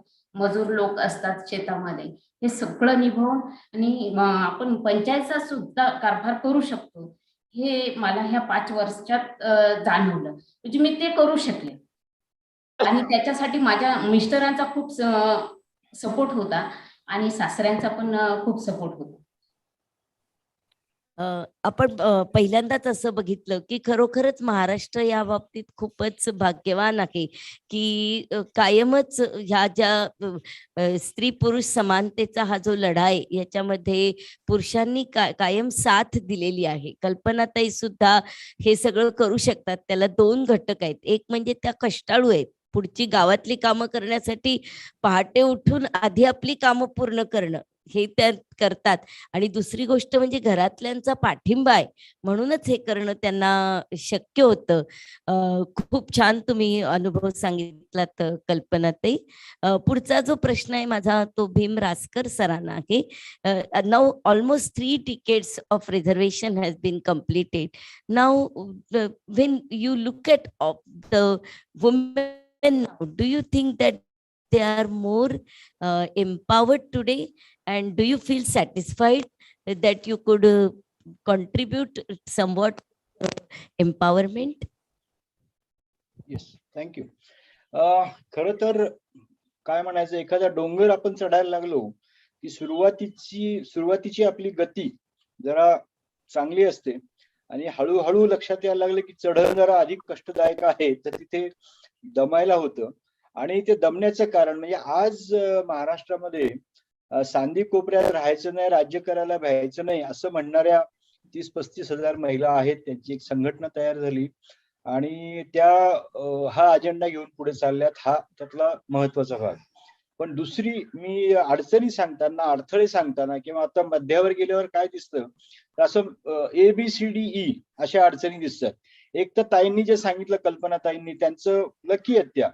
पण पहिला अल्टरनेटिव्ह पॉवर सेंटर्स हा केवळ सरपंच पती, सरपंच पुत्र, सरपंच सासरे असं नाहीये, तर महाराष्ट्रामध्ये नाही पूर्ण देशात आम्ही जितकं ट्रेनिंग घेतोय हा राष्ट्रीय प्रश्न आहे आणि त्याच्या बाबतीत आपल्याला काम करण्याची गरज आहे. बजेट फोबिया महिलांमध्ये खूप आहे की मी हजाराचं लाखाचं बघू शकते, पण एकदम कोट्यवधी आली तर काय करायचं ते जरा घाबरायला होतं. त्याच्यावर एक काम करण्याची खूप गरज आहे. C म्हणजे कॅरेक्टर, चारित्र्याबद्दल महिला स्वतःलाच इतक्या त्या बांधून घेतलेल्या आहेत की त्याला कलंक लागला तर म्हणजे 5 वर्षाचा पंचायत आणि आयुष्यभराचा प्रपंच याच्यामध्ये काय निवडायचं, तर पंचायत ही जास्त नको असलेली गोष्ट होते. आणि त्यामुळे आमच्याकडे आता U-टर्न मोठ्या प्रमाणात वाढतात. म्हणजे माधवीताई, शुभाताईंना मला हे सांगायचंय की आपल्याकडे साधारण 95 ते 98% महिला राजकारणात येतात, 50% आरक्षण असून, पण त्यातल्या इतक्या महिला पुन्हा परत चालल्यात. आणि प्रचंड मोठी ताकद आहे जी ह्युमन रिसोर्स सोशल कॅपिटल आपण वाया घालवतोय. तर तो एक भाग महत्वाचा आहे की कॅरेक्टर नावाची गोष्ट आपल्याकडे जी काही मनावर बिंबवलेली आहे तो एक भाग आहे. तुम्हाला सांगायला मला अत्यंत वाईट वाटतं की महाराष्ट्र पुरोगामी असून सुद्धा डिव्हिजन ऑफ टर्म्स खूप वाढलंय. आज माझ्या गावामध्ये मी झगडा करतोय की महिला आल्यानंतर महिला काय करणार आहेत, त्यांना कुठे विकास कळतोय, त्यांना कुठे बजेट कळतंय, असं म्हणून गावातल्या 2.5 वर्षाच्या टर्म्स, 1 वर्षाच्या टर्म्स ह्या 6 महिन्यांवर आल्यात. तर हा एक अडथळा खूप आहे. आणि सगळ्यात मोठा अडथळा आहे इलेक्शन, की ज्याच्यामध्ये आम्ही एक कॅम्पेन चालवतो, भ्रमदान मुक्त मतदान. लोक आम्हाला हसतात की भ्रष्टाचार नको, मटण नको, दारू नको, नवस नको, असं इलेक्शन आपण लढू, भ्रमदान मुक्त मतदान. पण ही सुद्धा एक प्रचंड मोठा अडथळा आहे की त्याच्यामध्ये तसं म्हणाल तर COC जे कोड ऑफ कंडक्ट हे काय फारसं नीट ते त्या तऱ्हेने होतंय अशातला भाग नाहीये. हे असून सुद्धा माझं असं मत आहे की आज महिलांना आम्ही VIP म्हणतो. याचं कारण त्यांना व्हॅल्यूज, कॉन्स्टिट्युशनल व्हॅल्यूज, संविधानाची मूल्य मोठ्या प्रमाणात कळतात. आज आमच्या रत्नमाला ताई कितीतरी महिला अशा आहेत की वेगवेगळ्या ठिकाणी तिथे त्या महिला धोरण बनवण्यात गेलेल्या आहेत, जिल्हा पातळीवर आहेत, विभाग पातळीवरती आहेत. त्यामुळे ती मूल्य घेऊन, समानतेचं मूल्य, सन्मानाचं मूल्य घेऊन ती मूल्य पुढे जोपासणं आणि राजकारणात घेऊन जाणं हे मोठं काम आहे. पण ते करायचं काम म्हणजे मी व्हॅल्यूज म्हणतोय. इश्यूजच्या पातळीवरती तुम्हाला किंवा ताईंना आता अनुभव खूप आहे की त्या सॉफ्ट इश्यूज कडे जास्त लक्ष देतात. म्हणजे शिक्षणाचा प्रश्न आहे, आरोग्याचा प्रश्न आहे, हवेचा प्रश्न आहे, पाण्याचा प्रश्न आहे. म्हणजे किती बांधकामं झाली ह्याच्याकडे ते बघत नाहीत, किती रेती सिमेंट आलं, किती कॉन्ट्रॅक्ट मिळाले ह्याच्याकडे ते बघत नाहीत. तर त्यांचा इश्यूज कडे पाहण्याचा दृष्टिकोनच दृश्य विकास असं त्यात बघत नाहीत. आतून जो बिल्ड करायला लागणारे समाजाला त्या विकासाकडे ते जास्त बघतात. आणि सगळ्यात शेवटी ज्याला आपण पुअर फर्स्ट म्हणतो की सगळ्यात गरीब माणूस सगळ्यात पहिला अजेंड्यावर असला पाहिजे, ते त्यांचं हे अशा तऱ्हेने आम्ही असं म्हणतो की ह्या VIP, हे ऍटिट्यूड, ही वृत्ती, हा विचार घेऊन महिला मोठ्या प्रमाणात काम करतायत की व्हॅल्यूज संविधानात्मक जास्तीत जास्त खाली राजकारणात कशा पोहोचतील, लोकांचे विकासाचे प्रश्न जे आहेत ते आतून विकास होईल या दृष्टीने कसं पाहता येईल. वेशी बांधा आणि देवळं बांधा ह्याच्याकडेच ते लक्ष देत नाहीत आणि पुअर फर्स्ट हे घेऊन त्या काम करतात. आता अशा किती महिला आहेत, एका बुलढाण्याच्या महिला सरपंचाने गावात पाण्याचं बिल भरता नाही आलं म्हणून तिने दागिने विकून टाकले, गहाण ठेवले आणि परत ते मिळवले गावाच्या. अशी कितीतरी मी उदाहरणामध्ये बोलायला लागलो तर मला असं वाटतं 15 मिनिटात ते होणार नाही. खूप महिला अशा आहेत. किंवा एखादी महिला गावामध्ये घरकुल योजना, मला वाटतं हे राष्ट्राने, देशाने पॉलिसी बनवायला पाहिजे की इतकी भांडणं त्या योजनांमध्ये होतात ना. त्या बाईने सिंपल सरपंचाने एक आयडिया काढली की त्यांनी सांगितलं की किती घरं आहेत आता आपल्याकडे, आपल्याला 6 घरं देऊ शकता. 22 महिला प्रचंड गरजू आहेत, या सगळ्यांना तिने सांगितलं तुम्ही शेजारच्या देवळामध्ये जा, सगळ्या मिळून बसा आणि ठरवा की सगळ्यात गरजू 6 महिला कोणत्या आहेत, तिला आपण घरं देऊ. ग्रामसभेमध्ये गोंधळ घालायचं काय काम आहे? आणि तुम्हाला सांगतो तो निर्णय 20 मिनिटात झाला. आता महिलेचं हे डोकं कसं चाललं, मला असं वाटतं की ही सगळं चातुर्य राजकारणात येण्याची खूप आवश्यकता आहे. आणि त्या दृष्टिकोनातून मला असं वाटतं की महिलांची ही जी प्रगती, मी मीडियाला पण खूप दोष देतो की अशा किती महिला किती चांगलं काम करतायत, पण तिथपर्यंत मीडियाही पोहोचत नाही. आम्ही प्रयत्न करतो थोडा, आम्ही दरवर्षी एक ते लोकसत्तेमध्ये सदर चालवतोय, पुस्तकं छापतोय, पण आम्ही फार छोटे आहोत त्या सगळ्या ह्याच्यामध्ये. राष्ट्रीय पातळीवर सरपंचपती नावाची गोष्ट, म्हणजे उत्तर प्रदेशमध्ये लोक मला अशी म्हणतात की साहब ये झंझट में क्यों पड रहा है, आरक्षण कॅन्सल करतो ना, इथपर्यंत विचार करण्याची पद्धत आहे. हे लक्षात घेऊन आपण जायला पाहिजे. पण महिलांची प्रगती, मी तुम्हाला असं म्हणतोय त्याप्रमाणे की राजकारण बदलणं, विकासाला एक वेगळा आयाम देणं, याच्यामध्ये प्रचंड आहे. फक्त त्याची नोंद आपण घेतली पाहिजे. आणि डोंगराच्या मध्यावर महिला आलेल्या आहेत, थकलेल्या आहेत, आणि त्या दृष्टिकोनातून पुढचा काळ जो मला दिसतोय तो महिला आणि युवकांचा काळ असणार आहे. आणि त्या दृष्टिकोनातून आपण सगळ्यांनी त्यात उतरणं खूप आवश्यक आहे. पण खूप प्रगती आणि खूप बदल वेगवेगळ्या ठिकाणी घडवत आहेत, याची नोंद करणं आपली जबाबदारी. थँक्यू. सरांनी खूप सकारात्मक विचार मांडला की पुढच्या काळामध्ये सुद्धा महिला खूप महत्वाची भूमिका बजावणार आहेत, जरी त्यांच्या मार्गात काही अडथळे असले तरी सुद्धा.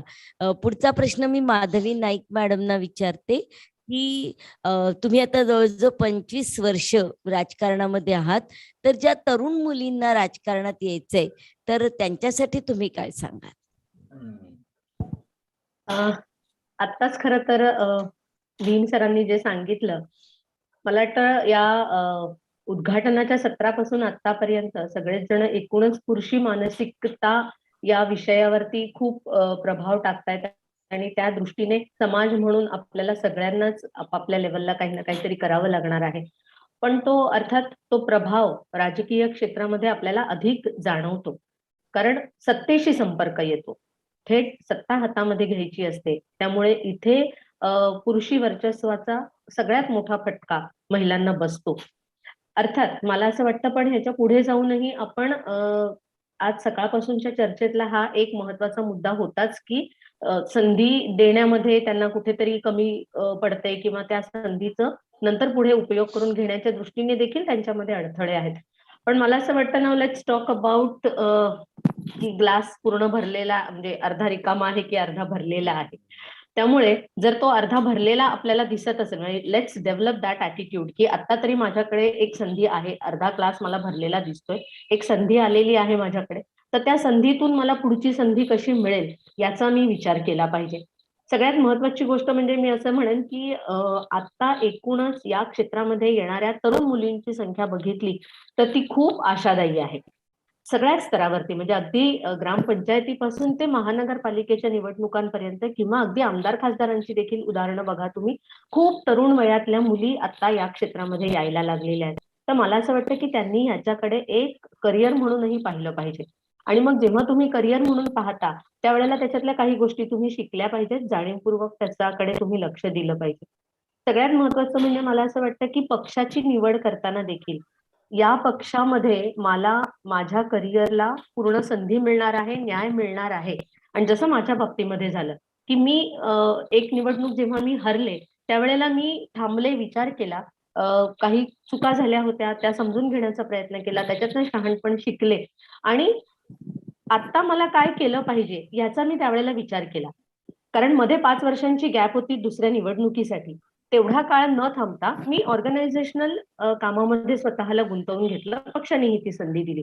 तर त्या वेळेला असा योग्य निर्णय देखील आपल्याला घेता आला पाहिजे. मला संधी नाही मिळाली म्हणजे आता माझं करिअर थांबलं असं न पाहता आपण त्याच्याकडे दुसऱ्या संधीची कशी निर्मिती होऊ शकते हे बघितलं पाहिजे. तिसरी महत्वाची गोष्ट मला असं वाटतं की राजकारण हा एक प्रवाह आहे, निरंतर वाहणारा प्रवाह आहे. तो त्या प्रवाहाबरोबर तुम्हाला गेलं पाहिजे आणि सतत स्वतःला सिद्ध करत राहिलं पाहिजे, सतत स्वतःला तयार करत राहिलं पाहिजे वेगवेगळ्या आयुधांनी. अभ्यास आणि म्हणजे मला हे जमत नाही, मला हे येणार नाही किंवा मी हे शिकले नाही, हा आपला काय म्हणता येईल त्याला ही भूमिकाच असली नाही पाहिजे. मला राजकारणामध्ये कधीही कोणतीही संधी मिळू शकते, मी तयार असलं पाहिजे. अशा मानसिकतेमध्ये आपणही स्वतः गेलं पाहिजे आणि त्या दृष्टीने आपण स्वतःला सतत तयार करत राहिलं पाहिजे. आणि त्याच्याही पलीकडे जाऊन मला असं वाटतं की आपण थोडंसं महिला म्हणून मला जर का संधी मिळाली तरच मी राजकारणात टिकून राहीन, हा एक भाग जरी असला तरी देखील आपण स्वतः एक चांगला पर्याय होऊ शकतो का, याच्यासाठी देखील आपली स्वतःची मानसिकता तयार केली पाहिजे की मला हे करिअर म्हणून करायचं आहे, मला ह्याच्यामध्ये राहायचं आहे आणि त्याकरता काही ग्राउंड रियालिटीज देखील आपण शिकल्या पाहिजेत. आमच्यापैकी बऱ्याच जणींचं असं होतं की जेव्हा आम्ही निवडणुकीला उभ्या राहतो तेव्हा आम्ही फक्त नमस्कार नमस्कार करत फिरतो. बाकीचं जे सगळं आहे ते सगळं माझी बॅक टीम जी असते, तो माझा नवरा असेल, माझ्या घरातली इतर पुरुष मंडळी असतील, ते बघत असतील. रात्रीच्या वेळेला ही जी गणितं जमतात ही नेमकी काय असतात. मला आता भीम सर जसं म्हणाले त्याप्रमाणे की वेगवेगळी जी समीकरणं बनवली जातात, या समीकरणांचा अभ्यास मला देखील करता आला पाहिजे. मला हे समजत नाही, हे माझं टूल असू शकत नाही, ही माझी पळवाट असू शकत नाही. मला त्याचं देखील ज्ञान घेणं असणं आवश्यक आहे. त्यामुळे मला असं वाटतं की आपण या क्षेत्राकडे राजकीय क्षेत्र म्हणून पाहिलं पाहिजे. साम दाम दंडभेद काही करून मला जर का निवडून यायचं असेल तर त्याच्यासाठीची माझी ते सगळं करण्याची एक मानसिकता आपण तयार केली पाहिजे, त्या दृष्टीने पावली उचलली पाहिजेत. आणि सगळ्यात महत्वाचं म्हणजे एक प्रेशर गट आपला देखील आपण तयार करता येतो का, याच्यासाठी लक्ष दिलं पाहिजे. मतदारांमध्ये महिला 50% आहेत, त्या आपल्या हक्काच्या मतदार होऊ शकतात का, असा डोळस विचार करून त्यांच्यासाठी मला काय काय करता येईल. तो जो माझा एक हक्काचा मतदार आहे, तो माझा कायमस्वरूपी मतदार राहण्याकरता त्याच्यासाठी मला काय केलं पाहिजे, असाही एक थोडासा डोळस विचार मला असं वाटतं आपण केला पाहिजे. आणि मी केवळ महिला म्हणून राजकारणात नाही, तर मी एक राजकीय व्यक्ती आहे, मी एक राजकीय नेता आहे. या भूमिकेमध्ये आपण जर का स्वतःला पाहायला सुरुवात केली तर मला असं वाटतं की पुढची लढाई ही आपल्यासाठी खूप सोपी होऊ शकते.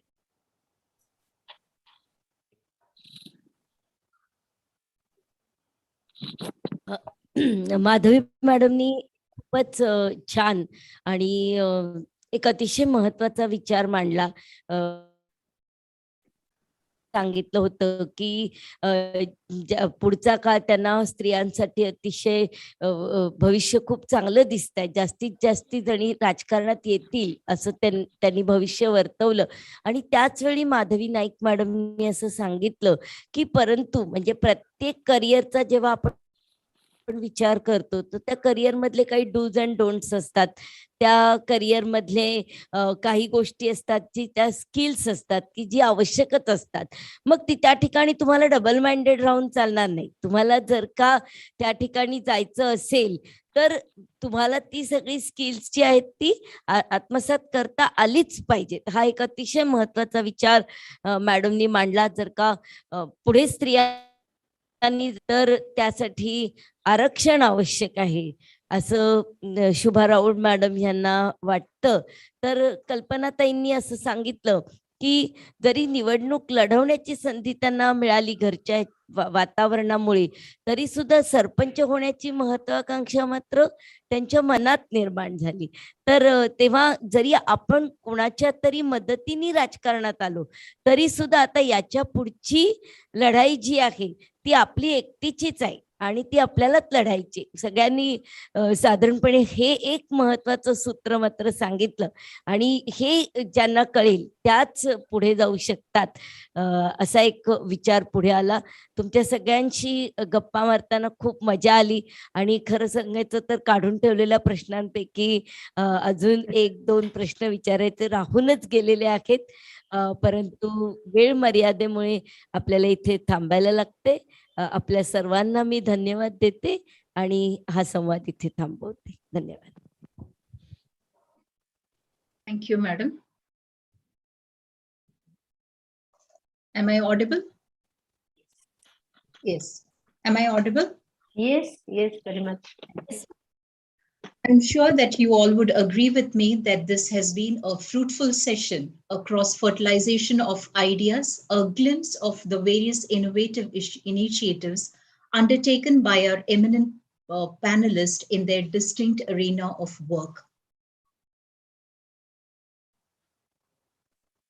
On behalf of the institution and the organizers of this conference, I wish to place on record our gratitude to our distinguished panelists for accepting our invitation and gracing this session. Helen Keller had stated, "Alone we can do so little. Together we can do so much." As an institution, we look forward for your association with us in all our future endeavors. I also thank our facilitator for this session, Priyamvada Tokekar Madam, for moderating this session. With this, we conclude this panel discussion. We will now have our lunch break and we will meet at 2:30 p.m. sharp for the technical session. Tokekar Madam, is there anything that you want to say? Thank you very much. Yeah, thank you so much. Madam, is there anything? Okay. Yes, thank you everyone, all the delegates. We will come back sharp at 2:30 for the technical session. Thank you so much. Thank you. Technical session.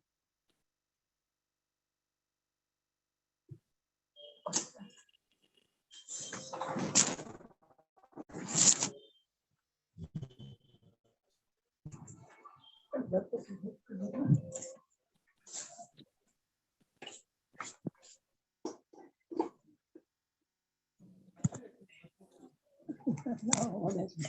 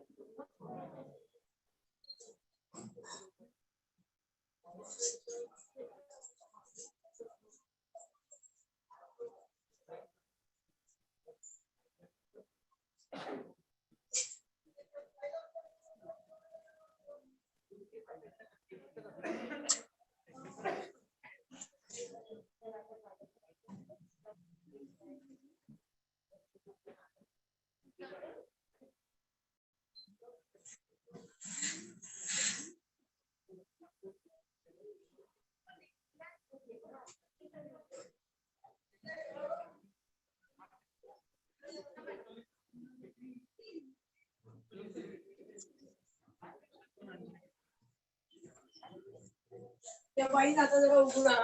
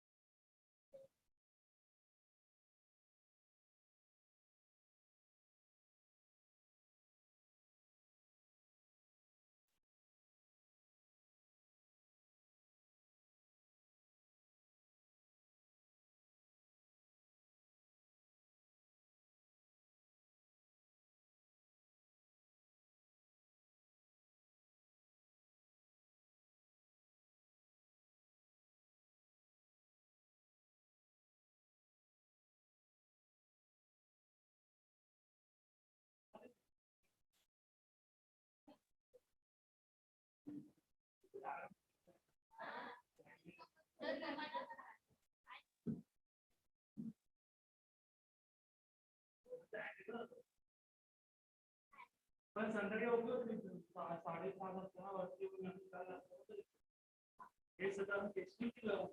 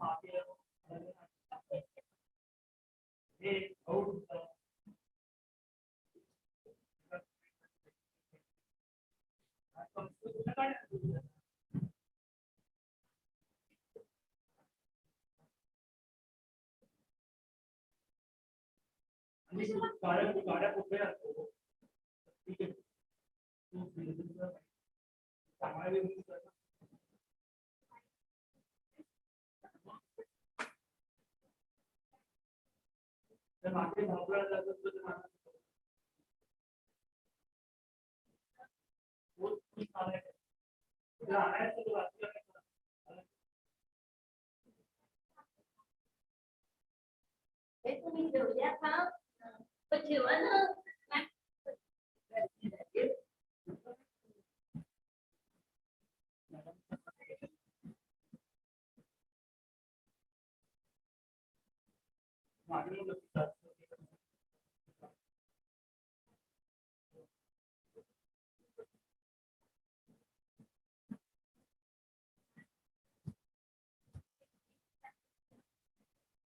हाँ निकल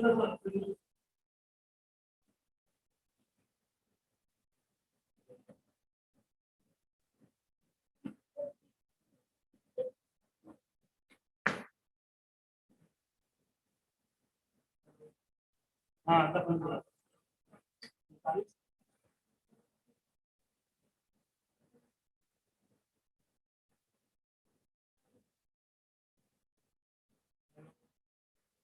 hello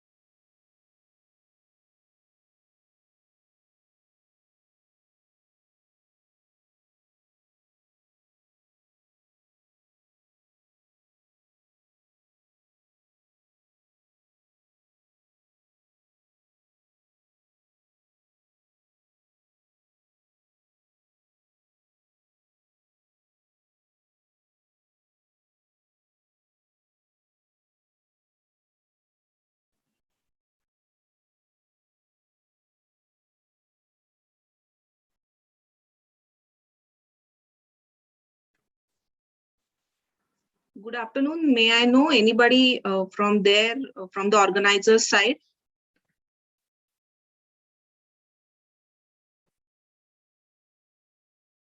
Is there anybody from the organizers side? Yes, good afternoon, ma'am. Yeah, good afternoon. Actually, my presentation is the first presentation. I'm Dr. Charuta Joshi. So I just Okay, wanted okay. to ask some of the things that I have shared my PPT. I sent it yesterday. Yes, So yes, will we you received, we share received. it or? This is Okay, Professor you will. Swapnil Mahekar, sir. Sorry. Myself, Swapnil Mahekar, sir. You have shared a PPT, na? Yeah. Yeah, we have them. Okay. So you will only bring the next one, means the No, controls. no, we have just received PPT for the separate side. If there is a lagging for network issue from your side, so we can go for PPT. Okay, fine. So it will be Okay. better if I can present it because the Yes, controls will be. we will give control to share the screen. Okay. Thank you, sir. Thank you. So much, ma'am. Thank you.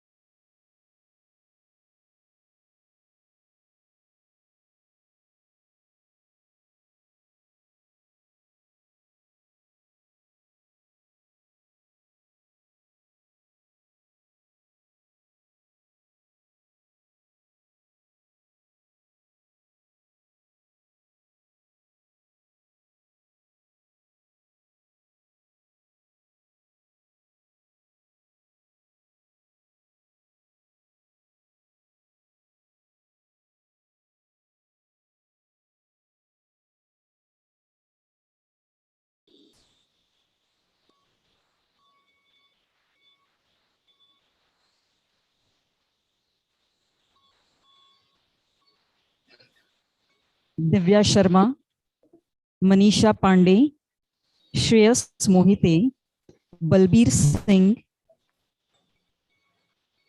and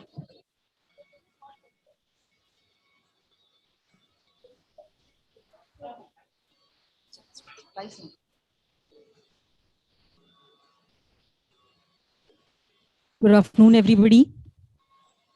Welcome to the next session of the seminar. We have the technical session now, and I request all the paper presenters to join the session. The paper presenters are Ms. Charuta Joshi, Ms. Megha Goyal, and Mr. Nagendra Sule, Ms. Divya Sharma, Ms. Manisha Tambe, Mr. Shreyas Mohite, Mr. Balbir Singh, and Ms. Vrishali. I also request our chairperson to join the session.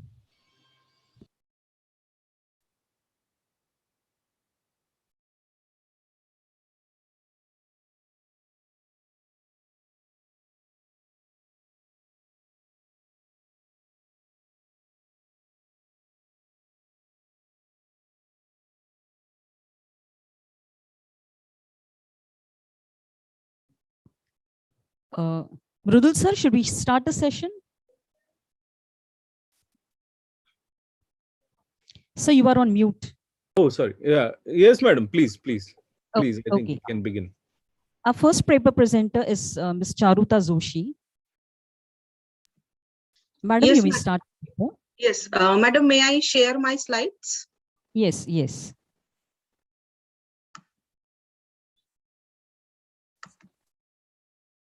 It is disabled, madam. From your side, it is disabled. Please enable it.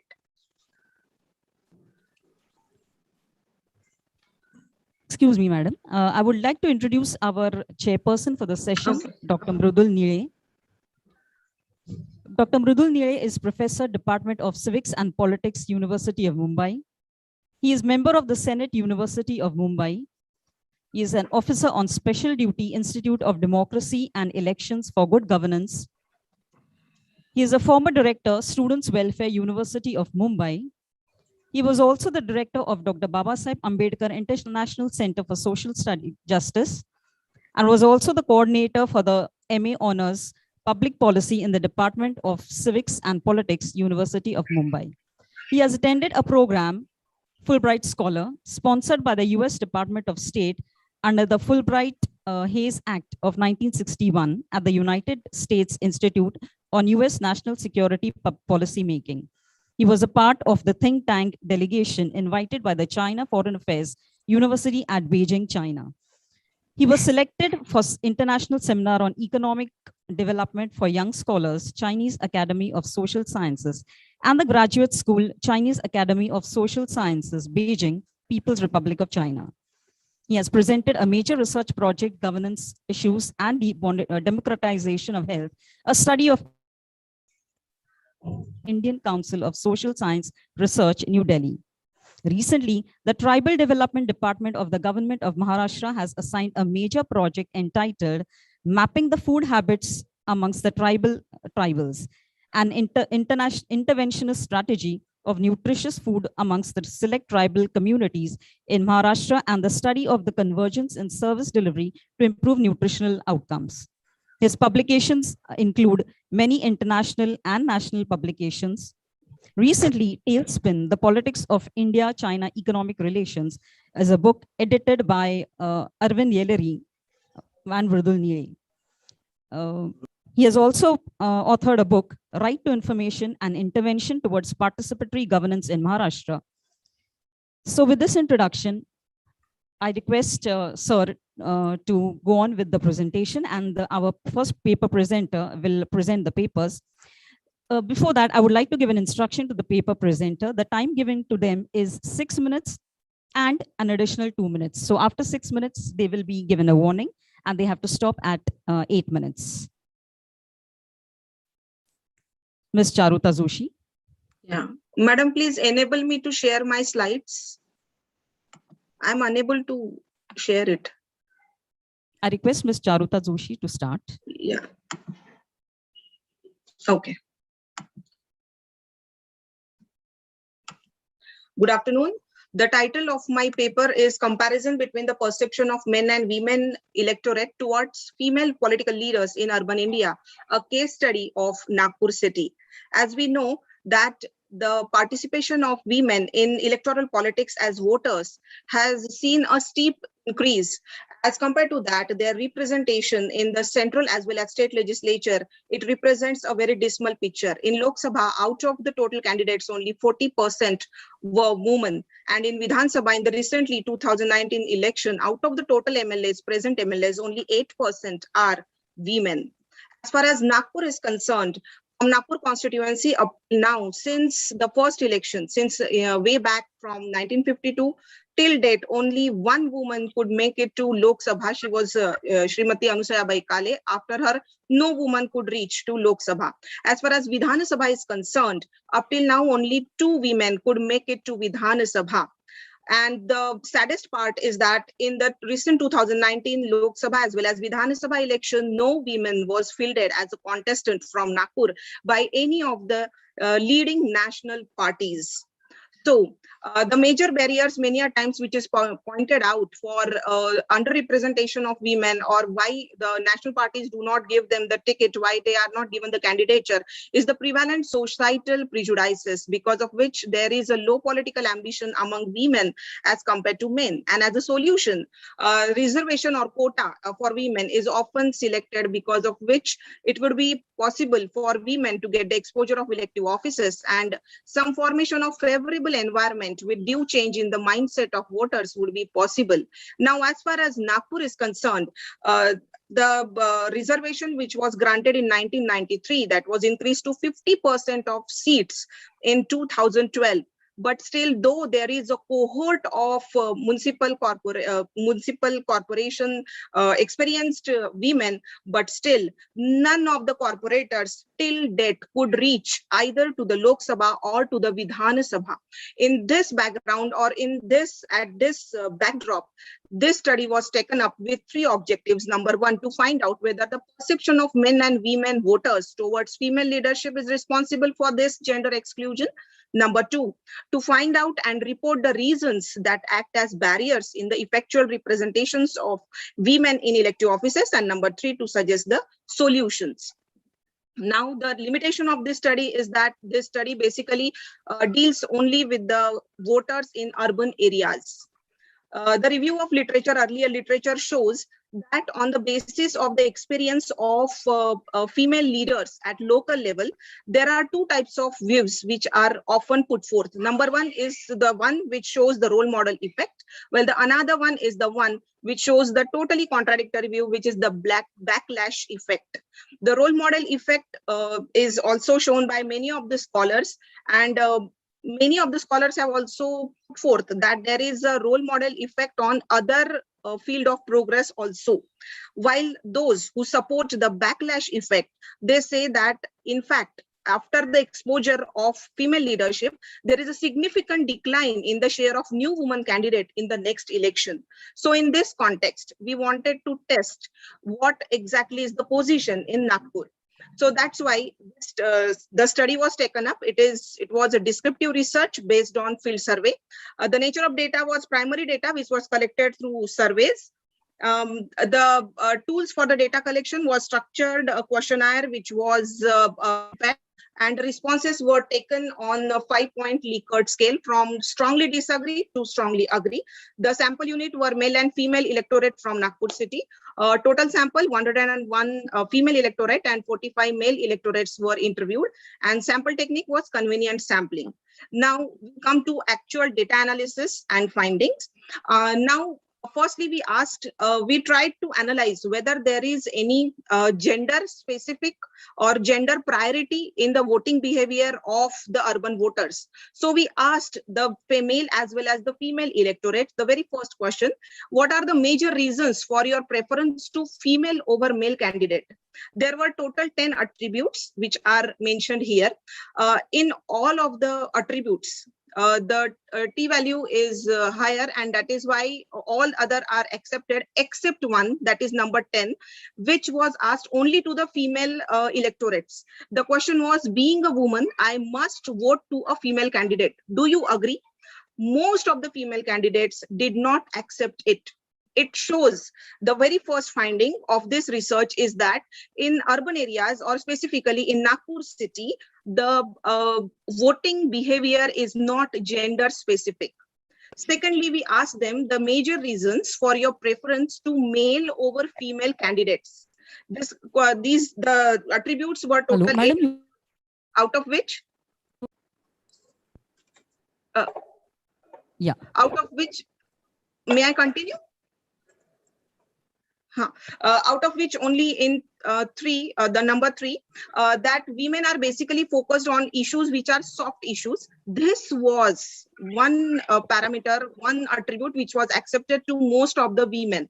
Now, this may be attributed to the fact that women mostly were given the portfolios dealing with the soft issues, and that might have created this this impression on the female voters that female can deal with only the portfolios which deal with soft issues. Thirdly, another 3 questions which we asked them. Number 1, do you prefer casting vote to a woman candidate over male candidate irrespective of political parties? Here we got the response which said that 67% male and 81% female said that no, gender is not an exclusive determinant factor for them. Secondly, we asked them, do you prefer male candidate over women candidate while voting? Again, we got the negative response. 76 males and 96 female respondents said no. It shows that voters are almost aware of the capacities of both the men as well as the women leaders. And once again, it emphatically proves that there are other factors beyond gender which determine the voting preferences of urban voters.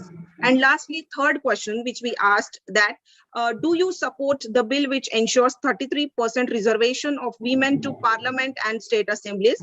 In this also, we got positive response. 89% males and 88% females respondents said yes. It can be drawn on this basis, on these findings, that voters on the basis of their exposure to female leadership at local level strongly feel that reservation of seats in Assembly and Lok Sabha would raise the chances of more women to reach to the higher cadres of political leadership.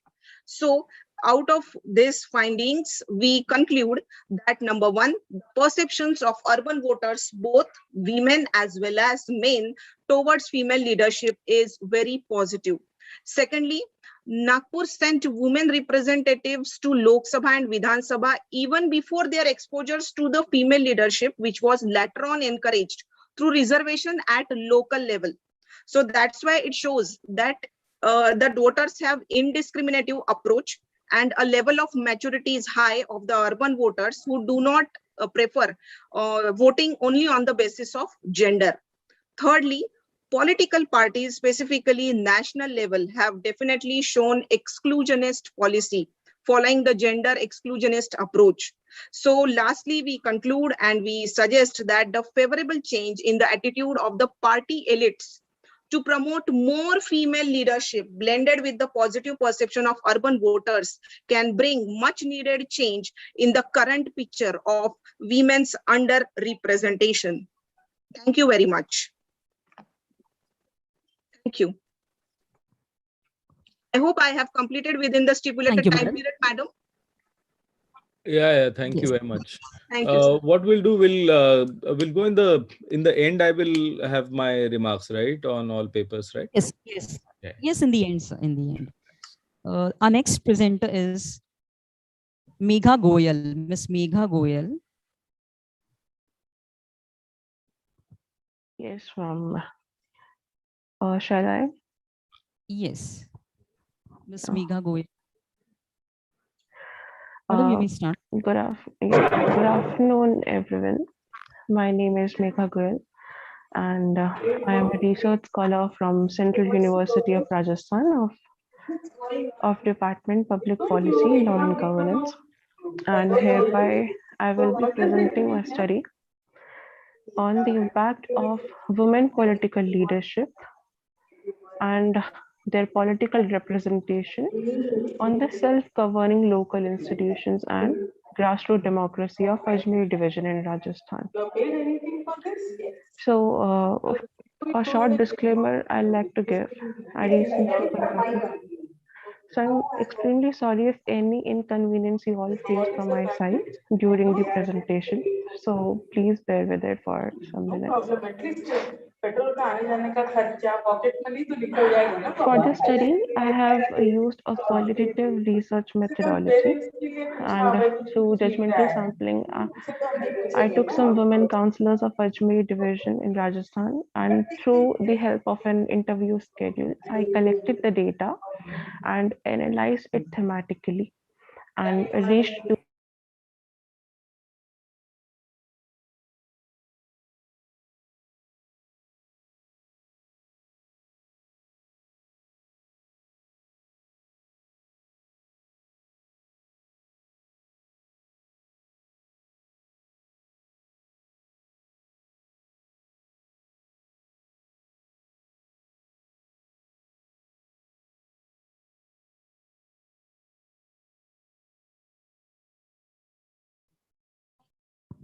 Megha madam, you are on mute.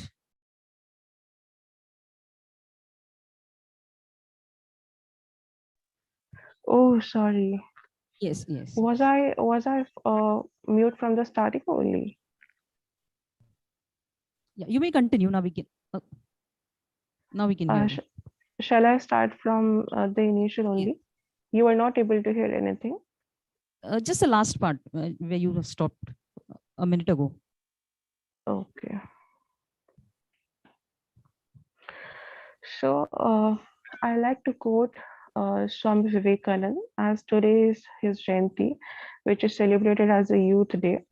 I like to quote him. He used to say that there is no chance of the welfare of the world unless the condition of the woman is improved. It is not possible for a bird to fly on one wing. So while we talk of empowering the grassroots democracy, the grassroots institutions, we cannot ignore half of the human race when we want to empower them.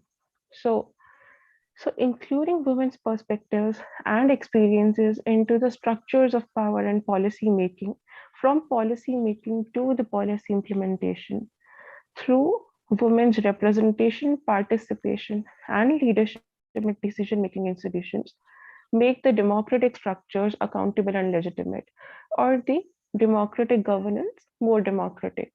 Whenever we want to make the local governance or the governance in general more democratic, what component which comes to our mind first? It is participation. It is mass participation. And when we want to create, and we want mass participation, mass political participation, that citizens feel connected to the activities, to the governmental activities, they still feel a part of it. So mass participation is very necessary, but you can't do that by ignoring half of the race, half of the women down there at the local level itself.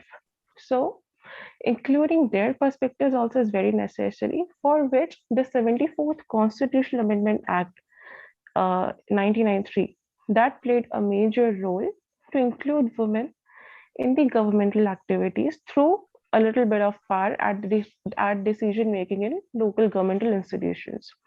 So this is the ladder of inclusion. If we see, it is like political representation earlier should be there, then there should be participation in decision making, and then they reach the leadership levels, the from lower to higher echelons of leadership if they want so. So this is how we can include women in the process of politics to empower not only themselves to achieve gender equality, not for ourselves, but for empowering the grassroots democracy, the urban grassroots democracy, and local governing institutions also. So women's activism, feminism, women organizing with parties played a major support role to the introduction of the 33% quota system in urban local institutions through 74th Constitutional Amendment Act.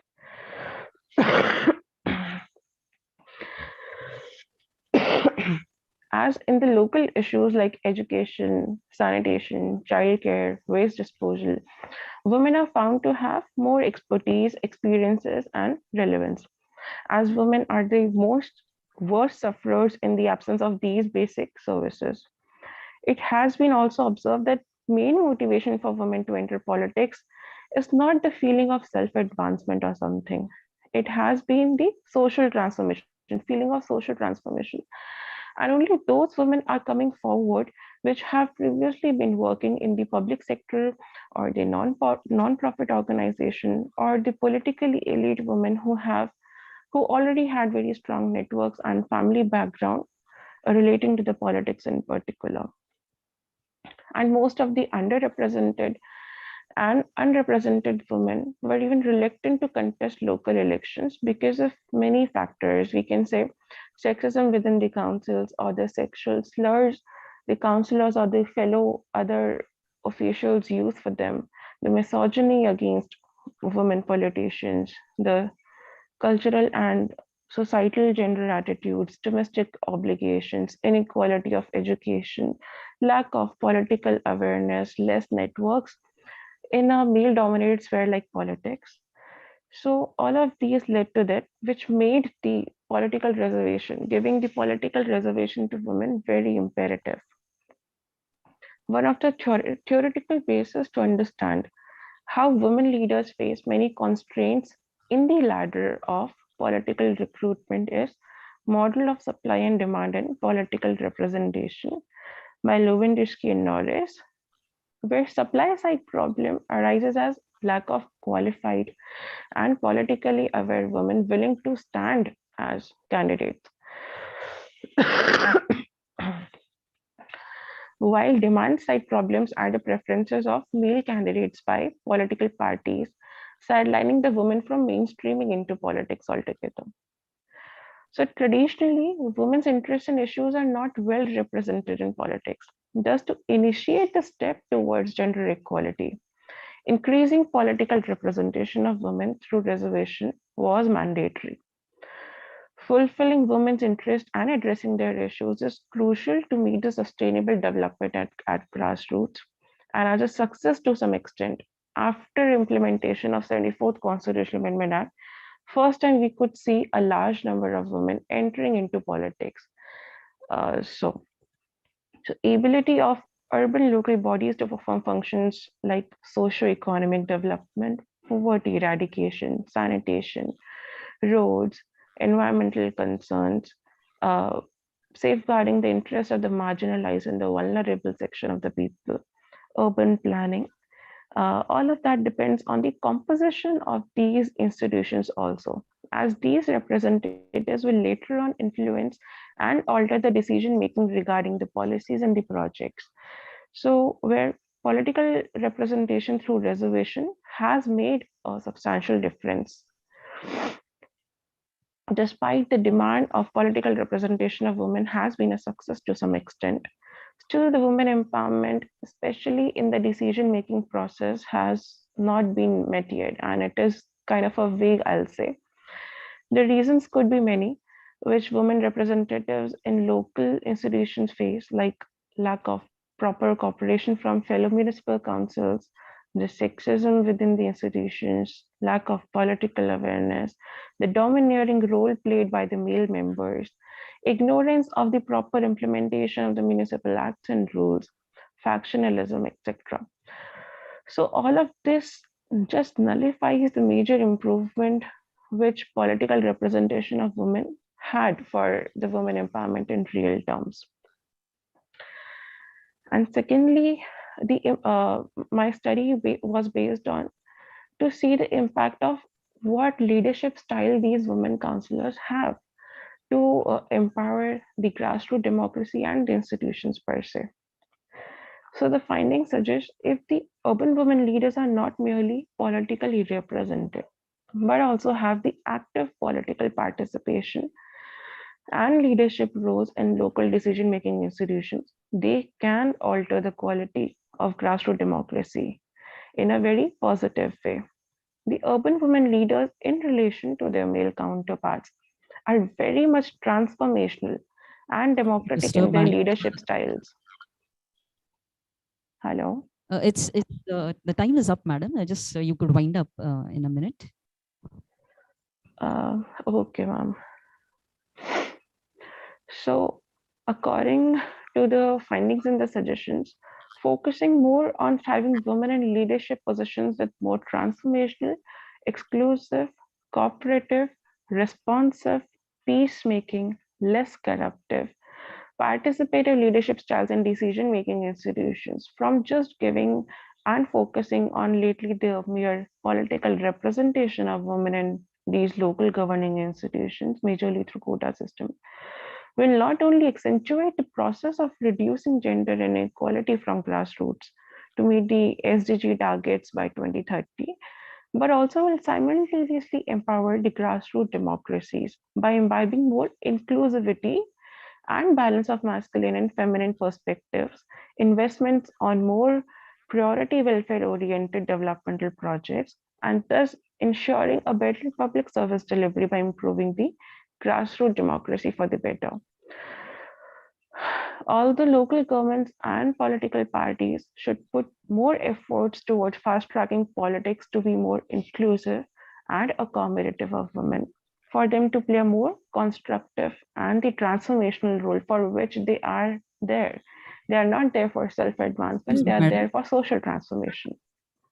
Yeah, sorry to disturb you, madam. We need to move ahead, please. Yeah, okay. Thank you, ma'am. Yeah, thank you, madam. Our next paper presenter is Ms. Divya Sharma. Ms. Divya Sharma.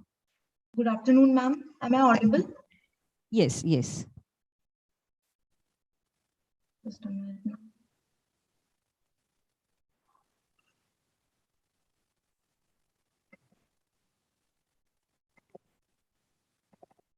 Is my screen visible? Yes.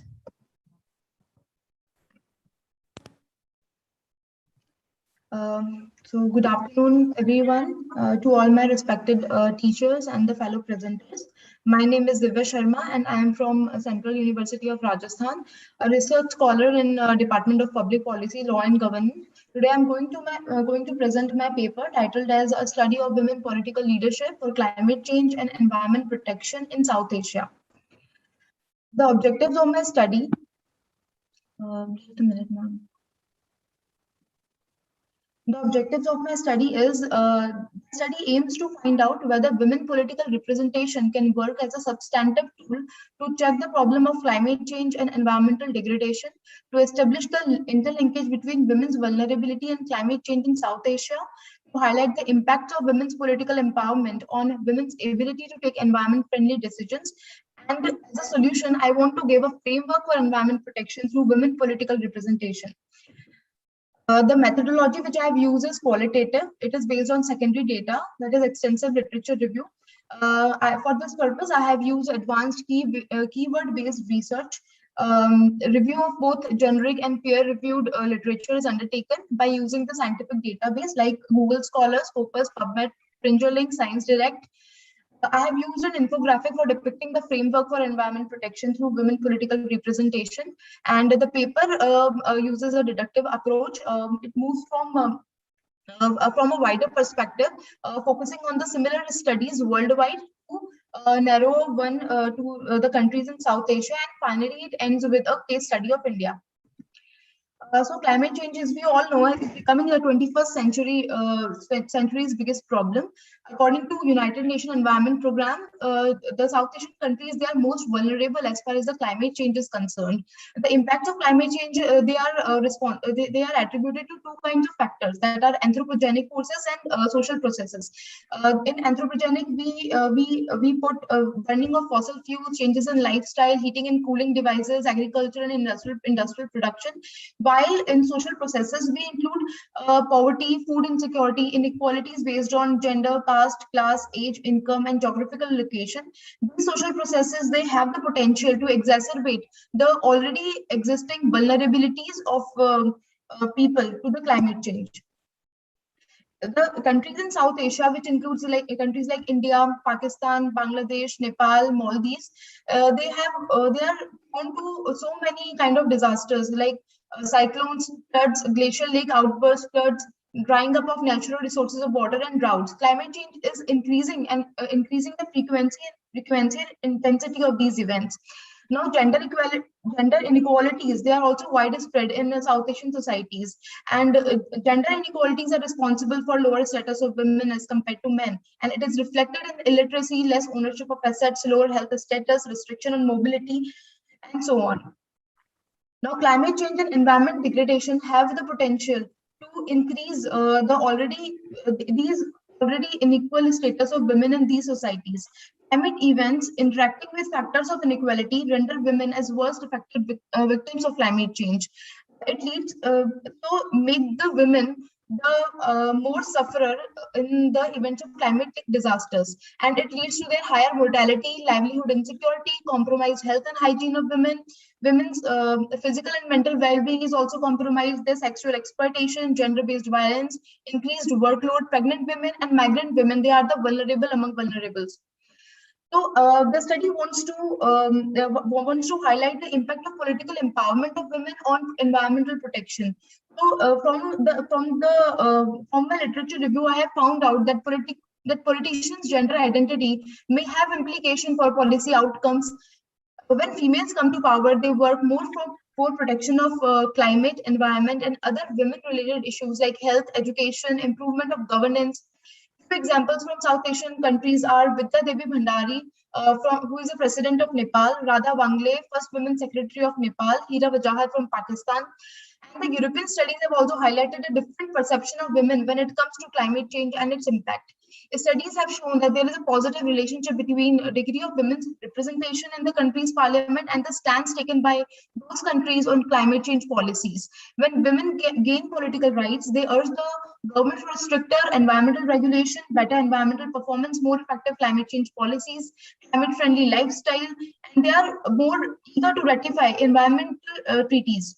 And they are more stringent on climate change policies, leading to lower carbon emission and reduced carbon intensity of well-being, which is the indicator of ecological efficiency of a nation.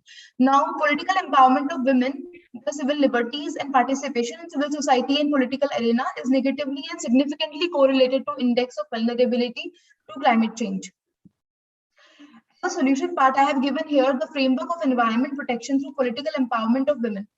Where the women who get enough representation in the parliament as parliamentarians, state legislators, or members of the local bodies, they work to reduce the vulnerabilities of women. Their priorities are such areas which lead to increasing the adaptive capacities of women. They work on health, education, gender equality, livelihood security, skill development, food and water security, environment conservation. So these the women with adaptive capacity, they further take the environment-friendly decision, and which will further reduce the vulnerabilities of the women. And the vulnerabilities can be of two types, like climatic vulnerabilities and non-climatic vulnerabilities, which both reinforce each other. So by this, I urge for more and more participation of women in political arena, so that their efforts will reduce the vulnerabilities of people, because as the ecofeminism approach shows that environmental exploitation is linked to the exploitation of women. So their efforts will reduce the vulnerabilities of women.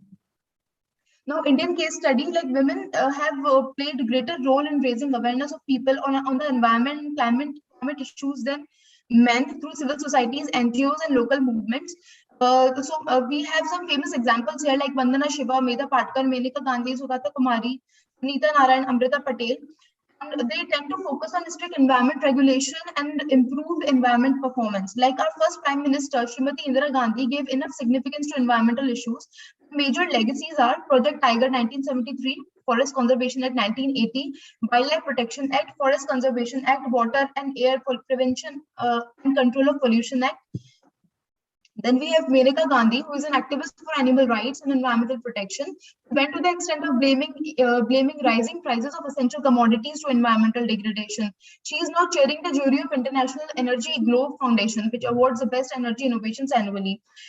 According to a survey conducted by Maulik Jagnani and Meera Mahadevan to know the effects of women legislators on the incidences of crop fires and air pollution between 2005 to 2016, suggest improved environmental health as elected women legislators have a tendency to reduce the incidences of forest fires. The time is up, madam. Just a reminder.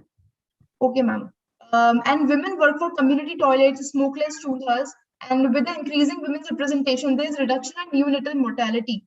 And according to 52 case studies of elected women representatives, women work for environment, ecology, employment, women's literacy, primary health care.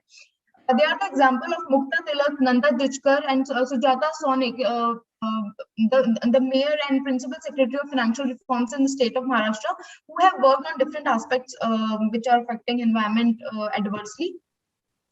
Now, to conclude this paper, I want to say that the study finds out that the gender identity of politician does play a role in climate change policy making. Women political leaders are more prone to take environment-friendly decisions, ratify environmental treaties, and reduction in emission of GHGs.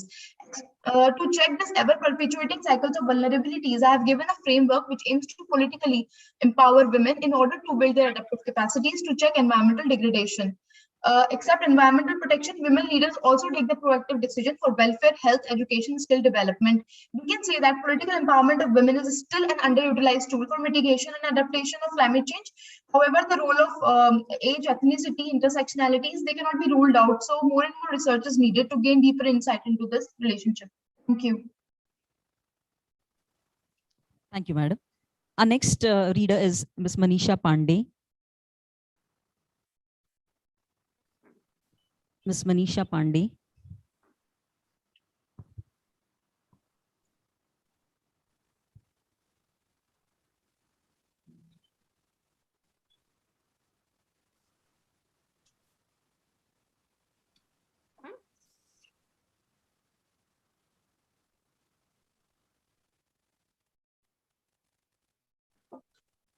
Manisha, madam, you may start. Yeah, can I begin? Yeah, thank you. Good afternoon, everyone. Myself, Manisha Pandey. I'm faculty of psychology in Joshi Bedekar College. Today, I'm going to present this research paper, Influence New, which is a new age power. It's an exploratory research with respect to female influencers and politicians on. Now, when I started working on this research paper, about what can we do, politics and psychology together, I went to the very basics of political science and I saw the definition of political science. And one recurrent theme that I saw in the definition is political science is a scientific study of governance and power. Now, when we come to power, I have studied in multiple ways again, right? I have studied it in statistics, I have studied it in psychology, I have studied it in physics also. So I wanted to know how power is defined by political science. And I came to know that is the same definition that we used in psychology. That is the influence that somebody has over other. One of the most acceptable definition of power was given by Max Weber is the influence that one person shows over the other person, right? Now, when we are talking about influence and we are talking about power, we cannot unsee a rising group of people of occupational class who like to call themselves as influencers. Based on influencers. Now, who are influencers? Influencers are the people who sell particular thing to a particular target. That is all that they do, right? Now, there are multiple kind of influencers. There are different range of influencers in different areas. Initially, they started with fashion and food, but now we can see influencers in travel segment, we can see influencers in spirituality, we can see influencers in sustainability also. Now, these influencers are people who have expert knowledge or people who have a huge number of followers because of their knowledge or the things that they are sharing. So mostly they have this one particular niche that they are covering, right? Influencers, depending upon the type of followers and the amount of followers that they have can be divided into micro influencers, macro influencers, nano influencers. Macro influencers are the influencers who have followers of more than 10 lakh on Instagram, and nano influencer is somebody who has more than 1,000 followers on Instagram. Now the question arises is, in a country like India, where cricket, politics, and Bollywood has always been in the forefront of everything, why are we worried about influencers, or why there is a need to study about influencers? Because there's a difference between a celebrity and an influencer. A celebrity does have an influence because it is a byproduct of his work.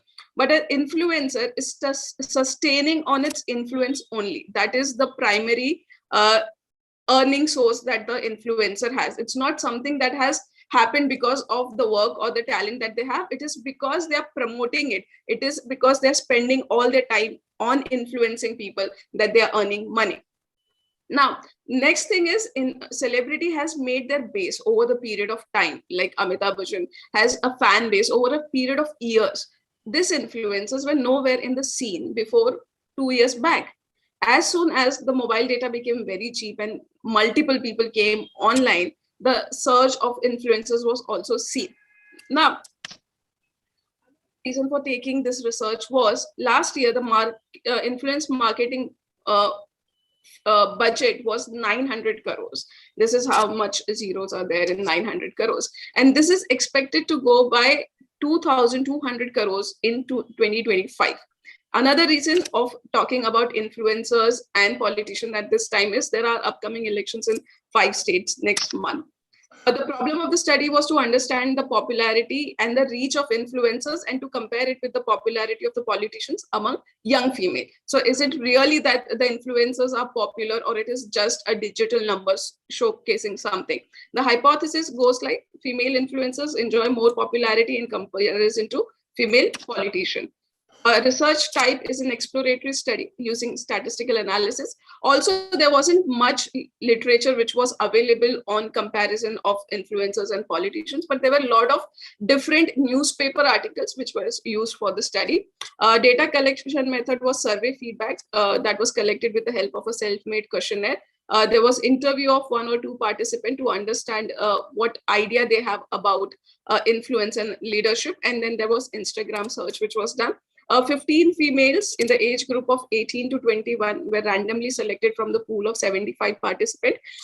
18 to 21 only because it is, since there are upcoming election, this is the age group of people who would be voting for the first time or had already voted for the first time. So they are new to the electoral board.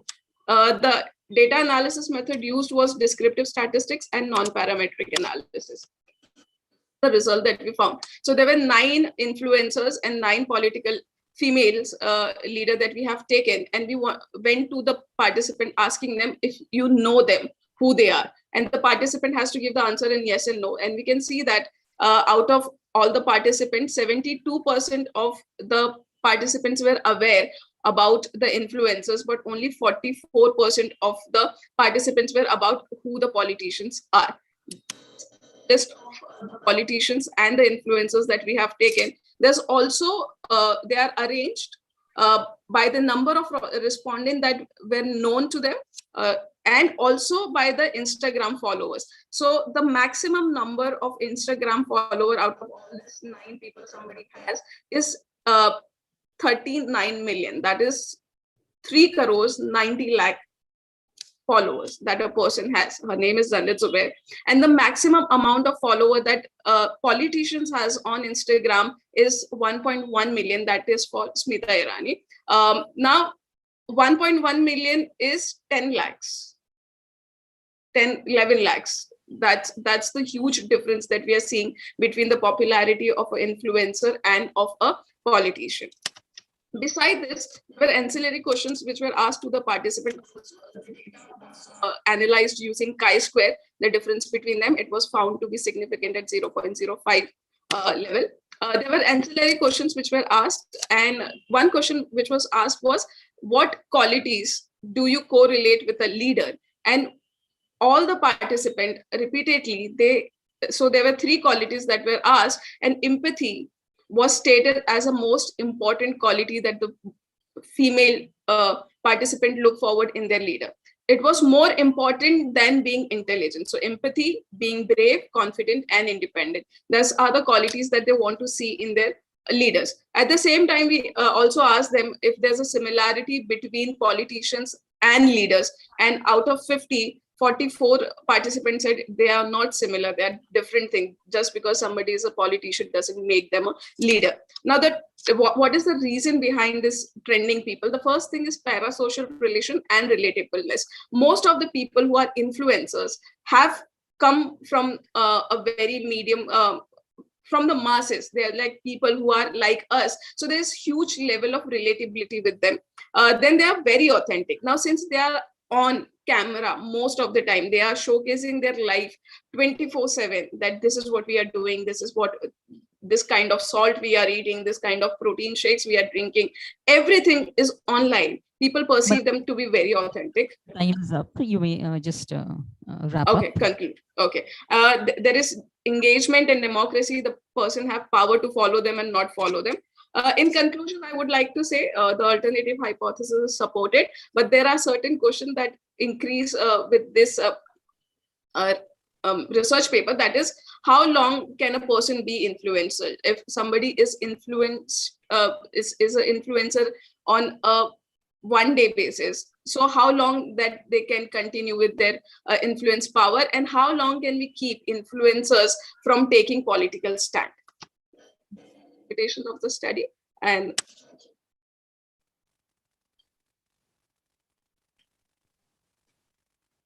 Okay, thank you, madam. We move on to the next paper presenter. It is Mr. Shreyas Mohite. Has he joined? May we know?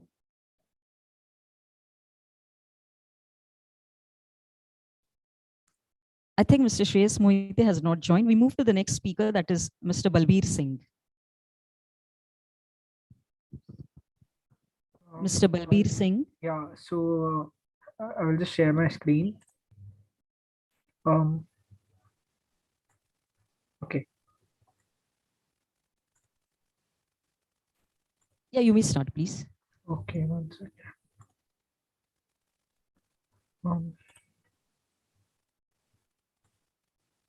Yeah, so the topic, my name is Balbir Singh. I'm a research scholar at the Tata Institute of Social Sciences.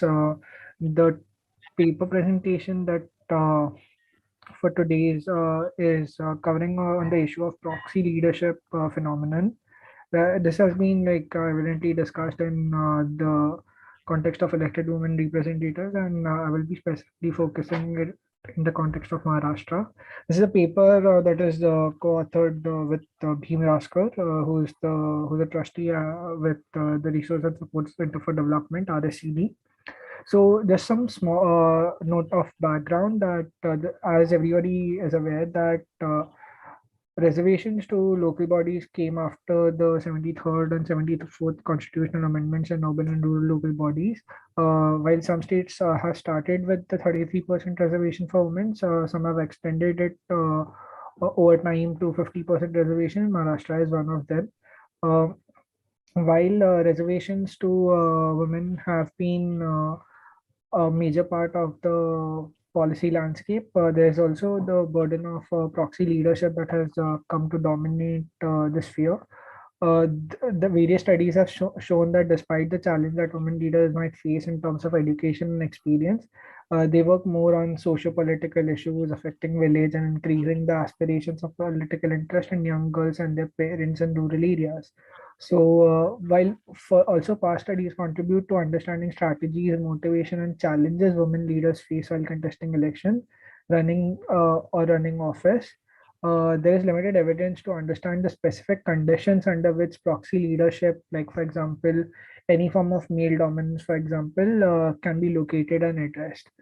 So why, despite quotas and participation of women in local bodies, proxy leader, the conditions under which proxy leadership continues to exist and dominate decision making? Though any systematic study of proxy leadership is absent, the study was mainly guided by RSCD's own fieldwork over the years in their action work towards capacity building and training of women elected representatives in Maharashtra. right, through the Mahila Raj Satta Andolan. So this paper sort of problematizes the phenomenon of Sarpanchpati, and the paper attempts to contribute to the literature on engendering local politics. So such a phenomenon is not just a condition of gender, caste, or religion, but strategic and contextual in nature, because we don't always see proxy leadership in every sense. We have, I mean, like previous presentations have shown very good examples of political leadership and women's role in it. So how does proxy leadership sort of continue to, I mean, exist? So to this end, right, the idea of contesting elections therefore is not easy as well, even for groups that have enjoyed long-term association affiliations with political parties. While these associations have long been absent for women, simply because of their deprivation from such social settings, and how the public sphere is sort of dominated by some of these conditions of gender, caste, and religion, for example. Therefore, there is this important need to move forward and critically examine what proxy leadership is. And the paper sort of draws in two particular conditions here. One is engendering of institutions, where focusing specifically on strategies developed by RSCD, for example, to sort of improve gender equality and women empowerment within institutions at various levels, starting from the local body itself up to various other government offices, which the women representative or other women members of the village sort of work with throughout their tenure. So yeah. So moving further, the field case study of RSCT reveals the relationship between women leaders and the challenges in inclusion. Most of it is can be understood through self-exclusion, exclusion within family, exclusion within the village, exclusion within institutions. Okay, so what one needs to understand is the inclusion happens at like three or four levels. One within the person itself, due to lack of exposure, confidence, poor self-esteem, participation, lack of participation in decision making, knowledge about village politics, and so on and so forth. And then also within the family level, which is at the household level, such as restrictions on mobility, lack of support, interference by the husband, burden on household responsibility, doubt on character, denial of cooperation, ego issues and jealousy. Exclusion within the village, right? So strong traditional power centers, patriarchal stereotypes, control and pressure of influencer and power, and so on and so forth. Like, and what is most important is inclusion within exclusion within these institutes. So insensitive functionaries, non-cooperation by higher authorities, lack of support and encouragement, corruption, poor linkage between state and the village. Therefore, one needs to sort of understand and articulate how one can specifically create new practices to change the situation. Cross-sectional alliances, for example, implementation of government resolutions in order to be more effective for engendering of institutions, sensitization of the bureaucracy, like also at the household level and also like at village levels. Both, I mean, in so many other areas as well, like for example, in water management committees maybe, and farmer groups, for example, of which are women led, for example. All these sort of contribute to the engendering institutions angle, and also then sort of then critically look at the issue of proxy leadership from a more systematic and process-oriented standpoint. Changing mindsets and perspectives of people is again a long-term strategy that one needs to focus on. The idea of this paper is not to sort of bring together a very comprehensive outlook, but to start an engagement with the notion of engendering institutions, focusing on how both within political financing and institutions could be recognized as a starting point to address various levels of I mean, challenges that women leaders face. And we just don't stop at the question of proxy leadership, but to sort of deconstruct it at various levels. And these two could be sort of the starting points. Crucially, look at the role of women's participation in politics, contesting elections, to the question of proxy leadership and alternative power centers. Further, there is budget phobia in the minds of women, for example, misuse of strategy of character assassination against women representatives, division of terms. So women are, due to their incapacity to coordinate and control panchayat level systems, they are not even able to complete their term. So there are like, I mean, several women, for example, who sort of complete that 5-year term at the panchayat level. So this discontinuity should be, I mean, acknowledged and should be understood as limitations in the way that how policy of reservation has sort of percolated down into practice. Beyond election, this needs to be explored in the wider context of governance as well, which is more important. Like, Excuse me, Balbir sir. Yeah. Sir, you're up with the time. Yeah, I'm done. I'm done. Okay, okay. So, Thank yeah, you. yeah. Thanks very much. Yeah, that's my time anyway. Thank you.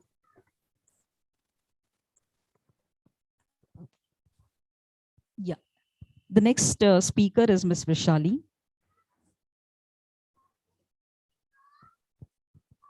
Ms. Hello Vishali. and good afternoon. I hope I'm audible. So I'll share my screen.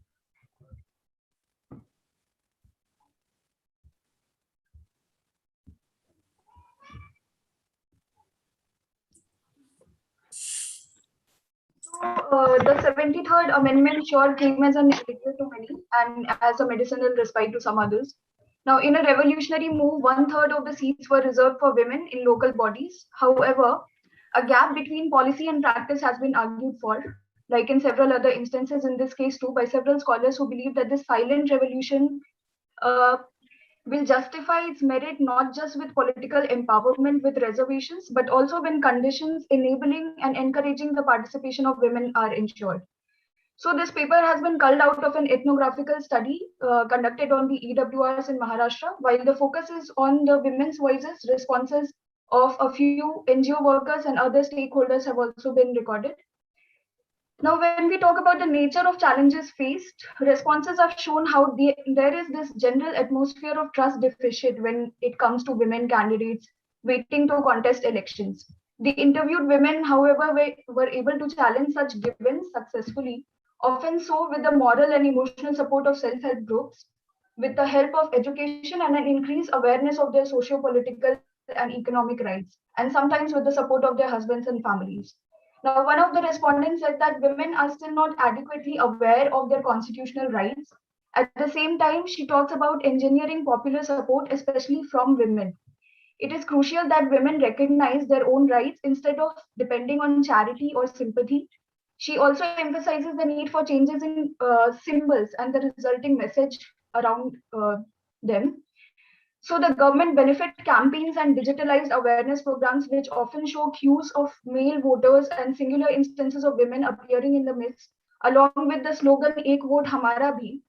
Now there is an underlying problem with such representation because this again sees such encouraging as part of charity and not efforts of actual parity.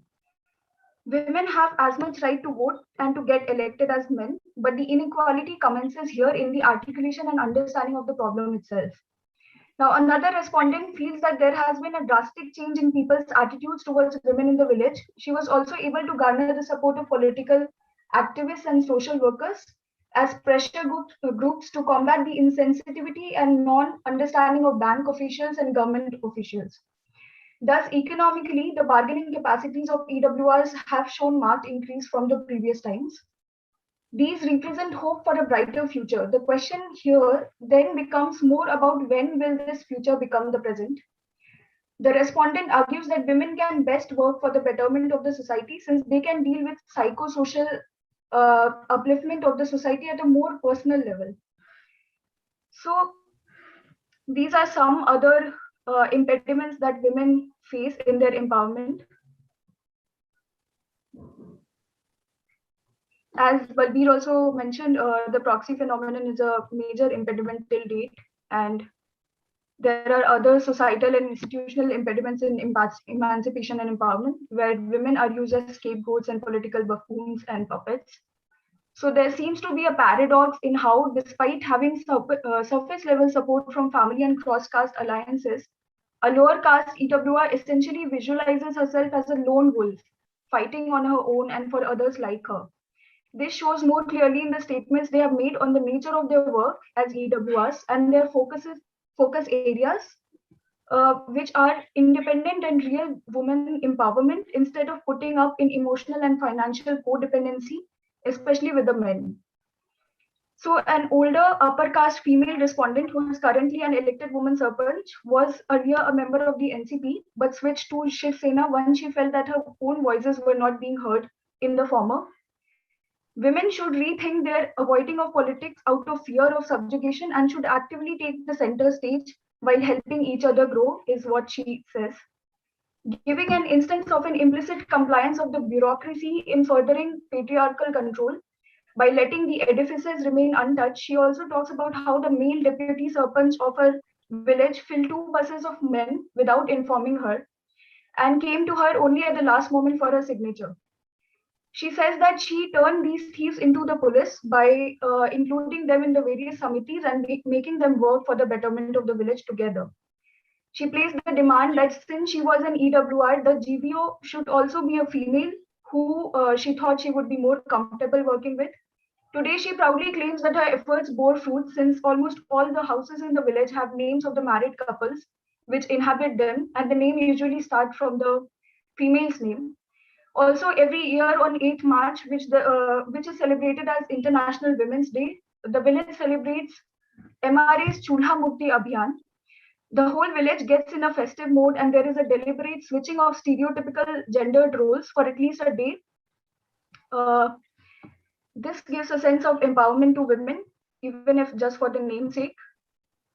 So there are certain positives of women being enabled and they're coming to terms with their power. The priority order of developmental activities has seen a topsy-turvification with new, more real and everyday life issues being brought to the foreground, such as education with women being elected as leaders. A 50-year-old EWR respondent who struggled for almost 10 years to have her first victory states that she has ever since tried to keep the political ongoings as transparent as possible so that even the common person is aware and has full access to information.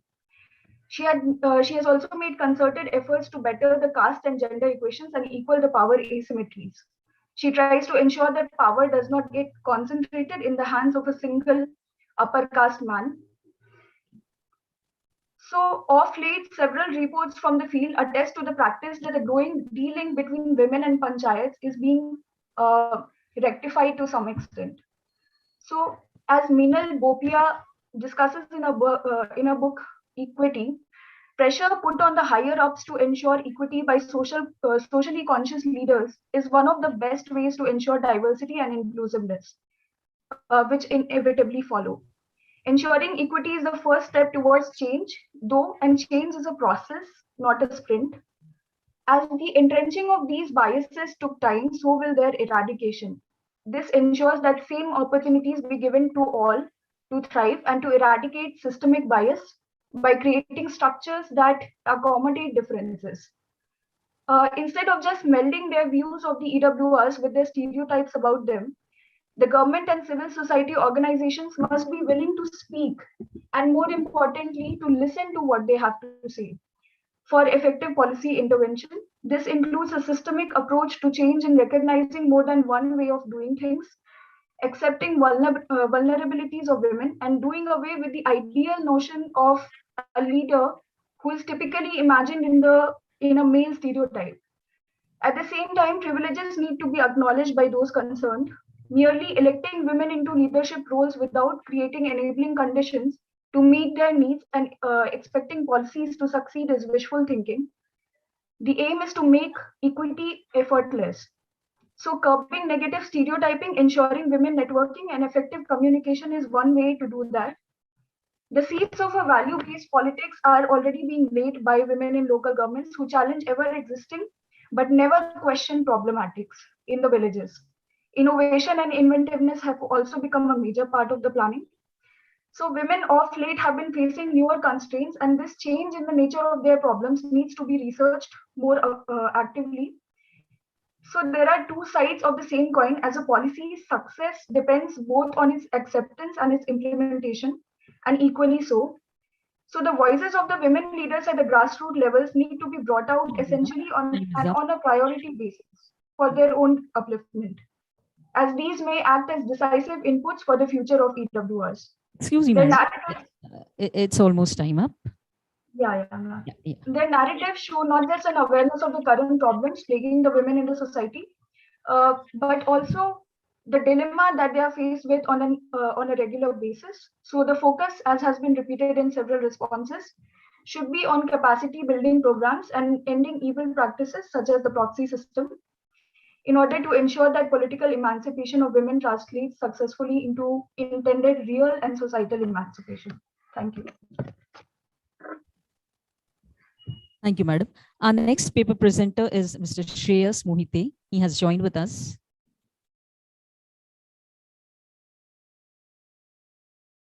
Mr. Shreyas Mohite. Yes, ma'am. Yes, ma'am. Yes. Okay. Is it visible? Slide. Slides are visible, and the time limit is 8 minutes. Yes. I will finish it within 5 minutes. Thank you. So good evening, all of you. So my title is, I'm going to present it in Marathi. Okay. Mahila आरक्षणाचे राजकारण मिथक आणि वास्तव. So me and our beloved principal ma'am Pooja Narwarkar, we have presented this paper. Okay. So बऱ्यापैकी आपण सकाळपासून discuss केलेलं आहे महिला आरक्षण, महिला आरक्षणचं राजकारण याच्यावर चर्चा करत आहोत. सो भारतात 1992 साली तत्कालीन पंतप्रधान नरसिंह राव यांच्या नेतृत्वाखालील सरकारने स्थानिक स्वराज्य संस्थांच्या निवडणुकीत महिलांना 33% रिझर्वेशन देऊन एक मोठा ऐतिहासिक निर्णय घेतला. या घटनेमुळे अल्पावधीतच मोठ्या प्रमाणात महिला एकदमच राजकारणामध्ये आल्या. भारतातील पितृसत्ताक समाज व्यवस्थेला धक्का देणारा हा एक क्रांतिकारी म्हणजे रिव्होल्युशनरी निर्णय होता. या घटनेला यंदा 30 इयर्स पूर्ण होत आहेत. So in my paper I am going to present the situation in Kolhapur municipal corporation. Okay. So 1978च्या पहिल्या निवडणुकीपासून 1920 पर्यंतच्या कालावधीतील सार्वत्रिक निवडणुकांचे व महिला नेतृत्वाबाबत एक थोडक्यात मी विवेचन करण्याचा प्रयत्न केलाय. सो महिला आरक्षणचा इतिहास हा बऱ्यापैकी सकाळपासून आपण डिस्कस करतोय. सो हे मी काय पुन्हा रिपीट घेत नाही. यामध्ये फक्त मी एकदा पुन्हा नमूद करेन की 1990 मध्ये महाराष्ट्रात तत्कालीन मुख्यमंत्री शरद पवार यांच्या नेतृत्वाखालील पुलोत सरकारने सर्वप्रथम महिलांना स्थानिक स्वराज्य संस्थेत 30% आरक्षण दिले आणि मग देशपातळीवर बऱ्यापैकी चर्चा होऊन या विषयास ऍक्च्युली गती मिळाली आणि मग हे विधेयक 24 एप्रिल 1993 व 1 जून 1993 पासून सुरू झाले. यामुळे देश पातळीवर पंचायत राज व्यवस्थेच्या कारभारात सुसूत्रता आली. तसेच महिला आरक्षणामुळे भारतातील राजकारणामध्ये एका नव्या पर्वास सुरुवात झाली. सो कोल्हापूर शहराबद्दल थोडक्यात जरा माहिती मी इथे सांगेन की कोल्हापूर शहर हे पश्चिम महाराष्ट्रातील दक्षिणेला सह्याद्री पर्वतरांगांच्या कुशीत आहे.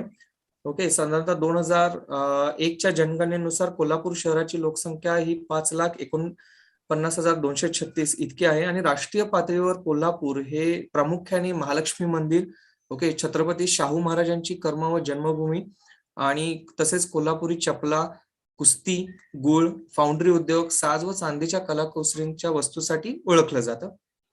सो ऑगस्ट 1978च्या कोल्हापूर महानगरपालिकेच्या एकूण 60 सदस्यांच्या पहिल्या सभागृहात 1985च्या दुसऱ्या सभागृहात एकही महिला प्रतिनिधी नव्हती. ओके. म्युनिसिपल कॉर्पोरेशनच्या इलेक्शन्स मध्ये तुम्ही हे बघू शकता.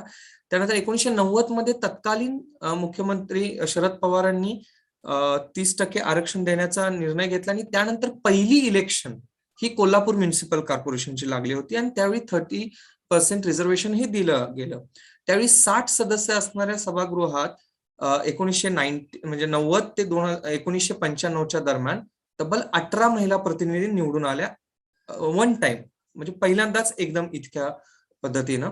आणि त्यावेळी पद्मा तिवले, प्राध्यापिका रूपा शहा, त्यानंतर ऍडव्होकेट मालती हळदकर व शोभा परब या केवळ 4 महिला अपवाद वगळता 14 महिलांना राजकीय वारसा असल्याचं दिसून आलं. म्हणजे त्यांच्या ह्या 4 महिलांना कुठलाही राजकीय वारसा नव्हता. बाकीच्यांचे कोणतरी पती किंवा त्यांचे सासरे हेच यापूर्वीच्या सभागृहात सदस्य होते. त्यानंतर 1995 सालच्या निवडणुकीत हे आरक्षण 33% पर्यंत वाढलं. त्यामुळे चौथ्या सभागृहात म्हणजे 1995 to 2000 व 5व्या सभागृहात 2000 to 2005 72 पैकी 24 महिला प्रतिनिधी निवडून आल्या होत्या. त्यानंतर 6व्या आणि 7व्या तिथं 77 पैकी 26 निवडून आल्या. त्यानंतर 2011 मध्ये महाराष्ट्रात स्थानिक स्वराज्य संस्थेत 50% महिलांना आरक्षण दिलं गेल्याने 8व्या सभागृहात जे रिसेंटली झालं 2015 ते 2020 81 पैकी 41 ओके महिला प्रतिनिधी निवडून आल्या. आणि या 1995 पासून 2000 पर्यंतच्या सगळ्या महिला प्रतिनिधींना राजकीय पार्श्वभूमी आहे. म्हणजे एकही अशी नंतर निवडून आले नाहीत की ज्यांना पॉलिटिकल बॅकग्राऊंड नाही, असे कुठलेही नाही. पहिल्याच सभागृहात फक्त असलेलं आपल्याला दिसून येतं. त्यानंतर महापौर पदासाठीचं राजकारण हे कोल्हापूरचं एक वैशिष्ट्य आहे. बऱ्यापैकी अनेकांना माहित असेल तर इथं मी सांगेन की कोल्हापूर महानगरपालिकेत प्रथमच 1994 नोव्हेंबर ते 1995 नोव्हेंबर या कालावधीत महापौर पदासाठी सर्वसाधारण महिला ओपन कॅटेगरीतला रिझर्वेशन मिळाल्यानं सौ जयश्री बबेराव जाधव या पहिल्या विमेन मेयर महिला महापौर म्हणून निवडून आल्या. त्यानंतर कोल्हापूर शहराच्या 19व्या महापौर म्हणून निवडून आलेल्या सौ जाधव म्हणजे या 16 नोव्हेंबर 1994 ते 16 नोव्हेंबर 1995 दरम्यान महापौर पदावर कार्यरत होत्या. त्यानंतर कांचन कवाळे यांना संधी भेटली इतर मागास प्रवर्गातून 1998 ते 1999 दरम्यान. आणि 2005 साली खुला प्रवर्ग महिला आरक्षण पडल्याने सई खराडे यांच्या रूपाने कोल्हापुरास 2.5 वर्षांचा कालावधी पूर्ण करणाऱ्या पहिल्या महिला महापौर मिळाल्या. आणि अजूनपर्यंत त्यांचाच रेकॉर्ड हा मेंटेन आहे. 2010 ते 2020 दरम्यान महापौर पदात सतत आरक्षण पडल्याचं दिसून येतं. 2010 मध्ये 2.5 वर्षांसाठी मागासवर्गीय महिला प्रवर्गासाठी आरक्षण पडले होते, ज्यातून वंदना बुचडे, कादंबरी कवाळे, जयश्री सोनवणे या 3 महिला महापौर झाल्या. त्यानंतर खुलं आरक्षण पडलं, त्यामध्ये नाईक नवरे, राऊत, माळवी, डकरे यांना संधी भेटली. त्यानंतर 15 मध्ये सेम इतर मागास महिला प्रवर्गांना आरक्षण पडलं, त्यातून रामाने, फरास यांना संधी भेटली. हसीना फरास या पहिल्या शहराच्या मुस्लिम महापौर बनण्याची यांना संधी मिळाली. त्याच्यानंतर खुल्या प्रवर्गातून शोभा बोंद्रे, त्यानंतर सरिता मोरे, माधवी गवंडी यांना संधी भेटली. आणि लास्ट रिसेंटली इतर मागास प्रवर्गातून सुरमंजिरी लाटकर आणि निलोफर आजरेकर यांना संधी भेटली. गेल्या 1 वर्षापासून इथं ऍडमिनिस्ट्रेटिव्ह रूल आहे, प्रशासक आहेत, कारण इलेक्शन झाल्या नाहीत. पण एकंदरीत राज्यात महिलांना आरक्षण लागू झाल्यानंतर 1990 ते 2000 दरम्यान केवळ 2 महिलांना महापौर होण्याची संधी मिळालेली इथं दिसून येतं. त्यानंतर 1990 ते 2010 नेक्स्ट 10 वर्षाच्या ह्याच्यात केवळ 1च महिला महापौर झाली. आणि त्यानंतर 2010 ते 20 या कालावधीत मात्र तब्बल 15 महिलांना महापौर होण्याची संधी मिळाल्याचं इथं दिसून येतं. एकंदरीत कोल्हापूर शहराचा अभ्यास करता महिला आरक्षण जरी असलं तरी नव्यानं निर्माण होणाऱ्या महिला नेतृत्वाचा अभाव या ठिकाणी दिसून आला. राजकीय घराण्यातून प्राप्त वारसा पुढे चालण्याचे चित्र कोल्हापुरात बघायला भेटलं. महापालिकेच्या सभेत मतदानावेळी अनेकदा महिला नगरसेवकांचे पती किंवा त्यांचे नातलग प्रेक्षक गॅलरीत उपस्थित राहून खानाखुना करत असल्याची पण निरीक्षणं दैनिक सकाळचे माननीय सोपान पाटील सर यांच्यासारख्या पत्रकारांनी नोंदवल्याचं दिसून आलेलं आहे.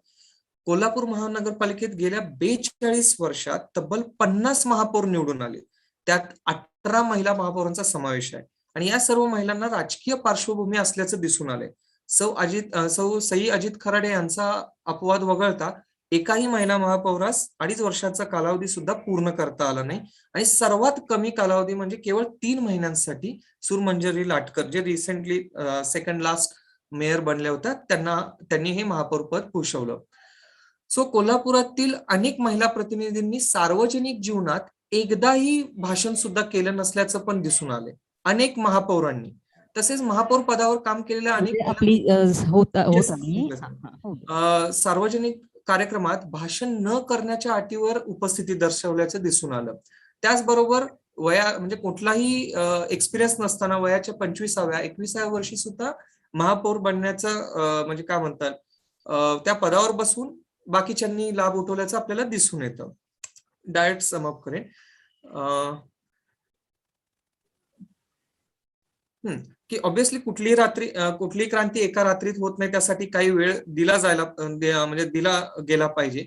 परंतु महिला ऍक्च्युली एक गोष्ट लक्षात आली की आर्थिक स्वावलंबी जर बनवल्यात तर चांगल्या पद्धतीनं काम होऊ शकेल आणि याच्या मागचा जो मूळ हेतू आहे तो पूर्ण होऊ शकेल. तसेच निवडून दिलेल्या महिलांना आवश्यक ते प्रशिक्षण देत त्यांच्या नेतृत्व गुणांवर भर दिला पाहिजे. आणि सगळ्यात इम्पॉर्टंट म्हणजे की 2.5 वर्षांच्या कालावधीचं काटेकोर पद्धतीनं पालन केलं पाहिजे, हे या ठिकाणी आम्हाला सांगावंसं वाटतं. Thank you so much. Thank you. That ends the paper presenters' papers. So I request Dr. Mrudul Nile to give his views about the session. Yeah, thank you. Thank you very much for inviting me and and this opportunity for chairing this particular session in the National Conference on Women's Political Leadership, Global to Local Challenges and Opportunities. I'm indeed very grateful to the principal as well as the head of the department and the staff members of Political Science Department of the college, Joshi Bedekar College. Well, I mean, I'll just quickly give my remarks on the papers.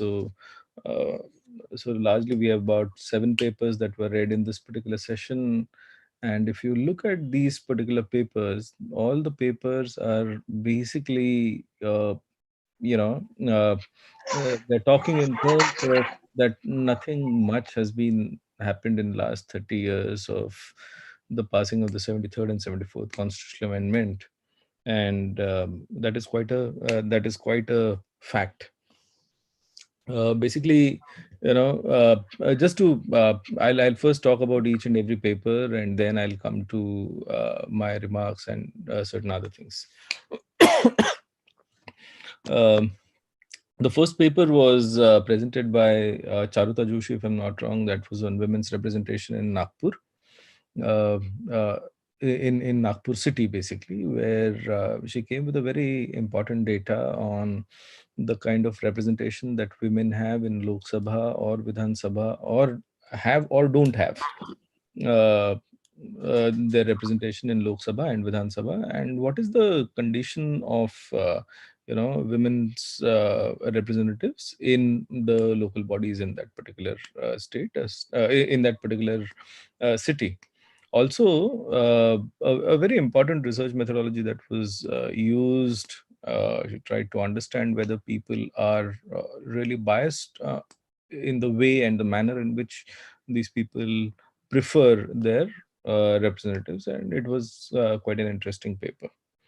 The second paper was by a research scholar, Megha Goyal, from the Central University of Rajasthan, where she talks about, women's representation still remains very low. If I'm not wrong, she's talking in terms of Ajmer city, and her entire presentation is focused on 74th Constitutional Amendment. Divya Sharma, brought in again from Rajasthan Central University, she talks about the study of women and political leadership, climate change, environment, and environment protection in South Asia. So, I mean, the linkages of women's representation and how that particular more and more women would certainly give more sustainability and climate protection and all of those kind of things to I mean that would increase the awareness of the people also, if there are a large number of women who are who are at the helm of affairs. That is what she actually wanted to say. Manisha Pandey, she basically had a social psychological approach where she's trying to understand what is the what essentially the role of the influencer is and how the influencer and the politician in a way can bring in some kind of changes. And she says that the role of the influencer is more important. Balbir and Bhim Raskar sir's paper was interesting, which talks about proxy leadership phenomena, which is very well known, and on the similar lines, I think Brushali also speaks, and Suyash Mohite also speaks. Well, I mean, after looking at all of these particular papers, we find that these papers are linked somewhere to each other. That is one part of it. And the second very important part of it is that, I mean, all of us agree with this fact that nothing in terms of women's representation has moved forward. Rather, today we find that there are new things, new changes that have come up, and some of these particular changes that have come up are, you need to get your sarpanch unopposed elected, and so on and so forth. Or in between, there was again one very important judgment. Oh, sorry, a very important amendment that was brought to the that was brought in Maharashtra, where they said that there should be a separate election to the sarpanch. Okay, so which is I mean we need to really understand, are we deviating from the basic fabric and the basic idea of democratic setup? Okay, the fact that today your seats are auctioned, your your sarpanch position is auctioned, or maybe people say that you should not have a contest for a sarpanch position, and for that the government literally tries to reward those kind of gram panchayats. No, these things are absolutely wrong, and if these things continue, you'll find that women's position in the local representation will never ever increase.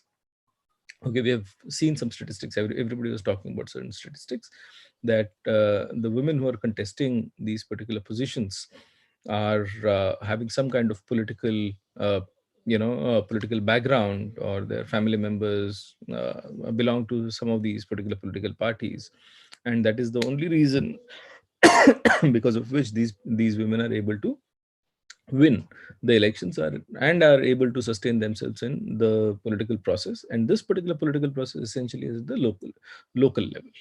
Okay, so what needs to be done is very important. I mean, in fact, I must say that the new slogan that is given by Priyanka Gandhi, okay, that मैं लड़की हूँ तो मैं महिला हूँ या मैं लड़की हूँ लड़ सकती हूँ, those kind of slogans where the it's not about a political party, but then it is about time.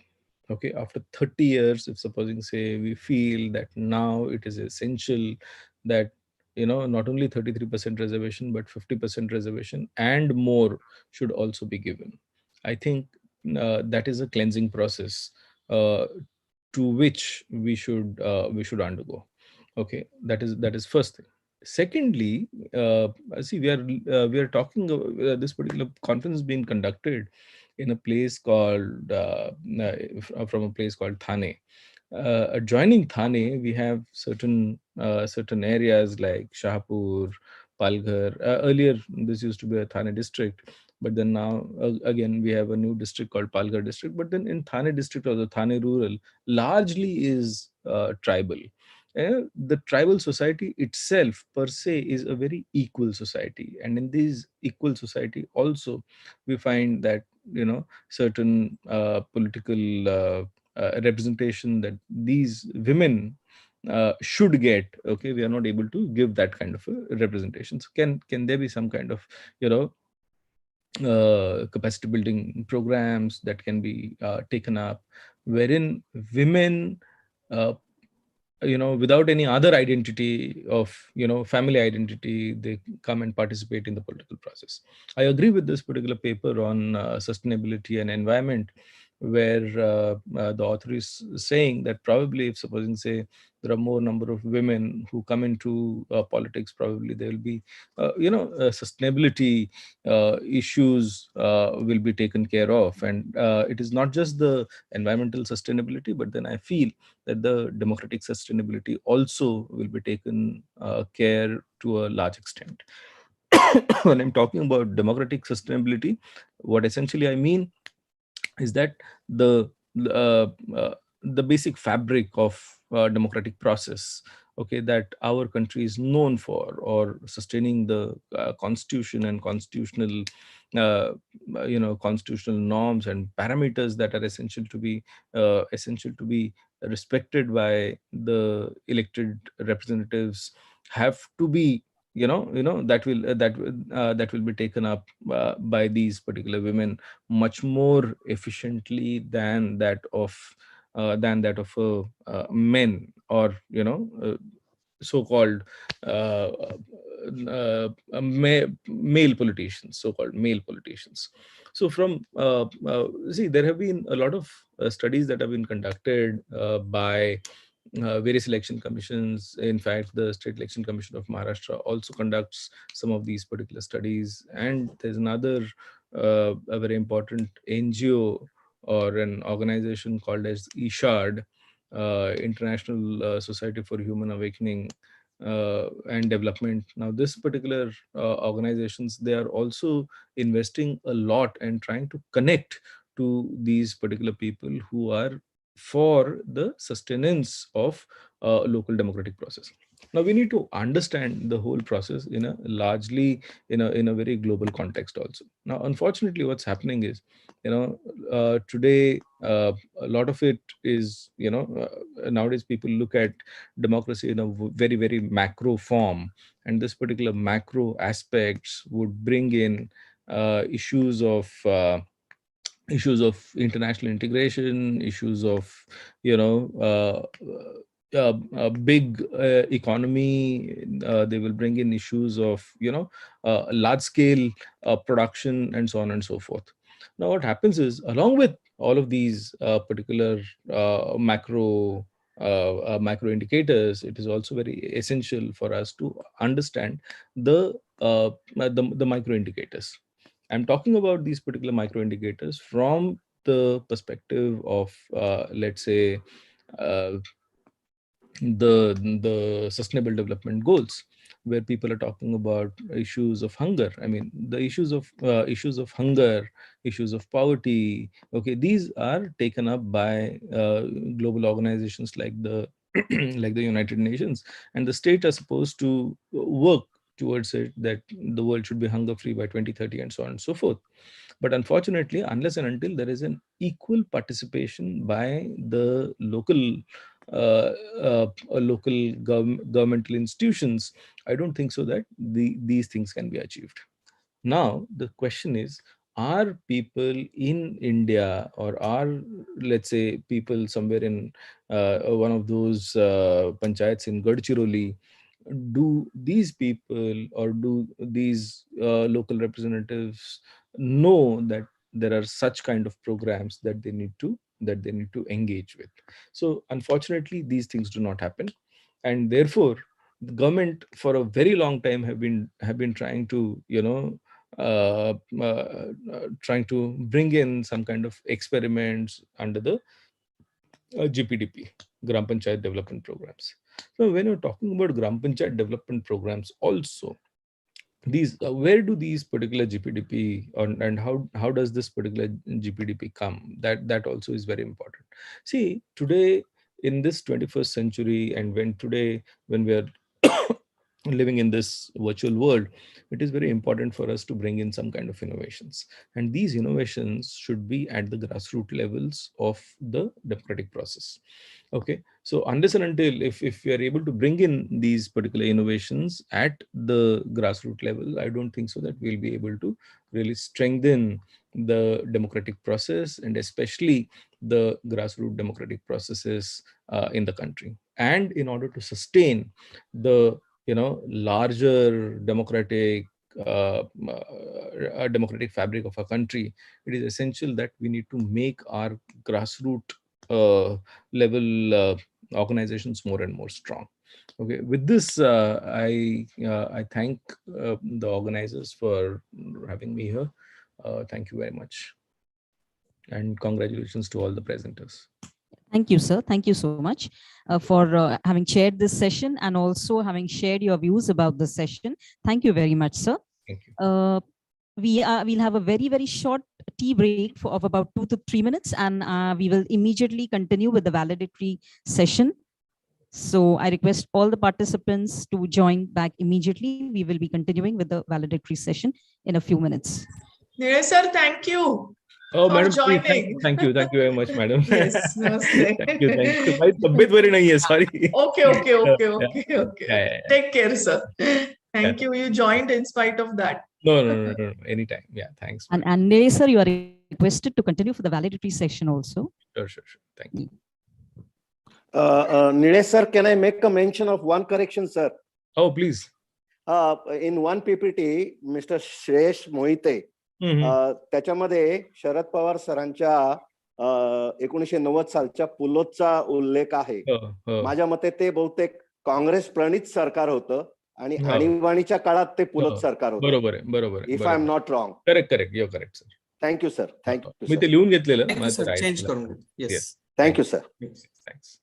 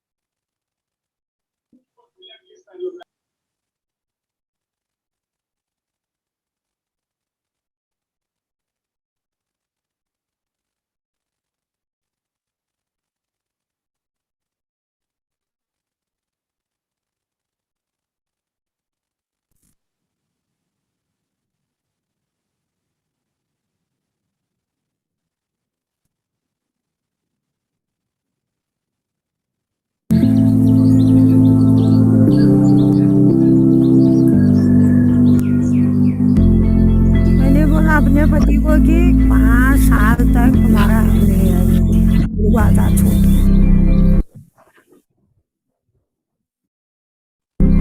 पहले तो लोगों को लगता था भाई महिला जीत के तो आ गई, पर अब ये कर पाएगी नहीं कर पाएगी, कभी एक तो घर की अकेली थी। मेरे बच्चे का भी सोच था कि शायद मम्मी नहीं।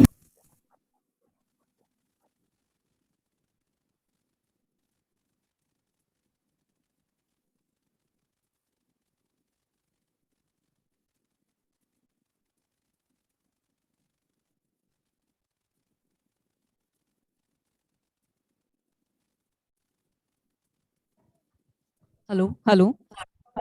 Audience, we are playing a short documentary on Mahila Sarpanchas till we start with the next session. So please watch the documentary.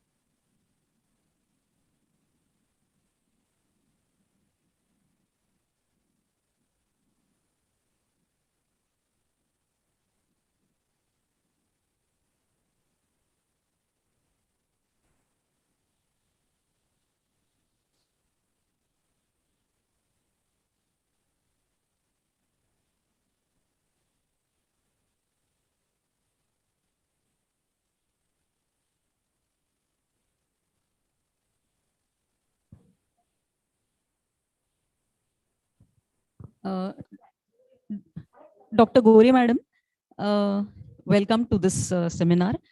We have a short tea break, madam, and within 10 minutes, we will be starting with the session. Okay, it would have been nice if you had informed me earlier. No problem, I will join after 10 minutes. I will just off my camera. You let me know, okay? Hello.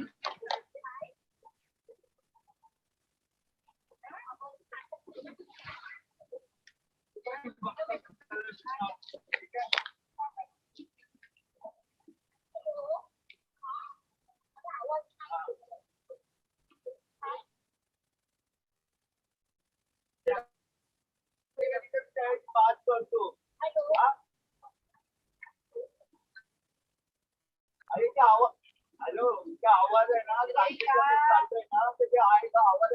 आवाज बोलतो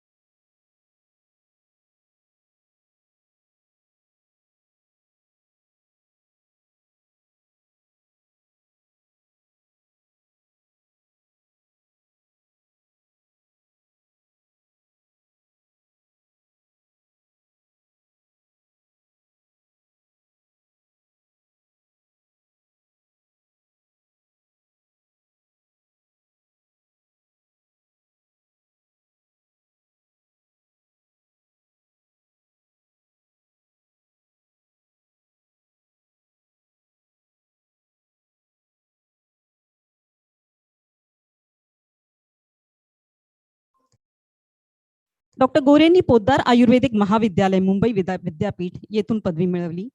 पंचायत राज, महिला विकास, स्त्रियांवर होणारे अत्याचार या विषयावर 500च्या वर व्याख्याने त्यांनी दिली. हुंडा, सामाजिक विषमता, महिला सक्षमीकरण, महिला संघटनांचे कार्यक्रम या सगळ्यांचे त्यांनी आयोजन केले.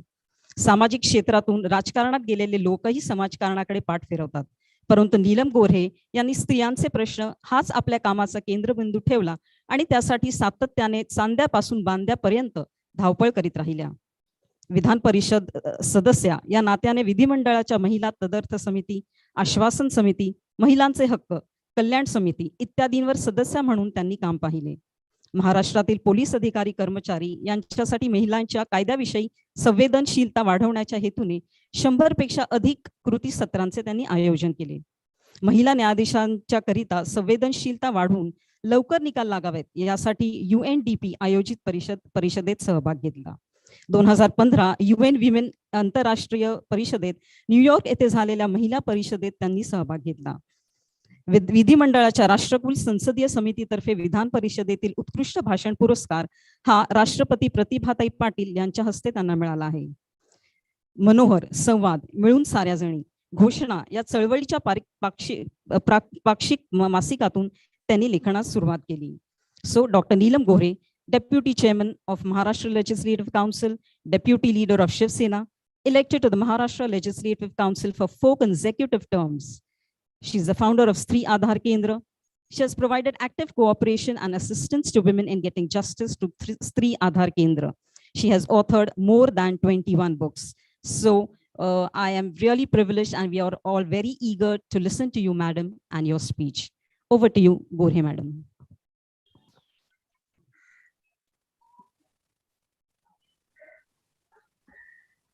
सर्वांना नमस्कार आणि जय Maharashtra. I have been informed. I have been informed that many of the delegates come from different states, so it will be good if I speak in English.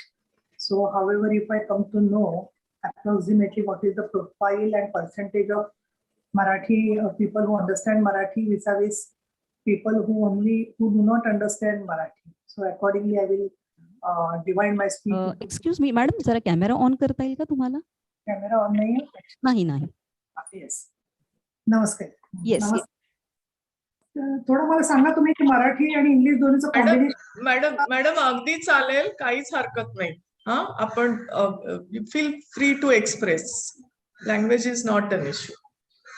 But are you translating for others who do not understand Marathi, or there are very few people? असे खूप कमी मुलं तर आमची खूपच कमी आहेत अशी ज्यांना मराठी अजिबात समजत नाही. तर त्यामुळे तुम्ही मराठीतून हिंदीतून असं मिक्सचर बोललं तरी काहीच हरकत नाही. वेळ किती आहे माझ्या हाताशी? आपण साधारण किती वेळ धरलेला आहे प्रोग्राम शेड्यूल मध्ये दिसतंय मला की? अंजली मॅडम जरा सांगा बरं मॅडम ना. Tokekar madam, Anjali madam. हो मॅडम. किती वेळ मॅडम विचारताय? एक तास मॅडम. ठीक आहे चालेल. हो धन्यवाद.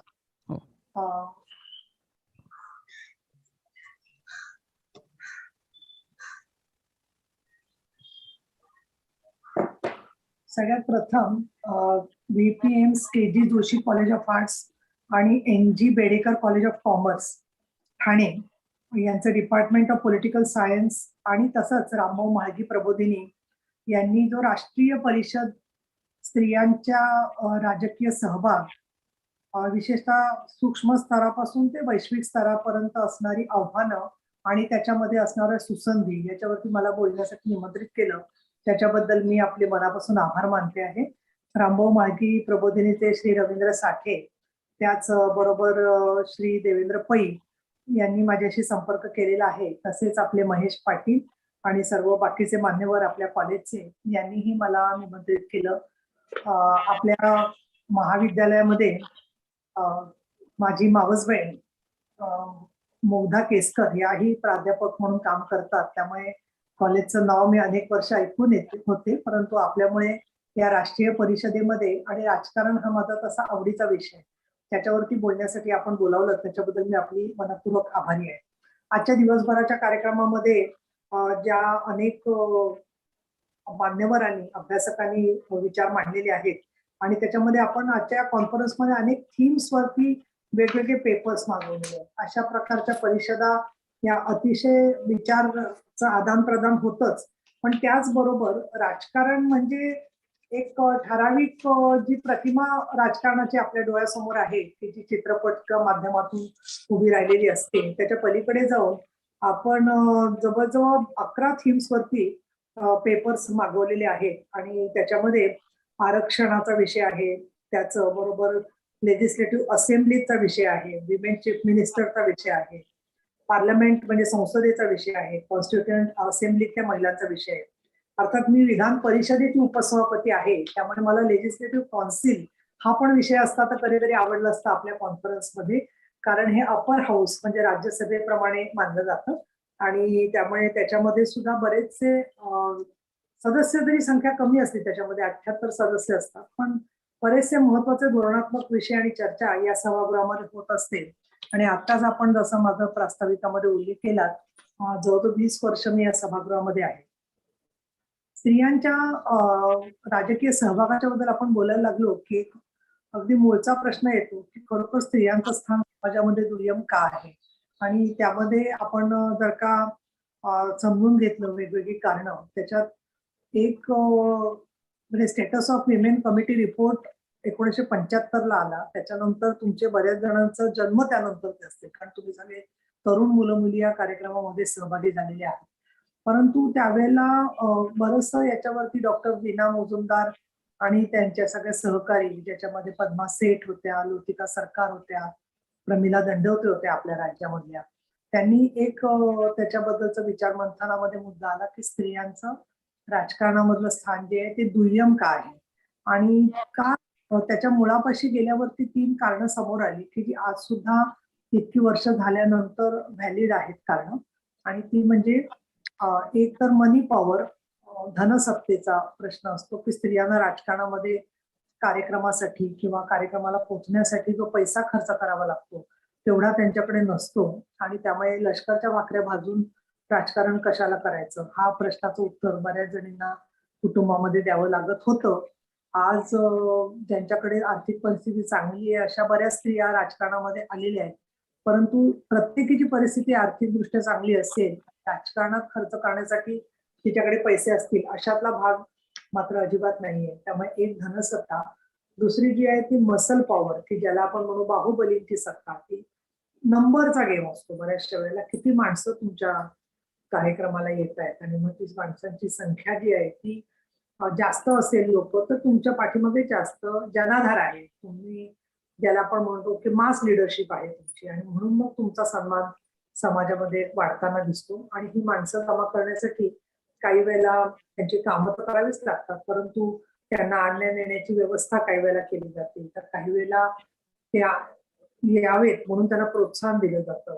त्यामुळे मसल पॉवर ज्याला आपण म्हणू, ही एक माणसांच्या संदर्भातली जसा विषय आहे, त्याचबरोबर मसल पॉवरला एक वेगळा दबंगपणाचाही अर्थ आहे की ज्याच्यामध्ये साम दाम दंडभेद आपण जे आताच्या राजकारणात शब्द वापरतो ते सगळे ते वापरता आले पाहिजेत. आणि या साम दाम दंडभेद मध्ये काही वेळेला स्त्रिया कमी पडतात आणि प्रत्येकीलाच तो मार्ग आवडेल अशातलाही भाग नाही. म्हणजे मी स्वतःबद्दल सांगू शकते की साम दाम दंडभेद पैकी गोड बोलणं, परंतु दंड आणि भेद हे काही अन्याय झाला असेल एखाद्या व्यक्तीवरती न्यायाच्या साठी म्हणून लढणं किंवा संघर्ष करणं किंवा त्याला कोर्टातून शिक्षा वगैरे बघणं हा वेगळा भाग झाला, पण राजकारणासाठी दंड आणि भेद करणं हे प्रत्येकाला जमेल असं नाहीये. त्यामुळे एक मनी पॉवर, दुसरी मसल पॉवर, आणि तिसरी जी आहे त्याच्यामध्ये कॅरेक्टर ॲसेसिनेशन. स्त्रियांना अनेक वेळेला तिचं वैवाहिक स्थान काय आहे, कौटुंबिक काय स्थान आहे, तिच्या कुटुंबामध्ये पती कसा आहे, इतकंच नव्हे तर ती घरी स्वयंपाक करते का, केलं तर तिचा पदार्थ कुठला आवडता. इन्व्हेरिएबली राजकारणातल्या स्त्रियांची मुलाखत घेताना एक प्रश्न असतोच की तुम्ही स्वयंपाक कुठला नक्की चांगला करता. मला म्हणजे मी विनोद म्हणून नाही म्हणत, पण मला असं वाटतं पुरुष पुढाऱ्यांना सुद्धा आता हे विचारायची वेळ आलेली आहे की तुम्हाला स्वयंपाकापैकी नक्की काय येतं म्हणून. आता अलीकडे काही लोक कोरोना काळामध्ये फूड रेसिपीज वगैरे करून टाकत होते, परंतु रोज कामाचा सहभाग म्हणून ते घेणं जबाबदारी आणि रोज त्या कामाचं स्वतःवरती कर्तव्य ठेवणं ते आजही स्त्रीला समाजामध्ये बऱ्याचशा गोष्टीत ते रोल मॉडेल बदलण्यासाठी झगडावं लागतं, ही वस्तुस्थिती आहे. आणि म्हणून स्टेटस ऑफ विमेन कमिटीमध्ये जेव्हा हा मुद्दा समोर आला की मनी पॉवर, मसल पॉवर आणि कॅरेक्टर असोसिएशन या सगळ्या 3 मुद्द्यांमुळे स्त्रियांना राजकारणातला सहभागाला बरेचसे आव्हानं पडतात किंवा मर्यादा पडतात असं सुद्धा आपण त्याला म्हणू शकतो. राजकारण म्हणजे काय या प्रश्नाकडे मी थोडे येते. मला स्वतःला असं वाटतं की स्त्रीचा आज समाजामध्ये निर्णय प्रक्रियेमध्ये तिला सहभाग अनेक बाबतीत नाहीये. काही ठराविक कुटुंबांमध्ये स्त्रियांना स्वतःच्या स्थानामुळे मिळत असेल किंवा कुटुंबातलं वातावरण तसं असेल, संधी मिळत असेल किंवा तुमच्या चॉईस प्रमाणे शिकता येत असेल. पण आजही हजारो स्त्रिया अशा आहेत की ज्यांना स्वतःच्या निर्णयाप्रमाणे चॉईस प्रमाणे त्यांना शिकता येतच असं किंवा स्वेच्छा विवाहाचा निर्णय आपल्या समाजामध्ये महिलाच काय पुरुषांना सुद्धा स्वतःच्या इच्छेप्रमाणे लग्न करता येईलच अशातला भाग नाहीये.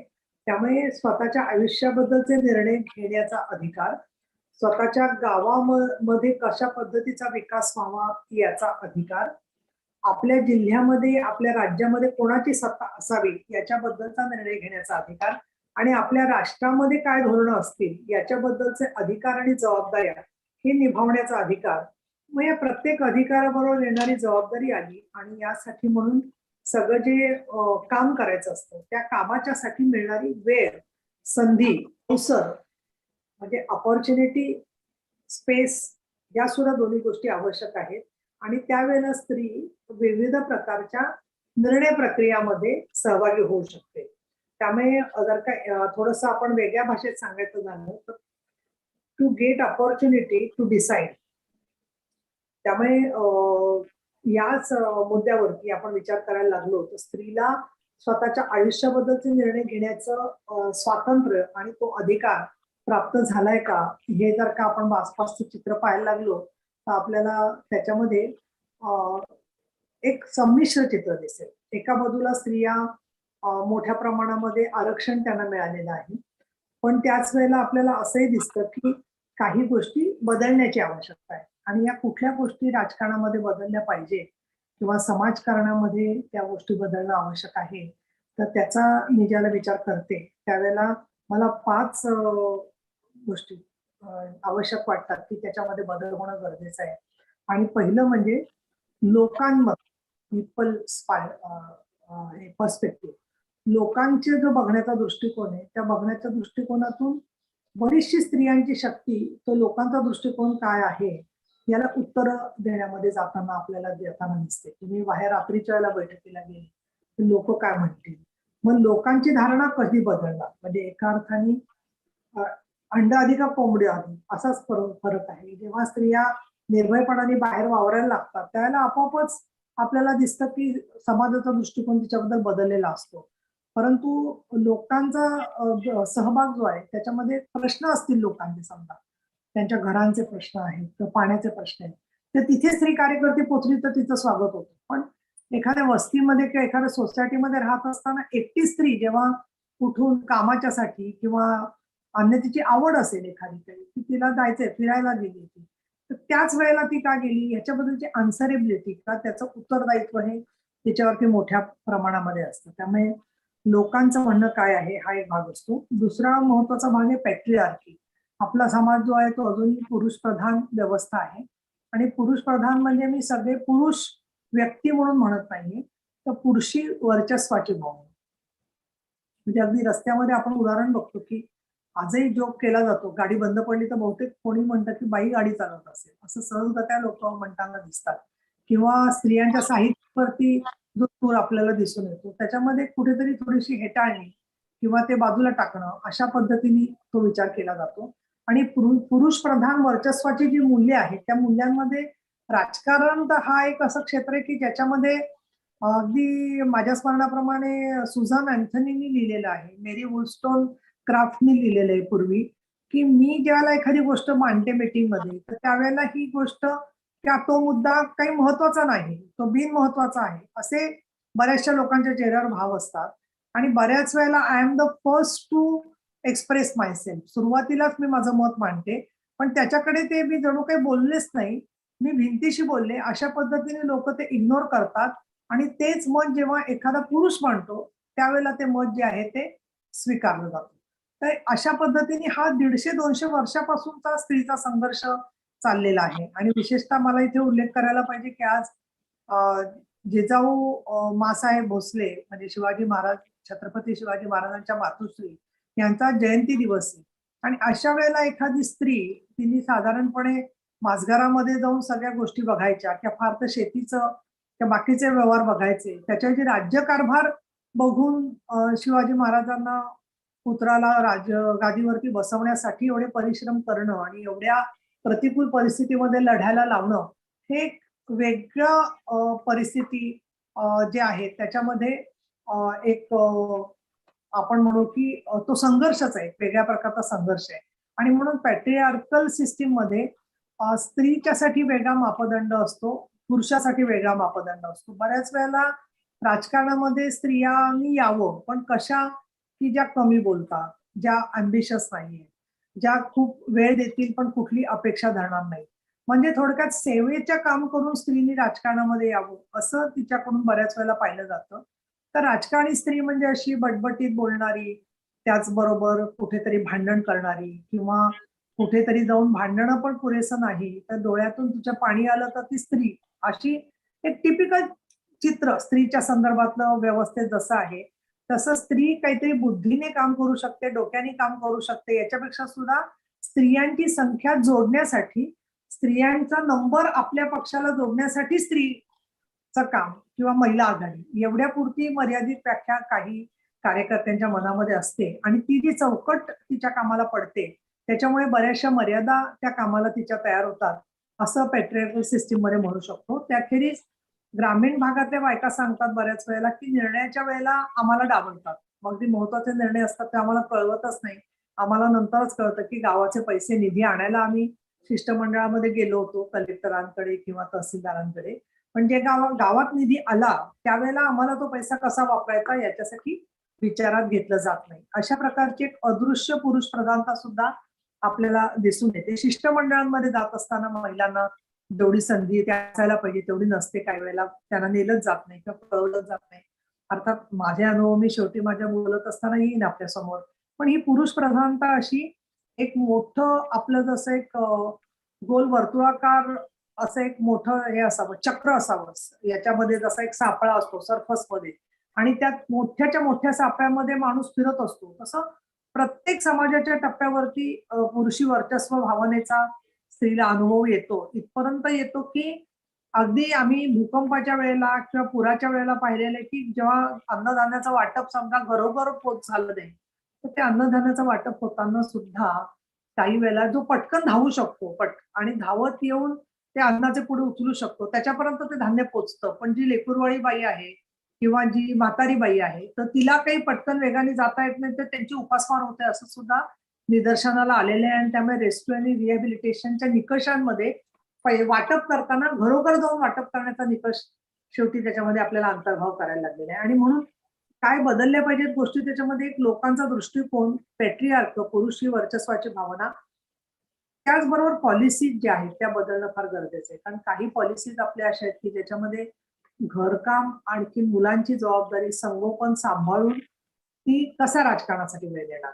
आणि शेवटी राजकारण म्हणजे काय, राजकारणामध्ये समाजकारण जी आहे ती राजकारणाची एक महत्वाचं अंग आहे, एक मोठा फार भाग आहे याचा जो आहे तो, आणि संघर्षाचा भाग आहे. आणि समाजकारण कुठे संपतं आणि राजकारण कुठे सुरू होतं यातली सीमारेषा फार अस्पष्ट आहे. म्हणजे असं आहे, सामाजिक दृष्ट्या बघायला गेलं तर आपल्याला दूध भेसळीचं मिळणार का चांगलं दूध मिळणार, किंवा आपल्याला मांस काय भावाने मिळणार, एखादा भाज्या ज्या मिळणार त्या आपल्याला सेंद्रिय भाज्या मिळणार का कशा भाज्या मिळणार, कशा पद्धतीचे रसायनं फवारलेल्या भाज्या मिळणार, या प्रत्येक विषयाचा संबंध राजकारणाशी. त्यामुळे राजकारण म्हणजे असं नाहीये की राजकारण म्हणजे निवडून जाणं फक्त, राजकारण म्हणजे असं नाहीये की फक्त सभागृहात विधेयक मंजूर होण्याचं फक्त राजकारण नाहीये. तर मुळामध्ये किती ठिकाणी तुम्हाला तुमचा प्रश्न मांडता येईल, किंबहुना जिथे क्रुशियल महत्वाचे प्रश्न असतात तिथे तुमच्या क्षेत्रात तुम्हाला बोलावलं जाईल की नाही, तुमचं मत कळेल की नाही, याच्या संदर्भामध्ये सुद्धा प्रश्न आपल्याला लक्षात ठेवणं गरजेचं असतं. आणि या दृष्टिकोनातून पॉलिसी लेव्हलला बरेचसे बदल अपेक्षित आहेत ज्याच्याकडे मी नंतर माझ्या बोलत असताना येते. आणि पॉवर रिलेशन्स चौथं जे आहे ते पॉवर रिलेशन्स म्हणजे एक वरच्या पदावर माणूस आहे आणि एक खालच्या पदावर ते माणूस आहे.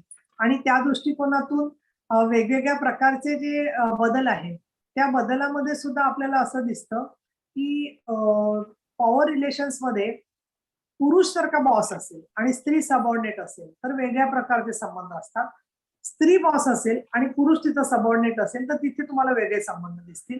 इतकंच नव्हे तर स्त्री बॉस आहे आणि महिलाच तिच्या सबऑर्डिनेट आहे, तिथे सुद्धा आपल्याला फार थोडीशी गडबड झालेली दिसून येते, कारण तिथे स्त्री बॉस म्हणून त्यांच्या वेगळ्या अपेक्षा असतात आणि त्या अपेक्षांची परिपूर्ती करत असताना ऍडमिनिस्ट्रेटर म्हणून तिला बऱ्याचशा काही आपल्याला वेगवेगळ्या मुद्द्यांना सामोरं जावं लागतं हे बघता येतं. मग आता असं असताना स्त्री राजकारणामध्ये आहे. मी आता उपसभापती पदावर आहे, 4 वेळेला आमदार झालेली आहे. मग बऱ्याच वेळेला माझ्या मनामध्ये विचार येतो की स्त्री पुरुषाची तुलना करावी का राजकारणामध्ये, काय असे स्त्रियांचे ऍसेट्स आहेत. आम्ही जेव्हा आरक्षणाच्या संदर्भात चाललो होतो, म्हणजे आता आरक्षण 50% आहे स्थानिक स्वराज्य संस्थांमध्ये, त्याच्यापूर्वी 30% होतं. 73व्या आणि 74व्या घटनेबद्दल आज आपल्याकडे बोललं गेलं असेल. ज्याला 73 आणि 74वी घटना आली त्याच्या आधी स्त्रियांचं राजकारणात काय काम हा प्रश्न बऱ्याच जणांना पडलेला होता. मला वाटतं आज सकाळच्या वक्त्यांनी बोलत असताना याबद्दल बरेचशा मुद्दे मांडलेले असतील. पण त्याच्यामध्ये सुद्धा स्त्रीचे ऍसेट्स किंवा मला स्त्रियांचं राजकारण का भावतं किंवा मी जेव्हा स्त्री कार्यकर्त्यांना तयार करायचा प्रयत्न करते किंवा त्यांना प्रोत्साहन देते तर कशामुळे स्त्रीची प्रगती राजकारणात होऊ शकते आणि स्त्री काम करू शकते असं मला वाटतं. त्याची माझी काही निरीक्षणं आहेत ती मी आता इथे मांडते. एक मला असं दिसतं की मल्टीटास्किंग स्त्री करू शकते. एका वेळेला अनेक कामं करण्याची क्षमता स्त्रीमध्ये आहे आणि लहानपणापासून अभ्यास करता करता घरातलं काम कर, शाळेमध्ये गेलीस तर शाळेमध्ये सुद्धा कोणी एका वेळेला गॅदरिंग मध्ये कामं करत असतात मुलं मुली आणि त्याच वेळेला शिक्षणाचं पण करत असतात काम आणि शाळेमध्ये गोष्टी सांगायचंही काम करत असतात आणि मैदानावरही खेळत असतात. खरं शाळेमध्ये मल्टीटास्किंगचा आपल्याला अनुभव आलेला असतो, पण जेव्हा ती घरात जातात मुलं आणि मुली तर दोघांवरती वेगवेगळ्या प्रकारचे संस्कार होतात आणि त्यामध्ये स्त्रीला इतरही कामं बरीचशी करावी लागतात घरामध्ये जे आहे ते. पण जाता जाता आई सांगते फुलं घेऊन येतो बाहेरून येताना, तेव्हा तिला आपोआपच त्याचं ट्रेनिंग मिळालेलं असतं. दुसरं ब्रेन मध्ये दोघांच्या काही फरक आहे असं मी म्हणणार नाही, परंतु आजच्या घडीला तरी मल्टीटास्किंग स्त्री फार सहजगत्या करू शकते असं माझं निरीक्षण आहे. दुसरं म्हणजे त्यांना दुप्पट परिश्रम करायची सवय आहे स्त्रियांना. तो एका अर्थाने कोणाला हे वाटेल की तो त्यांच्या समोरचं आव्हान आहे, परंतु काय स्वरूपाची शक्ती म्हणजे मुलं सांभाळायची, घरातला स्वयंपाक पाण्याचा. मला वाटत नाही की आपल्याकडची कोणी स्त्री अगदी स्वतःच्या अंतःकरणावर हात ठेवून सांगू शकेल की माझा पती 50% काम करतो. बहुतेक नाहीच करत. 25%, 10%, 5% तितपतच आहे प्रमाण जे आहे ते पुरुषांच्या मदतीचं जे आहे ते. आणि त्याच्यामुळे दोघंही नोकरी करत असतील तर अशा वेळेला घरकाम करायचं, मुलांना सांभाळायचं आणि बाहेरचं काम करायचं. पण या कामाच्या मध्येच तिचा मल्टीटास्किंगच्या बरोबर डबल ड्युटी तिची होते. पण त्या काळामध्ये राजकारणात ती असेल तर तिचं त्याच वेळेला भाजीवाल्यांशी बोलणं होतं, मुलांच्या शाळांना पालक म्हणून सोडायला जाते ती त्यावेळेला पालकांशी ती बोलत असते. मग त्याच वेळेला कुठे बँकेमध्ये गेली तिथे 4 लोकांशी तिची ओळख होते. त्यामुळे आपाप लोकाभिमुखता ती आली आणि फक्त कोणाशी न बोलता माणूस गाण्यासारखी बसून राहिली असं स्त्रीच्या संदर्भामध्ये होत नाही. आणि त्यामुळे मल्टीटास्किंग हा एक तिची स्ट्रेंथ बनते, ही त्याच्यामधली गोष्ट आहे. डबल ड्युटी ती करत असते. तिसरं पेशन्स. 6 फार मोठी सहनशक्ती स्त्रीमध्ये आहे. अर्थात ती सहनशक्ती स्ट्रेंथ आहे का तिला ती म्हणजे परिस्थितीमुळे आलेली असते याच्यावर चर्चा होऊ शकते. पण सहनशक्ती असण्याचा फायदा एक असतो की तुम्हाला अधिक काम करण्यासाठी संधी मिळते. नाहीतर थोडं काही झालं की तुम्ही डोक्यात राग घालून घेतलात, तुम्ही ताडफाड बोललात किंवा 2 मुस्काळीत कोणाला ठेवून दिलात तर तिथेच तुमचं राजकारण संपू शकतो. अर्थात असे वागणारे अनेक पुरुष राजकारणामध्ये आहेत. स्त्रिया पण भडक बोलणाऱ्या आहेत, नाही असं नाही. परंतु सहनशक्तीने जर का तुम्ही थोडं काम करून समोरचा माणूस बदलायला त्याला वेळ दिला तर बऱ्याच वेळेला त्याचा फायदा राजकारणामध्ये झालेला दिसून येतो. आणि म्हणून स्त्रियांच्या शक्तीमध्ये मल्टीटास्किंग, अधिक परिश्रम करायची तयारी, त्याचबरोबर प्रत्यक्षात जास्त काम करणं आणि पेशन्स, सहनशक्ती हा एक त्याच्यामधला भाग आपल्याला दिसून येतो. या सगळ्याबरोबर राजकारणाच्या बद्दल बोलत असताना फॉर्मल आणि नॉन फॉर्मल असे राजकारणाचे 2 भाग करणं गरजेचं आहे असं मला वाटतं. आणि त्याच्यामध्ये मगाशी मी जे एक उदाहरण दिलं आपल्याला की पक्षामध्ये राजकारण जे आहे त्याच्यात वैशिष्ट्य काय मला वाटतात. कारण मी शिवसेनेमध्ये काम आता करते आहे 98 सालापासून, जवळजवळ 23-24 वर्ष होऊन गेली. त्याचबरोबर महिला संघटना जी आहे, स्त्री आधार केंद्र आणि क्रांतिकारी महिला संघटना याचं काम मी जवळजवळ म्हणजे माझं पोद्दार मेडिकल कॉलेजमधून मुंबई शिक्षण झाल्यानंतर आम्ही क्रांतिकारी महिला संघटना आणि स्त्री आधार केंद्राचं काम सुरू केलं. त्यालाही 34 वर्ष होऊन गेली.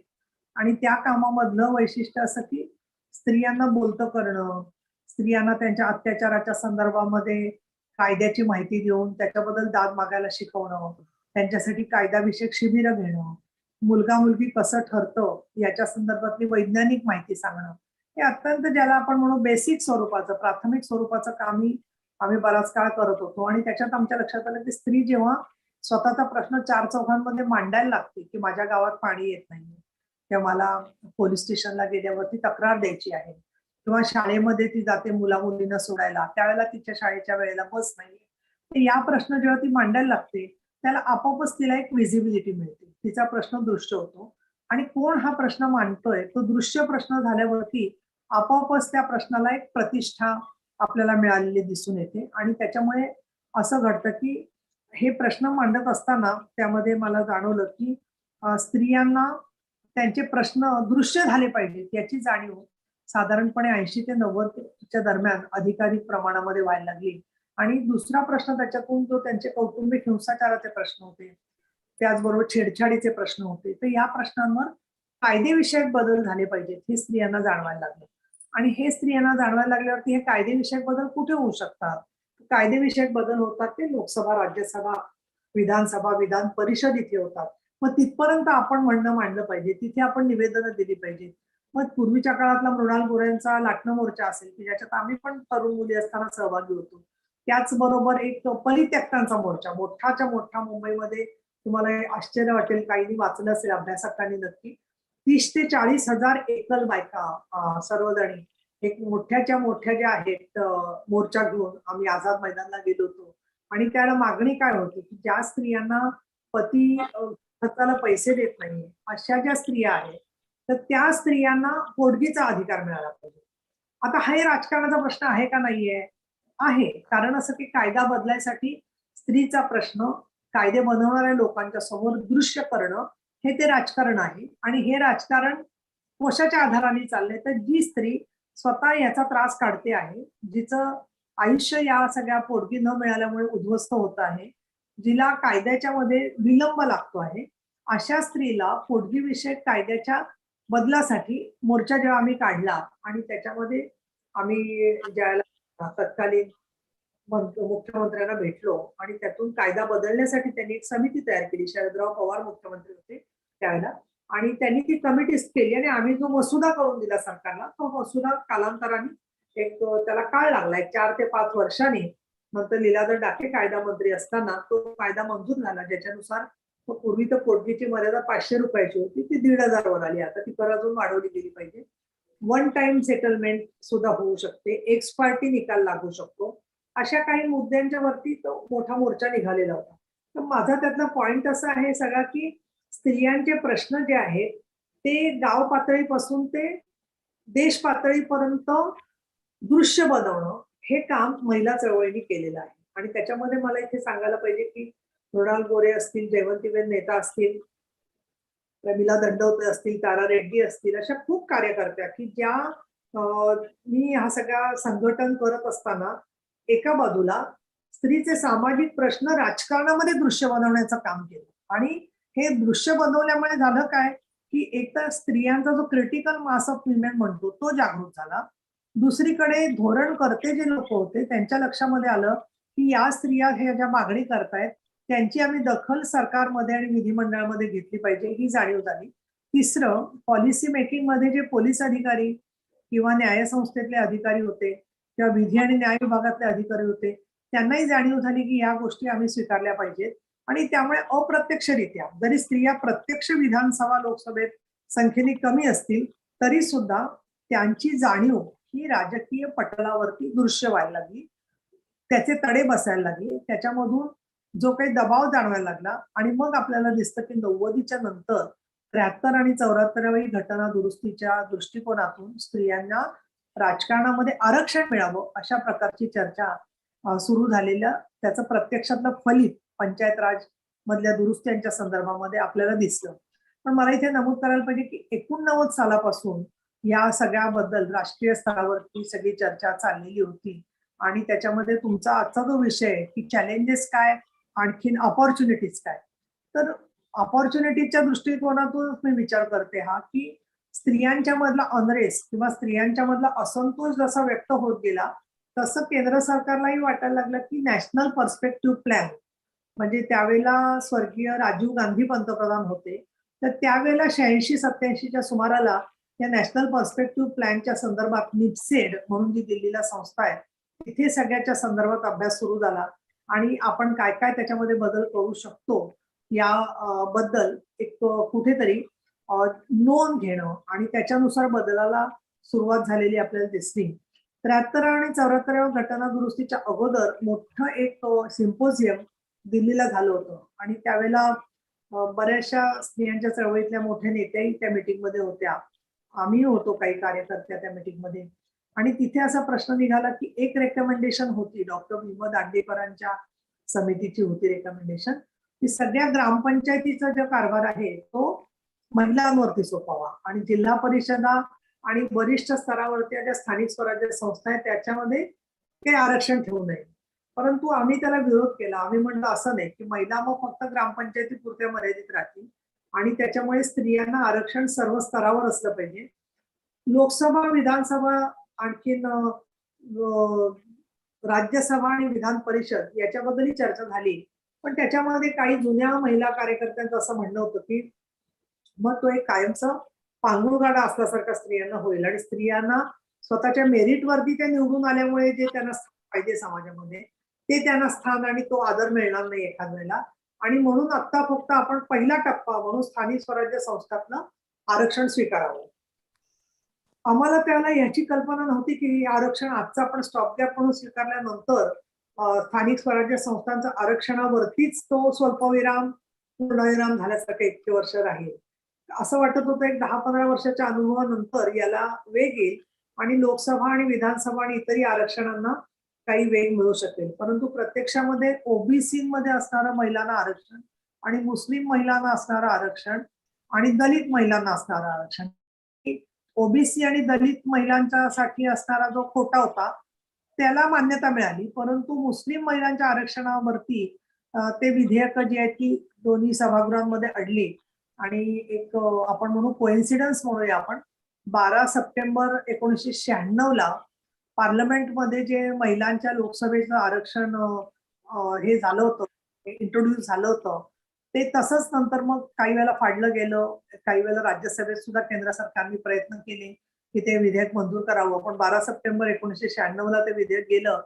माझा वाढदिवस आहे 12 सप्टेंबरचा, त्यामुळे मला असं वाटत होतं की अगदी आपल्या वाढदिवसाच्या दिवशी आलेले हे विधेयक आहे तर ते आलं तर किती छान होईल. पण आता त्याला बघाल तुम्ही तर 96 पासून ते मला असं वाटतं 2021 म्हणजे 25 वर्ष होऊन गेलेली आहेत. अजूनही ते आरक्षण येऊ शकलेलं नाहीये, ते येत नाही पुढे, कारण सगळ्या समाजाची इच्छाशक्ती त्याच्या बरोबर नाहीये हे स्पष्ट आहे. काही लोक उघड बोलतात आमचा पाठिंबा आहे, आमच्यासारख्या पक्षांमध्ये पक्षाने आरक्षण द्यावं अशी चर्चा झालेली होती, परंतु ते सुद्धा निवडणूक आयोगाला मान्य नाहीये पक्षाने आरक्षण द्यायचं जर का असेल तर. आणि इतकंच नव्हे तर केवळ आरक्षणामधून सगळे प्रश्न सुटतात की नाही याच्यावरती सुद्धा आज भरपूर तुमची चर्चा झाली असेल. परंतु 2-3 गोष्टी दिसत आहेत निरीक्षणामध्ये की स्त्रियांना जसं आरक्षण मिळालं त्याच्यानंतर एक महत्वाचा बदल झाला आणि ते म्हणजे स्त्रियांच्या प्रश्नाचा अजेंडा दृश्य झाला. दुसरं, बऱ्याचशा स्त्रिया महापालिकातून जिल्हा परिषदांमधून नंतर विधानसभा लोकसभेपर्यंतही पोहोचल्या, त्यांना ही सुद्धा संधी मिळू शकली, ही एक चांगली गोष्ट झाली. तिसरं, या सगळ्या निमित्ताने एक स्त्रियांची मोठी दृश्य अशी फौज उभी राहिली किंवा तिच्याबरोबर तिच्या प्रचारक, त्यांच्या कार्यकर्त्या, बचत गटांसारखे विषय फार मोठे उभे राहिले की ज्याच्यामधून स्त्रियांचा समूह गावागावामध्ये काम करायला लागला आणि त्याच्यात जरी त्यांना आर्थिक चौकट दिली होती तरी प्रत्यक्षामध्ये मात्र त्या काम करत असताना गावातल्या पाण्याच्या प्रश्नापासून ते गावातल्या आरोग्य केंद्रापर्यंत अनेक विषयांवरती कधी अंगणवाडी सेविकांच्या माध्यमातून तर कधी आशा वर्कर्सच्या माध्यमातून आपल्याला दिसतं की या सगळ्या ऐरणीच्या प्रश्नावरती म्हणून कामाला लागलेल्या दिसत्या. रिझर्वेशनच्या वेळेला डायलेमा काय होता खरा त्यावेळेला की स्त्रियांना आरक्षण किती असावं. ते 1/3 आरक्षण स्त्रियांना मिळालं त्याच्यानंतर स्त्रियांचे आम्ही बरेच प्रशिक्षणाचे कार्यक्रम घेतले. काही गावांच्या मध्ये महिला सरपंचांना झेंडावंदन करायला विरोध सुद्धा होताना आपल्याला दिसून आला. पण प्रत्यक्षामध्ये राज्य सरकारने अनेक GR काढलेले आहेत की ज्याच्यामध्ये महिला जर का सरपंच असेल तर तिच्याच हस्ते झेंडावंदन झालं पाहिजे याच्याबद्दलचे अगदी काटेकोर नियम दिलेले आहेत. आणि समजा एखाद्या ठिकाणी तिला झेंडावंदन करू दिलं नाही तर त्याच्यावरती कारवाई सुद्धा संबंधित लोकांच्या वरती होऊ शकते. जेव्हा हे इन्फॉर्मल किंवा नॉन फॉर्मल पॉलिटिक्स बद्दल मी सांगत होते आपल्याला की हे प्रश्न कशा पद्धतीने दृश्य होत गेले भारताच्या कॉन्टेक्स्टमध्ये. याच वेळेला आपण ग्लोबल सिनारिओकडे बघूया. आपला आजचा जो विषय आहे की ग्लोबल चॅलेंजेस आणि ऑपॉर्च्युनिटीज काय आहेत त्याच्यामध्ये. तर तिथे मला असं दिसतंय की मी 5 मुद्द्यांचा उल्लेख करीन तिथे ग्लोबल ऑपॉर्च्युनिटीज मध्ये. एक उल्लेख मला करायचा आहे म्हणजे आंतरराष्ट्रीय करारांचा उल्लेख करायचा आहे. स्त्रियांच्या समानतेच्या दृष्टिकोनातून काही करार सगळ्या जगामधल्या देशांनी 191 देशांनी जी संख्या असेल त्याप्रमाणे मान्य केलेले आहेत, स्वीकारलेले आहेत किंवा त्याच्याबद्दलची काही आपली स्वतःच्या मर्यादा व्यक्त करून त्या स्वतःच्या देशात लागू केलेले आहेत. आणि त्या करारांच्या कॉन्टेक्स्ट मध्ये सुद्धा आपल्याला ऑपॉर्च्युनिटीज आहेत काम करायला. या अशा काही करारांची मी नावं सांगते. मला असं वाटतं जर रेकॉर्ड होत आहे सगळं तर जेव्हा तुम्ही शब्दांकन कराल तर तुम्हाला काही अडचण आली तर तुम्ही मला जरूर विचारा. पण एक जो करार आहे की जो आंतरराष्ट्रीय दृष्ट्या फार महत्वाचा आहे आणि स्त्री पुरुष समानतेच्या संदर्भामध्ये तो सगळ्या कायद्यांचा मूलभूत आधार आहे आणि तो म्हणजे CEDAW करार, convention for elimination of all types of discrimination against women. म्हणजे स्त्रियांच्या बद्दल असणाऱ्या सर्व प्रकारच्या भेदभावांचं उच्चाटन करणारा करार. आणि याच्यावर भारत सरकारने स्वाक्षरी केलेली आहे. स्वाक्षरी ज्या वेळेला केली त्याच वेळेला त्यांनी सांगितलं होतं की बालविवाहाच्या संदर्भामध्ये आमची काही रिझर्वेशन्स आहेत, पण तरी सुद्धा भारत सरकारने हा CEDAW करार 1993च्या सुमाराला स्वीकारलेला आहे. आणि त्याच्यानंतर दर 3 वर्षांनी संयुक्त राष्ट्रसंघातल्या महिलांचं जे आयोग आहे, जागतिक महिला आयोग म्हणजेच commission on status of women, यांना दर 3 वर्षांनी त्यांची एक CEDAW कमिटी असते. त्याच्यामध्ये भारत सरकार स्वतःचा अहवाल देतं की आम्ही भेदभाव करणारे कायदे कसे बदलले, देशामध्ये भेदभावाचं उच्चाटन करण्यासाठी आम्ही काय कार्यक्रम घेतोय. आणि CEDAW करारावरती काम करणाऱ्या महाराष्ट्रामध्ये मोजक्या 5-6 कार्यकर्त्या सोडल्या तर फारसं कोणी काही त्याच्या तपशिलामध्ये गेलेलं नाहीये. पण तुमच्यासारख्या राजकारणाच्या अभ्यासक, राजकारणातल्या कृतिशील महिला, राजकारणातील स्टुडंट्स यांनी UN वॉच, www.UN वॉच याच्यावरती वेबसाईटवर जाऊन CEDAW करार जो आहे CEDAW याचं मुळातून वाचन केलं पाहिजे. तो मराठीत भाषांतर करायचं काम स्त्री आधार केंद्राने आम्ही केलेलं आहे. परंतु हा CEDAW करार आपण मग अगदी पोलीस स्टेशनला गेल्यावरती तक्रार घेतली नाही तर म्हणतो आम्हाला का डावललं, आमच्याबद्दल का दुजाभाव केला. तर याच्याबद्दल सुद्धा CEDAW कराराशी संबंध येतो. कारण पोलिसांनी कुठलाही दुजाभाव न करता स्त्रीची तक्रार घेणं हे सुद्धा CEDAW करारानुसार केंद्र सरकारकडे आपल्याला बांधील आहे. CEDAW कराराच्या बरोबर दुसरी एक महत्वाचे ILO ची कन्व्हेन्शन्स आहेत, इंटरनॅशनल लेबर ऑर्गनायझेशनचे वेगवेगळे करार आहेत, श्रमविषयक करार आहेत की ज्याच्यामध्ये महिलांनी आणि पुरुषांनी दोघांनी सारखं काम केलं तर दोघांना सारखा मोबदला मिळणं हे बंधनकारक आहे. त्याखेरीज चाइल्ड राईट्स कन्व्हेन्शन आहे की ज्याच्यामध्ये बालकांचे जे सगळे अधिकार आहे, मग ते सुरक्षित असेल, शिक्षणाचे अधिकार असतील, त्यांना मारहाण होऊ नये या प्रकारचे त्यांच्या वेगवेगळ्या पद्धतीचे अधिकार असतील. आणि मग आपण पाहिलं की भारत सरकारमध्ये सुद्धा पॉक्सो कायदा हा लागू झालेला आहे. आणि या पॉक्सो कायद्यानुसार आपण पाहतो की चाइल्ड राईट्स कन्व्हेन्शनच एक ज्युवेनाईल जस्टिस ऍक्ट एक महत्वाचं पाऊल आहे. आणि पॉक्सो जे आहे ते पण वेगळ्या प्रकारचं महत्वाचं पाऊल आहे. जरी तो क्रिमिनल कायदा असला तरी सुद्धा त्याच्या संदर्भामध्ये बरेचशी इंटरनॅशनल कन्व्हेन्शनचा उल्लेख करण्यात आलेले आहे. याखेरीज तुम्ही अजून 2 शब्द ऐकले असतील समाजशास्त्राचे विकासक म्हणून, म्हणजे MDGs, मिलेनियम डेव्हलपमेंट गोल्स. म्हणजे 2000 साली जे मिलेनियम झालं त्याच्या वेळेला काही एक उद्दिष्ट मिलेनियमसाठी ठरवण्यात आली होती. म्हणजे कुपोषण कमी झालेलं असेल, माता मृत्यूंची संख्या जी आहे ती त्याची ठरवण्यात आली होती की एवढी संख्या इथपर्यंत प्रत्येक देशाची कमी गेलेली असावी. त्याचबरोबर स्त्रियांच्या ऑपॉर्च्युनिटीज वाढलेल्या असतील. त्याच्यानंतर सहस्त्रकाच्या गोल्समध्ये आरोग्य अमुक एका प्रकारचं आपण साध्य केलं असेल. परंतु जेव्हा संयुक्त राष्ट्रसंघाने आढावा घेतला मिलेनियम डेव्हलपमेंट गोल्सचा त्यावेळेला असं लक्षात आलं की खूपशा देशांनी उद्दिष्टच पूर्ण केलेली नाहीये आणि म्हणून मग ते मिलेनियम डेव्हलपमेंट गोल्स तशी थोडीशी बाजूला ठेवण्यात आली आणि तोपर्यंत काही देशांनी छोट्या मोठ्या गोष्टी परिपूर्ती केलेली आहे. आता अंगणवाडी सेविकांचे कार्यक्रम असतील किंवा माता मृत्यूंच्या संदर्भातले जे कार्यक्रम आहेत त्याच्यात आपण पाहतो की माता मृत्यूंचं प्रमाण शून्यावर आलं नाहीये, पण माता मृत्यूंचं प्रमाण जे आहे बाळंतपणामधलं हे थोडं कमी होतंय. त्या बालविवाहाचं वय अगदी 14-15 वर्षी होतं ते 16-17 पर्यंत आलेले आहे. किंवा अजून एक फरक दिसतो की जेंडर पॅरिटी इंडेक्स म्हणजे उच्च विद्या विभूषित असणाऱ्यांच्या मध्ये स्त्रिया आणि पुरुष यांचा जो दर्जा आहे त्याच्यामध्ये स्त्रियांचा दर्जा जवळपास पुरुषांच्या बरोबर उच्च शिक्षणामध्ये येत चाललेला आहे. पण अनेक बाबतीमध्ये मिलेनियम डेव्हलपमेंट गोल्स तेवढी अनेक देशांना साध्य करता आली नाही. परंतु दुसरं असं झालं की त्याच वेळेला अवकाळी पाऊस, वेगवेगळी वादळ, भूकंप अशा गोष्टी संपूर्ण जगात घडलेल्या होत्या आणि या पार्श्वभूमीवरती महत्वाचा विषय समोर आला 2010 पासून आणि तो म्हणजे क्लायमेट चेंज किंवा हवामान बदल. आता या विषयाचा स्त्रियांच्या पॉलिटिक्सशी काय संबंध असं कोणाला वाटेल तर ते मला विशद करणं फार आवश्यक आहे. आणि तुम्ही मला असं वाटतं की तुम्ही मिलेनियम डेव्हलपमेंट गोल्स पाहिली असतील की नाही, पण सस्टेनेबल डेव्हलपमेंट गोल्स म्हणजे शाश्वत विकासाचे उद्दिष्ट मला पूर्ण वेळ मिळाला नाही आधी जरा तयारीला, नाही तर मी त्याचं तुम्हाला प्रेझेंटेशन पण करून दिलं असतं.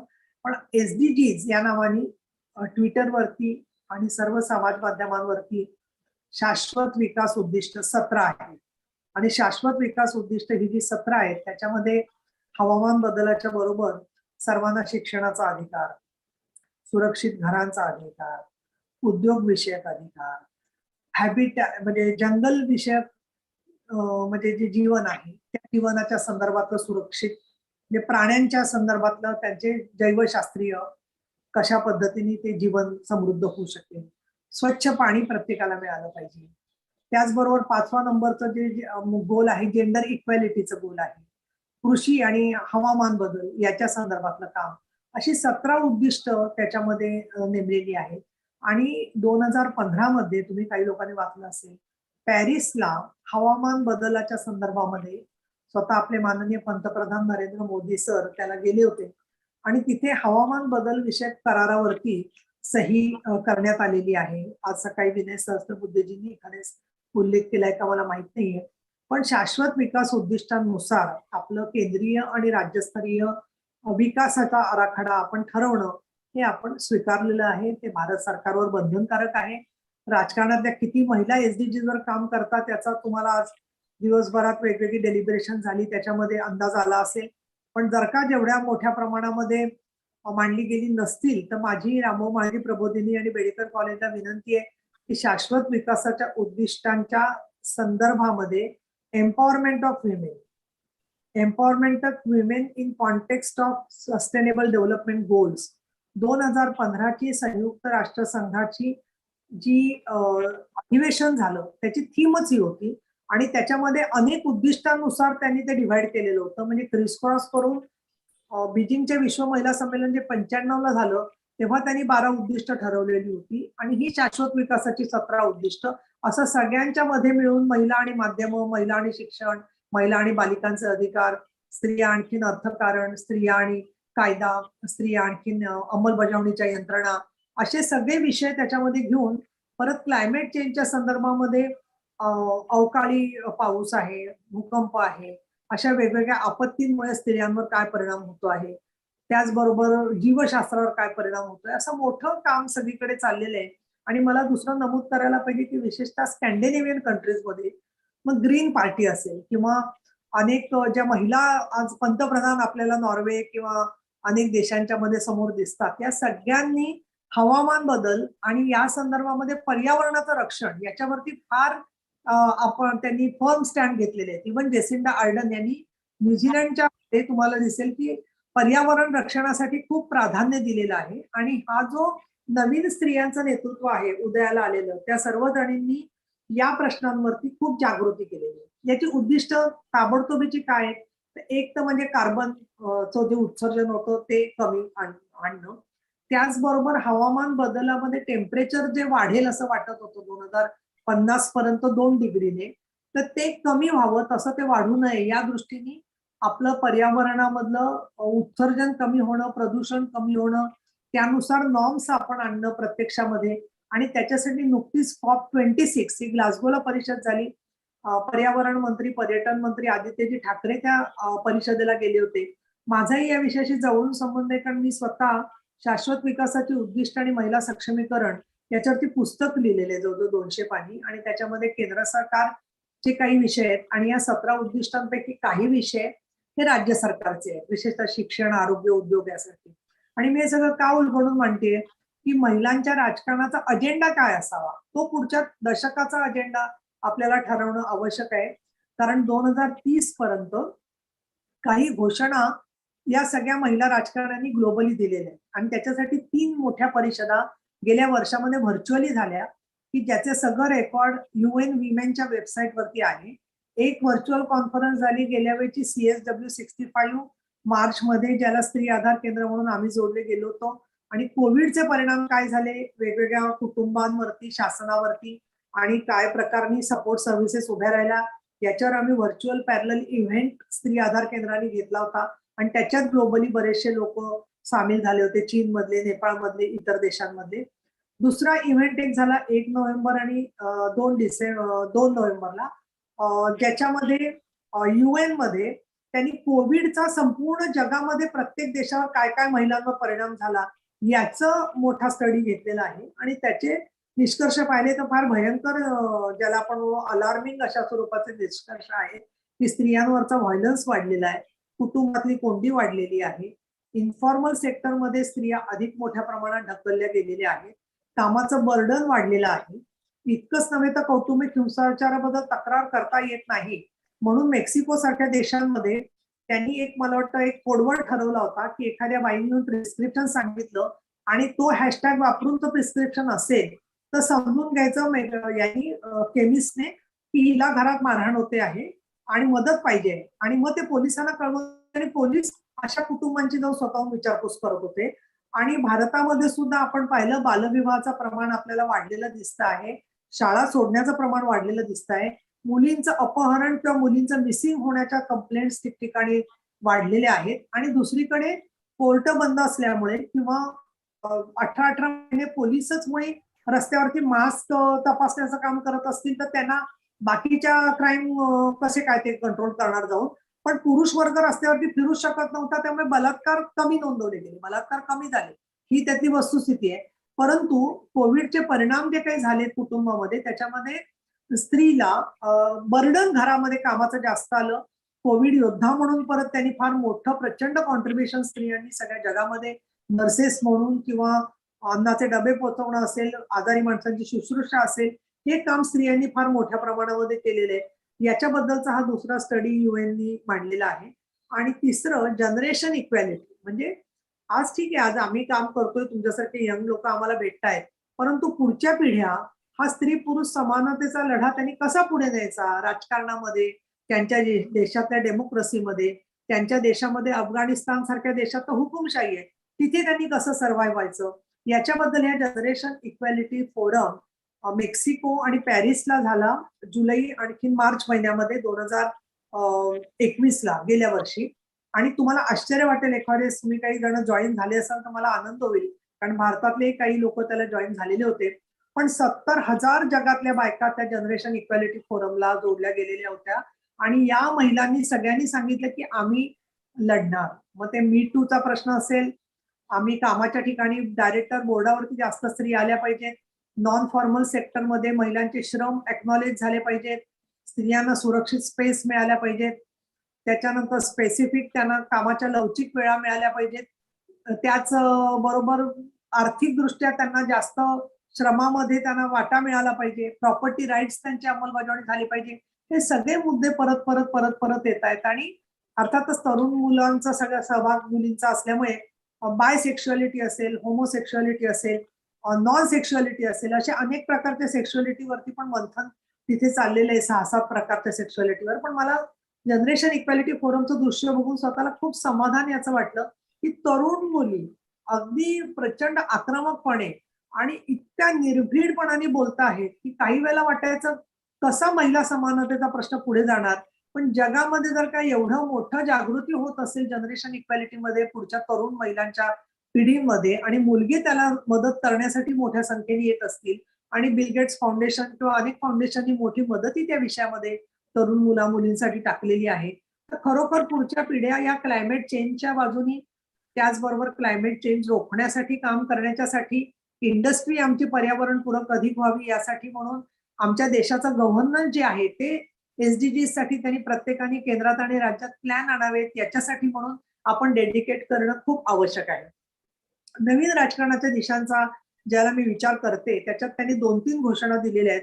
त्याच्यात 2030 मध्ये महत्वाचं म्हणजे प्रत्येक सेक्टरमध्ये स्त्री पुरुष 50-50% असलं पाहिजे अशा प्रकारचा निर्णय झालेला आहे. तसं जगात ठराव झालेले आपल्याही देशाच्या वतीने माननीय नरेंद्रजी मोदी सर त्या परिषदेला गेलेले होते आणि बाकी मात्र आपल्या देशामध्ये ही माहिती दिली जात नाही. त्यामुळे खरं सांगायचं तर रामभाऊ म्हाळगी प्रबोधिनीलाच मला विनंती करावीशी वाटते की जे आपले माननीय मंत्री महोदय किंवा पंतप्रधान त्या देशांमध्ये जाऊन मांडतात जगाच्या प्लॅटफॉर्म्सवर, ते आपल्या राज्यसभा, लोकसभा, विधानसभा, विधान परिषदेच्या आमदारांमध्ये तुम्हाला मांडायचं असेल, तुम्ही कोणी प्रतिनिधी केंद्र सरकारचे घेऊन येणार असाल तर नक्की मी स्वागत करीन आणि उपसभापती कार्यालयामध्ये तुमचा कार्यक्रम मी ठेवीन की जेणेकरून आम्ही विधान मंडळामध्ये माननीय रामराजे निंबाळकर आणि मी स्वतः क्लायमेट चेंज वरती आम्ही कमिटी आमदारांची केलेली आहे आणि त्याच्यामध्ये आता माननीय मुख्यमंत्री उद्धवजी ठाकरे त्या SDGच्या राज्य सरकारच्या कमिटीचे अध्यक्ष आहेत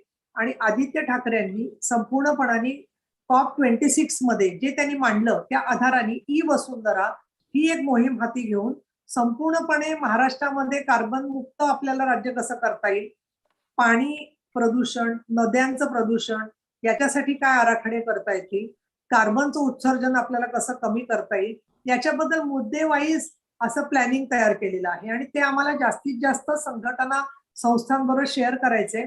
मी पण एक NGOची मीटिंग घेते आहे जानेवारीच्या 3ऱ्या आठवड्यामध्ये, ज्याच्यात या विषयात ज्यांना रस आहे काम करायचा, SDGs, आणखीन ग्लोबल वॉर्मिंग, क्लायमेट चेंज आणि अर्थात वेगवेगळ्या सेक्टरचं जे काम आहे त्यांचं, तर त्या सगळ्यांनी त्याच्यामध्ये सहभागी आपल्याला करून एक ज्याला आपण म्हणू ब्रेनस्टॉर्मिंग करून मंथन परिषदेमध्ये तो आराखडा राज्य सरकारकडे द्यायचा आहे.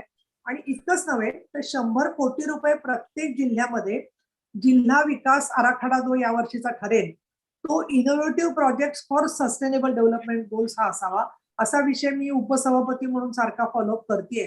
आणि माननीय अजितराव पवारांनी सांगितलेले की त्याच्या आम्ही गाईडलाईन्स सगळ्या DPOना म्हणजे जिल्हा नियोजनकडे देतो आहे. आणि 2030ची अजून एक स्लोगन जी आहे ती राज्य सरकार पुढे नेण्याचा प्रयत्न करते आणि तो म्हणजे no one should be left behind, म्हणजे कुणालाही मागे सोडायचं नाही, सगळ्यांना सामावून घ्यायचं, हा आपल्या कामाचा एक भाग असणार आहे. मी आपल्याला सिडॉ कराराची माहिती सांगितली, सस्टेनेबल डेव्हलपमेंट गोल्स बद्दल बोलले, त्याचबरोबर या ज्या परिषदा झाल्या, मला आता वेळेच्या मध्ये सगळ्या परिषदांबद्दल सांगणं शक्य नाहीये, परंतु मी मुद्दाम नोंदवून ठेवते कारण एक 10-15 मिनिटच हातामध्ये आहेत. तर एक तर 1975 ते 85 आंतरराष्ट्रीय महिला दशक जाहीर झालं होतं आपलं आणि 85 नंतर मग जागतिक महिला परिषदा ज्या झाल्या त्याच्यामध्ये एक पहिली परिषद जी आहे ती कोपनहेगनला झाली, नंतर मेक्सिकोला झाली, नैरोबीला झाली आणि बीजिंगला 1995ची महिला परिषद झाली, ज्याच्यामध्ये शांतता, समानता, विकास आणि मैत्री आणि सगळ्या जगामध्ये महिला धोरणं ठरवण्यासाठी प्लॅटफॉर्म फॉर ऍक्शन हे डॉक्युमेंट तयार करण्यात आलं होतं आणि 2000 मध्ये आउटकम डॉक्युमेंट तयार करण्यात आलं होतं की जे तुम्हाला रेफरन्ससाठी उपयोग होईल. आणि भारत सरकारने सुद्धा म्हणजे महाराष्ट्रामध्ये ते 1994 साली राज्य महिला धोरण झालंच, नंतर मग ते धोरण आलं त्याला शरदराव पवारांनी मुलींना संपत्तीमध्ये वाट्याचं एक महत्वाची घोषणा होती, कायदे बदलाच्या घोषणा होत्या, माविम आणि महिला आयोगाला अधिक ताकद देण्याचा विषय होता, त्याच बरोबर आई वडील दोघांचे नाव मालमत्तेमध्ये असावं असं होतं, प्रगती पुस्तकावरती आईचं वडिलांचं नाव असावं, फोटोपासवर नाव असावं, अगदी आम्ही भूकंप झाला तर जनावरं लोकांना दिली, म्हशी गाई वगैरे, तर त्या सुद्धा स्त्रियांचा आग्रह होता की पती पत्नी दोघांच्या नावाने असाव्यात आणि तसा निर्णय सरकारने केला आणि आजही त्याची अंमलबजावणी होते आहे. तर या 94च्या राज्य सरकारच्या धोरणानंतर 98ला मनोहर जोशी सर मुख्यमंत्री असताना त्या धोरणाचा कृती कार्यक्रम झाला. माविमची मी त्यावेळेला अध्यक्ष होते, त्यावेळेला आम्ही सर्व डिपार्टमेंट्सना लिहून प्रत्येक डिपार्टमेंटने समानता कशा पद्धतीने अंमलात आणावी. मग त्याच्यामध्ये उद्योग सेक्टरनी, महाराष्ट्र हे पहिलं राज्य आहे की ज्यांनी 2017 मध्ये उद्योग विषयक महिला धोरण संपूर्ण देशामध्ये केलेले आहे. आणि तशाच प्रकारनी एकेका डिपार्टमेंटनी स्वतःचे कार्यक्रम आता हाती घेण्यासाठी अनेक गाईडलाईन्स वेळोवेळी काढण्यात आलेले आहेत. पण 2002 मध्ये दुसरं महिला धोरण महाराष्ट्रामध्ये झालं. पण त्याच वेळेला सन्माननीय सुमित्राजी महाजन केंद्रीय महिला बाल विकास मंत्री असताना आणि अटल बिहारी वाजपेयी पंतप्रधान असताना महिला सक्षमीकरण धोरण केंद्र सरकारने जाहीर केलं आणि त्याच्यामध्ये या महिला धोरण विषयक अनेक मुद्द्यांचा समावेश केलेला आहे. 2013 मध्ये परत राज्य सरकारने महाराष्ट्राच्या महिला धोरण केलं आणि आताच्या स्थितीमध्ये केंद्र सरकार आणि राज्य सरकार दोघांनी कोविडमुळे ज्यांची कुटुंब गमावलेली आहेत अशी महिला आणि बालकं यांच्यासाठी म्हणून गाईडलाईन्स अनेक काढलेले आहेत की त्याच्यामध्ये प्रॉपर्टी राईट्स त्यांचे अबाधित राहिले पाहिजेत, त्यांच्या मुलांच्या संगोपनाच्यासाठी त्यांचं ट्रॅफिकिंग होऊ नये किंवा त्यांच्या कुटुंबाचा मध्ये ती मुलं जी आहेत ती कुठे त्यांचा दुरुपयोग कोणी समाजकंटकांनी करू नये म्हणून अनेक गाईडलाईन्स राज्य सरकारने पण आयोजित काढलेल्या आहेत आणि प्रकाशित केलेल्या आहेत. आणि उपसभापती म्हणून या कामासाठी अनेक बैठका सातत्याने घेते आहे. आणि त्यामुळे महिलांच्या प्रश्नाचा अजेंड्याचा पुढचा आपण भविष्याचा ज्याला विचार करतो त्या पोस्ट कोविड आपल्याला सिनारिओचा विचार करणं खूप क्रमप्राप्त आहे. त्याखेरीज 8 सेक्टरमध्ये आपल्याला स्त्री पुरुष समानता आणण्यासाठी काम करणं खूप गरजेचं आहे. आणि ते म्हणजे धर्म, कुटुंब आणि संस्कृती. मग जात पंचायत सारखे मुद्दे समोर येतात की ज्याच्यामध्ये महिलांना आपण शिक्षा करणारे स्वतःला पंच म्हणवलेले दिसून येतात. त्याखेरीज शिक्षण, प्रशिक्षण, सत्ता, शासन, प्रशासन आणि माध्यम या सगळ्यामध्ये आपल्याला काम करणं गरजेचं आहे. आणि तुमचा जो आजचा विषय आहे की लोकली आणि ग्लोबली, तर लोकल मला ऑपॉर्च्युनिटीज मध्ये असं वाटतं की आपण डिस्ट्रिक्ट आणि ब्लॉक लेवलला जेव्हा काम करतो त्यावेळेला कमी फंड्स मध्ये आपल्याला काम करता येतं. नेटवर्क आपण डिजिटलायझेशनमुळे पटकन करू शकतो. आज जसं तुम्ही कॉन्फरन्स घेतलीये तशी आपल्याला शक्य होते आणि आपल्याला ते सोपं होतं. आपण जागतिक स्तरावरती जोडले जातो. त्याचबरोबर आपल्याला चॅलेंजेस पण भरपूर आहेत आणि त्या चॅलेंजेस मध्ये आपल्याला एक दिसतं की काही प्रकारचे चॅलेंजेस मध्ये पहिलं म्हणजे पॉलिटिक्स ऑफ इनव्हिजिबिलिटी. म्हणजे महिलांचा प्रश्न काही आहे हेच मुळी कोणी लक्षात घ्यायला तयार नसतं. तर तुम्ही जे काम करताय आम्हाला काय माहितीच नाही. कॉन्फरन्स तुम्ही एवढी मोठी घेतली पण त्याची दखल किती समाज घेईल मला आता सांगता येत नाहीये. त्यामुळे प्रश्न स्त्रियांचे नाहीये. तसंच आतापर्यंत लोक म्हणत होते, मला आठवते की सुरुवातीच्या काळामध्ये तर लोक म्हणायचे हा सगळं पाश्चात्यांचं फॅड आहे आणि हिंसाचार वगैरे महिलांना काही होतच नाही, त्यांची सगळीकडे देवी म्हणून पूजा होते. उगाच तुम्ही काही लोक महिला हिंसाचाराबद्दल सारखे बोलत असतात. आता सगळा समाज त्या प्रश्नावरती जागृत थोडा होतोय पण अजून सुद्धा मदत करायला किती लोक जातील याचा विचार तुम्ही करा. त्यामुळे पॉलिटिक्स ऑफ इनव्हिजिबिलिटी की आम्हाला तो प्रश्नच दिसला नाही, आम्ही छेडछाड केलेली पाहिलीच नाही, आम्हाला काही माहितीच नाही. दुसरा एक भाग आहे पुढचा की पॉलिटिक्स ऑफ आयसोलेशन. म्हणजे असं काम करणाऱ्या लोकांना वेगळं पाडायचं, यांना फक्त महिलांच्या प्रश्नांना बोलवा, दुसऱ्या प्रश्नांशी यांचा काही संबंधच नाही, अशा पद्धतीने एक गेटोआयझेशन करून ठेवायचं. तिसरं असतं पॉलिटिक्स ऑफ रिडिक्युल, म्हणजे कुचेष्टा करायची. यांना काय फक्त महिलांच्या प्रश्नावर बोलतात. पण मला इथे मोठ्या अभिमानाने आणि समाधानाने नमूद करायला पाहिजे आपल्याला की आमच्या विधिमंडळामध्ये मात्र गेल्या 10 वर्षामध्ये खूप चांगला फरक झालाय आणि दोन्ही सदनांमध्ये महिलांवरचे अत्याचार असतील, महिला धोरण असेल, याच्यावर खूप चांगली चर्चा आमच्या आमदार आणि येस हा. तर त्याच्यामुळे आम्हाला असं 5 आणि 6 मार्च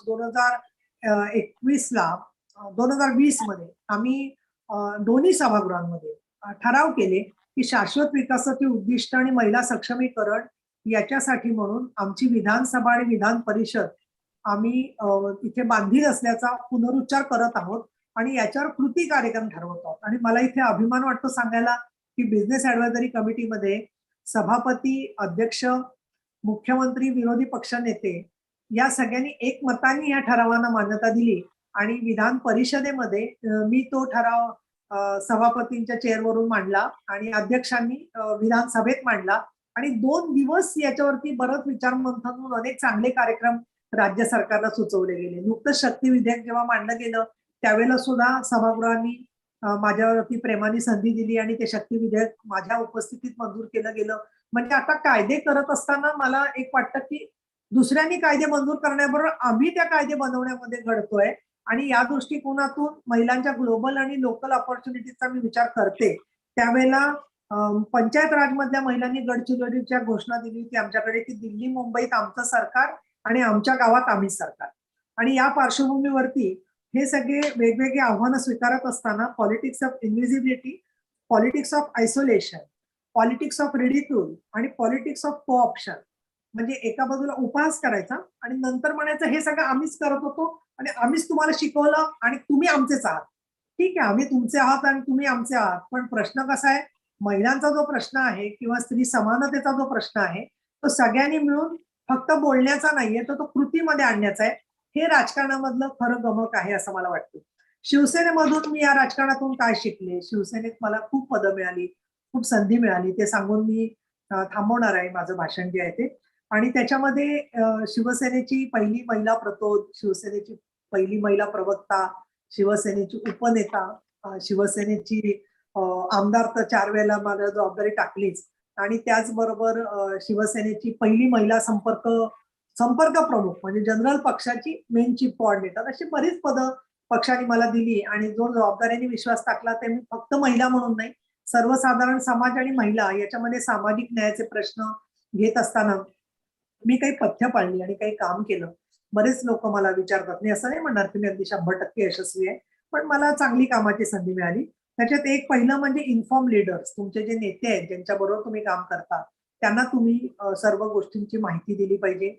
मग तुम्हाला ते सारखे उपलब्ध नसतील तर तुम्ही मेलवर पाठवा, प्रत्यक्ष भेटा, अजून काही त्यांच्याकडे टिप्पण पाठवा, अहवाल पाठवा, पण त्याची दखल पक्षश्रेष्ठींकडून घेतली जाते. बाळासाहेब ठाकरे यांच्याकडून घेतली जायची, उद्धवजी ठाकरे यांच्याकडून घेतली जाते. आणि आदित्य ठाकरे वयाने लहान असतील तरी जात पंचायत सारख्या कायद्यावर जेव्हा मी आवाज उठवला तेव्हा पहिलं आदित्य ठाकरेंकडून प्रतिसाद आला की नीलमताई फार चांगला आहे, महत्वाचा मुद्दा आहे, आम्ही याच्यात पूर्ण लक्ष घालतो आणि मदत करतो. त्याचबरोबर डिस्कस अँड टेक ऍडवाइस, तुम्ही तुमच्या सहकाऱ्यांशी चर्चा केली पाहिजे, त्यांचा सल्ला घेतला पाहिजे. तुम्हाला पटेल तेवढा सल्ला घ्या, जो पटणार नाही तर तुम्ही शांत राहा. त्यांना अगदी सांगायची गरज नाही की मी तुमचा सल्ला ऐकलाच नाही म्हणून, परंतु सल्ला जरूर घ्या एखाद्या प्रश्नामध्ये. तिसरं जे आहे ते raise right and people support, तुम्ही जे म्हणताय ते जरूर लिहा, त्याच्यावरती मीडियामध्ये मांडा आणि लोकांचं सहकार्य मिळवायचा प्रयत्न करा. असं चालणार नाही की हम करसो कायदा, मला एखादी गोष्ट मान्य झाली नाही की गडाबडा लोळायचो कुठेतरी, बसकण मारायची, झाला सत्याग्रह, झाली प्रसिद्धी, अशाने समाज परिवर्तन होत नाही. समाजात संघर्ष करायला पाहिजे, पण समाजाला ती 2 पावलं काही वेळेला हाताला धरून पुढे चालवावं सुद्धा लागतं. ही तुमची तयारी असली पाहिजे. मला कुठल्याही गावामध्ये कधीच फारसा विरोध झाला नाही. एखादं संपूर्ण गाव विरुद्ध असतं, गावामध्ये ऑनर किलिंगच्या बाजूनी लोक असतात, पण लोक शेवटी ऐकून घेतात आणि म्हणतात की नाही तुम्ही म्हणता ते बरोबर आहे. ते काही उपसभापती म्हणून नव्हे, तर तुम्ही त्यांच्याशी संवाद साधता, त्यातून त्यांचा रिस्पेक्ट तुमच्याबद्दल वाढत असतो.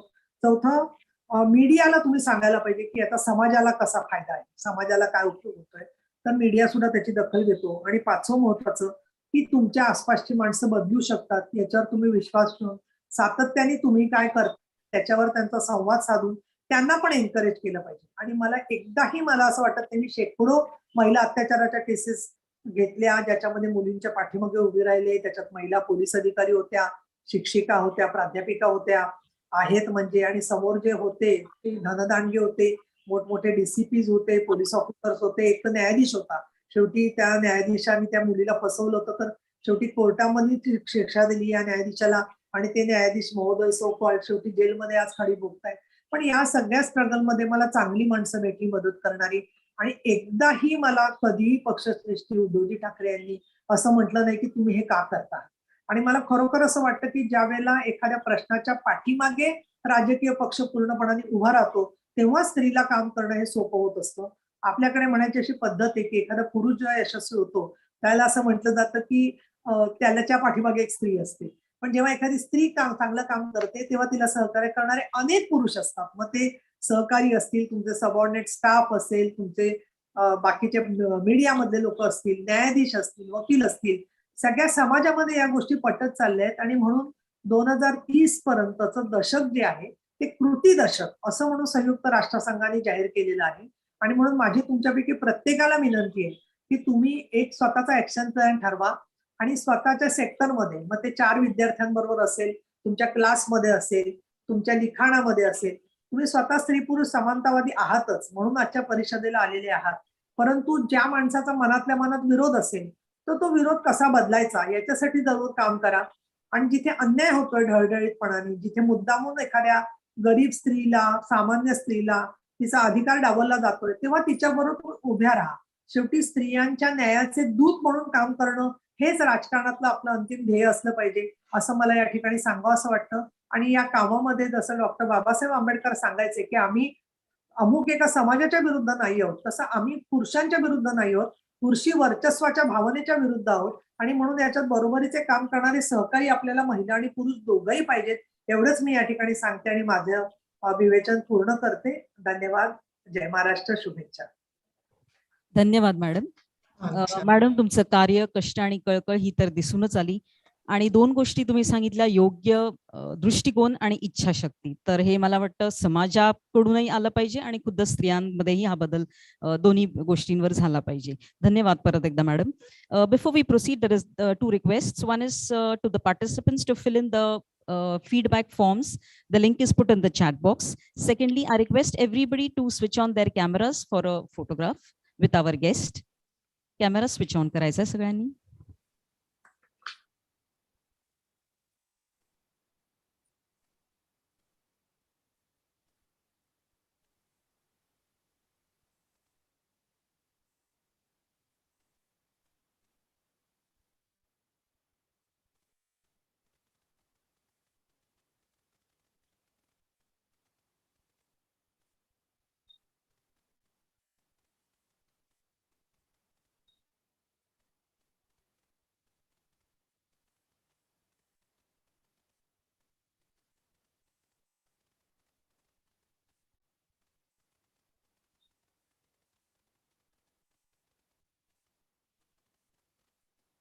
Thank you, everybody.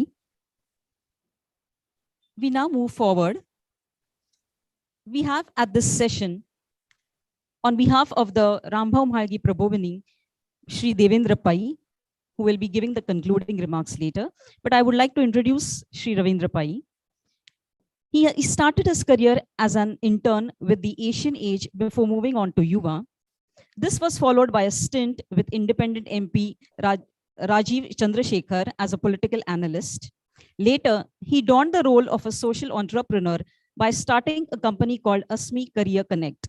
In that, he evolved a business model based on career guidance, which saw him interact with nearly 1 lakh students across Maharashtra in 2 years. He has co-authored a book on politics and governance in Tripura. For 3 years, Sir taught social science and mass media students, and he is on the advisory board of 2 courses affiliated to NL University, NM, and Mithibai University. He is co-founder of Vesim Literary Fest. At present, he is heading a postgraduate program in leadership, politics, and governance as its course director. I request Sir to please give the concluding remarks for the day. Thank you, ma'am.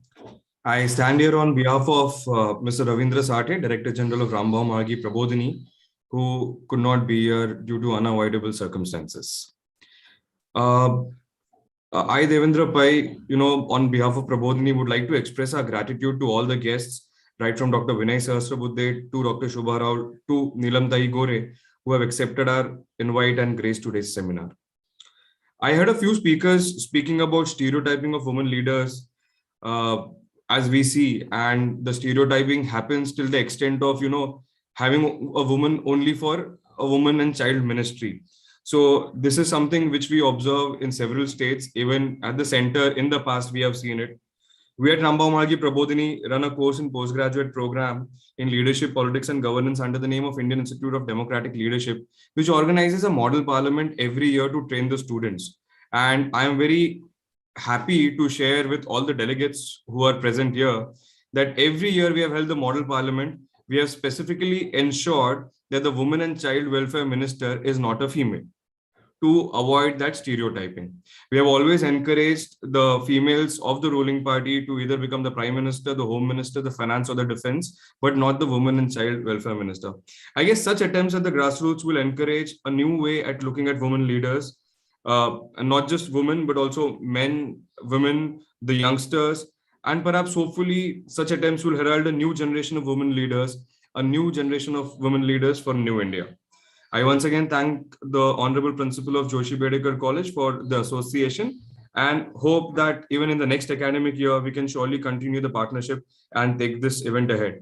I also thank Nilamtai Gore and accept her request and proposal. At this point, I would like to share with her that we are already having a memorandum of understanding with National Commission for Women. And in the last 1.5 months, we have done 3 workshops with them, training corporators of women corporators across the party lines, training women office bearers across the party lines.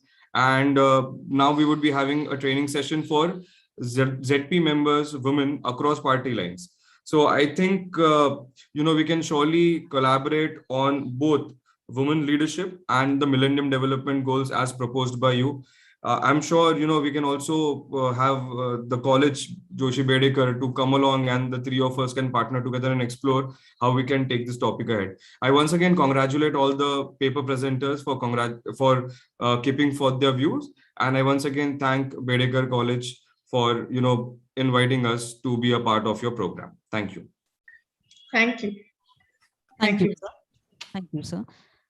Towards the end, I call upon convener of this conference, Dr. Priyamvada Tokekar, Madam, to propose the vote of thanks.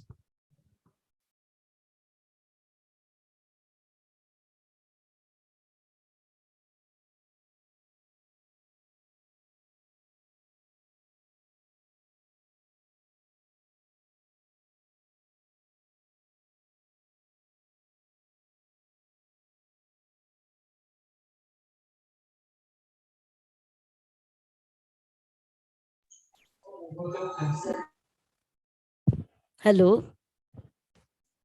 आपल्या शेवटच्या सत्राच्या ज्या वक्त्या होत्या नीलमताई गोरे, त्या आता या ठिकाणी उपस्थित आहेत. त्यांना मी नमस्कार करते आणि धन्यवाद ज्यांना द्यायचे त्यांच्याविषयी सांगते. At the very outset, I thank all the speakers right from morning who accepted our request and joined this conference online and had a dialogue with us. We asked Rambhav Malgi Prabodhini whether they can join hands with us in this conference, and they readily accepted our idea. I thank both Ravindra Satheji and Devendra Pai for their support, guidance and liaison with us. I thank all the participants who have come from outside and have presented the paper and joined the conference. I thank Dr. Vijay Bedekar, who is chairman of Vidya Prasarak Mandal, for entrusting the responsibility of organizing conference on us and showing the confidence in us. I thank Principal Dr. Suchitra Naik for her constant guidance and support, and the principals of our sister institutes were also present.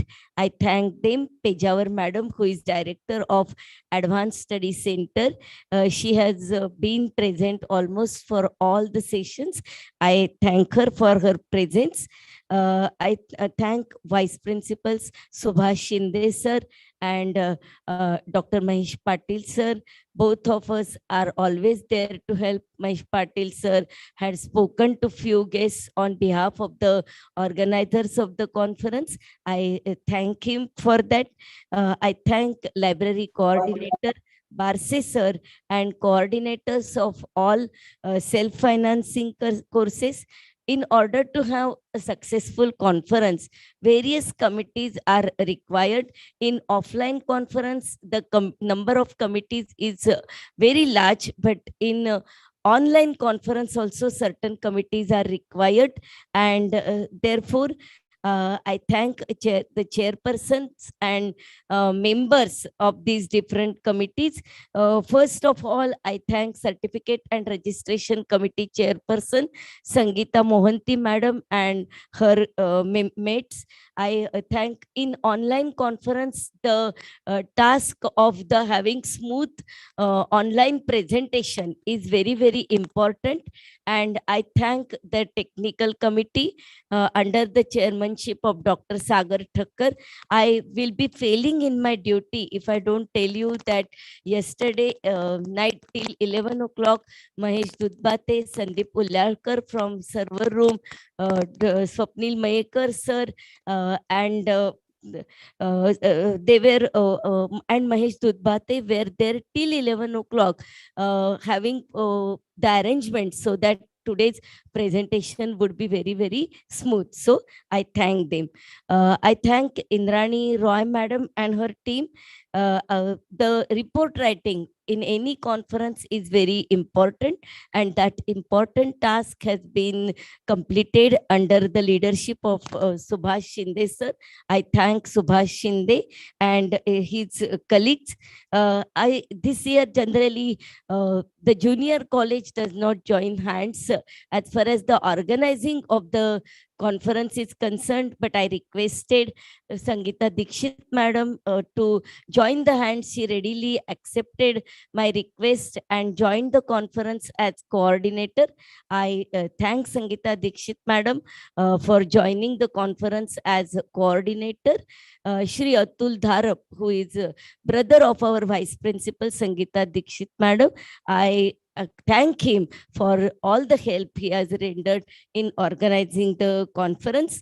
The FI exams are going on. Some arrangements were to be made.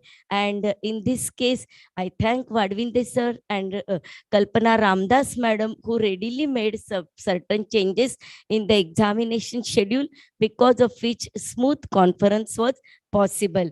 When I'm appreciating, thanking everyone, how can I forget two of my colleagues whose tireless efforts are responsible for organization of this conference? I thank Shweta Ahire and Swapnil Vahekar, both of my colleagues who are very, very enthusiastic and who have worked for this conference.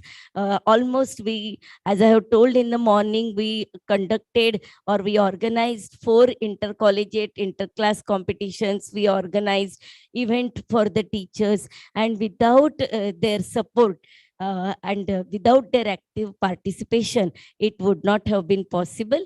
So I thank both of my colleagues. Whenever there was need of any help from office, I thank Manali Ambokar madam and her team.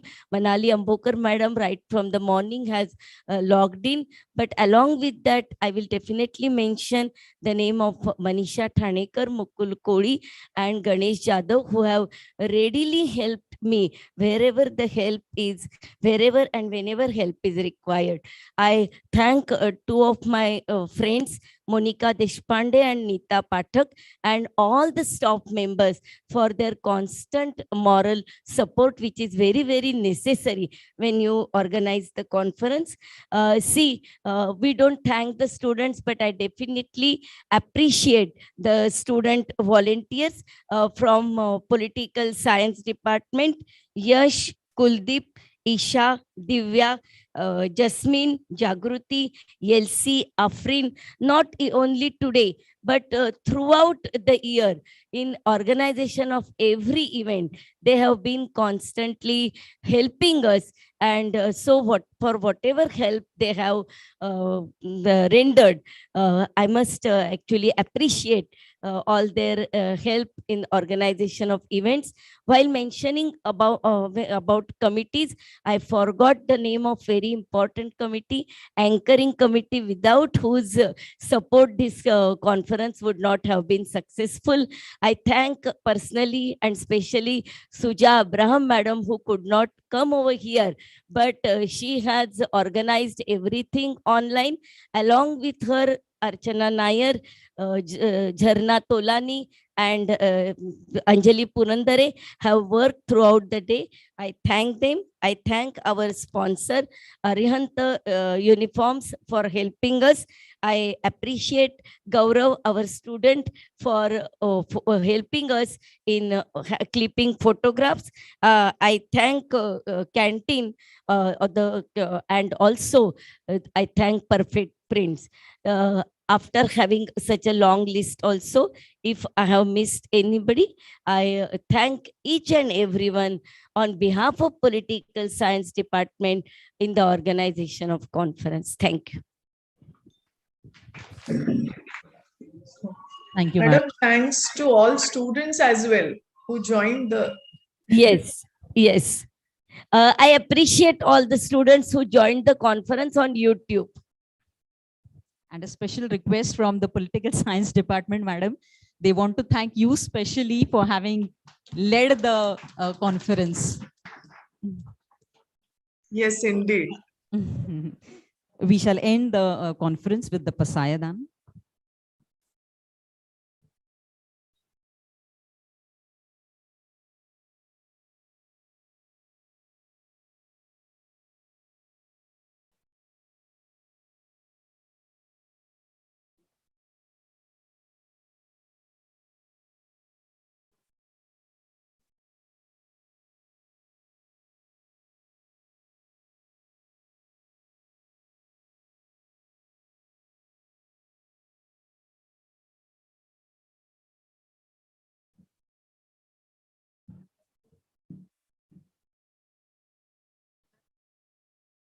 सुरू नाही ना झालं, sound नाही येते.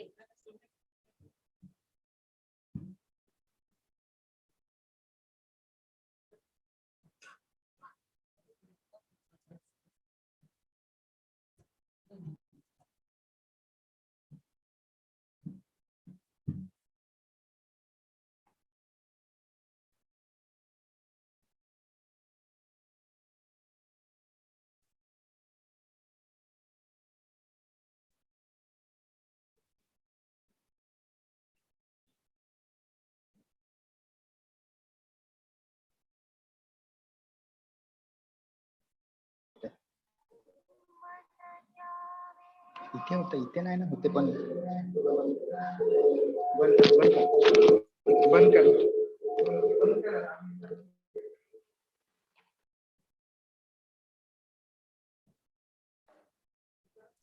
Madam, hello. Technical problem. You're starting the Pasayadam. Okay.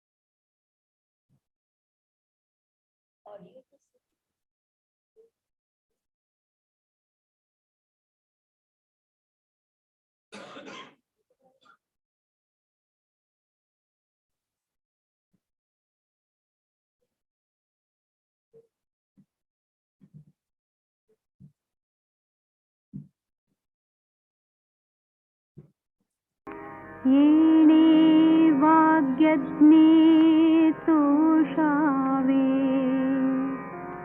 तोषोनी मज द्यावे, पसायदान हे. जे खळांची व्यंकटी सांडो, तया सत्कर्मी रती वाढो.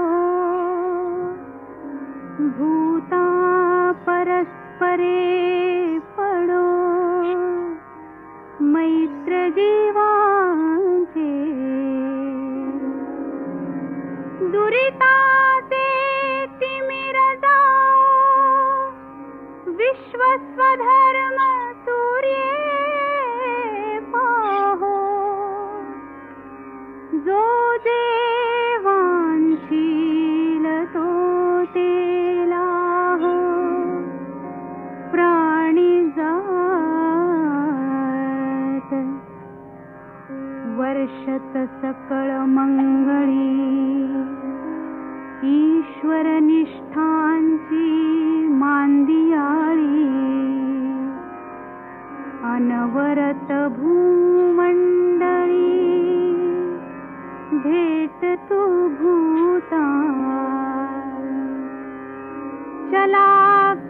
कल्पतरूंचे आरह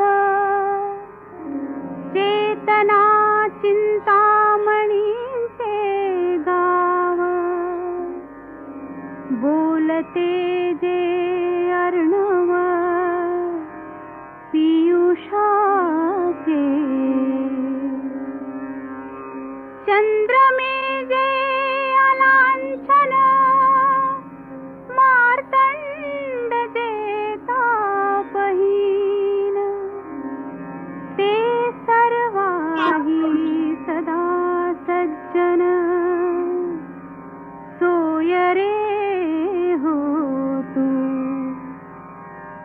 किंबहुना सर्व सुखी पूर्ण होनी तिही लोकी भजिजो आदि पुरुषी अखंडित आणि ग्रंथोपजीविये विशेषी लोकीये दृष्टादृष्ट विजये हो आवे जी येथ म्हणे श्री विश्वेश्वराव हा होईल दान पसावो येणे वरे ज्ञान देवो सुखिया झाला.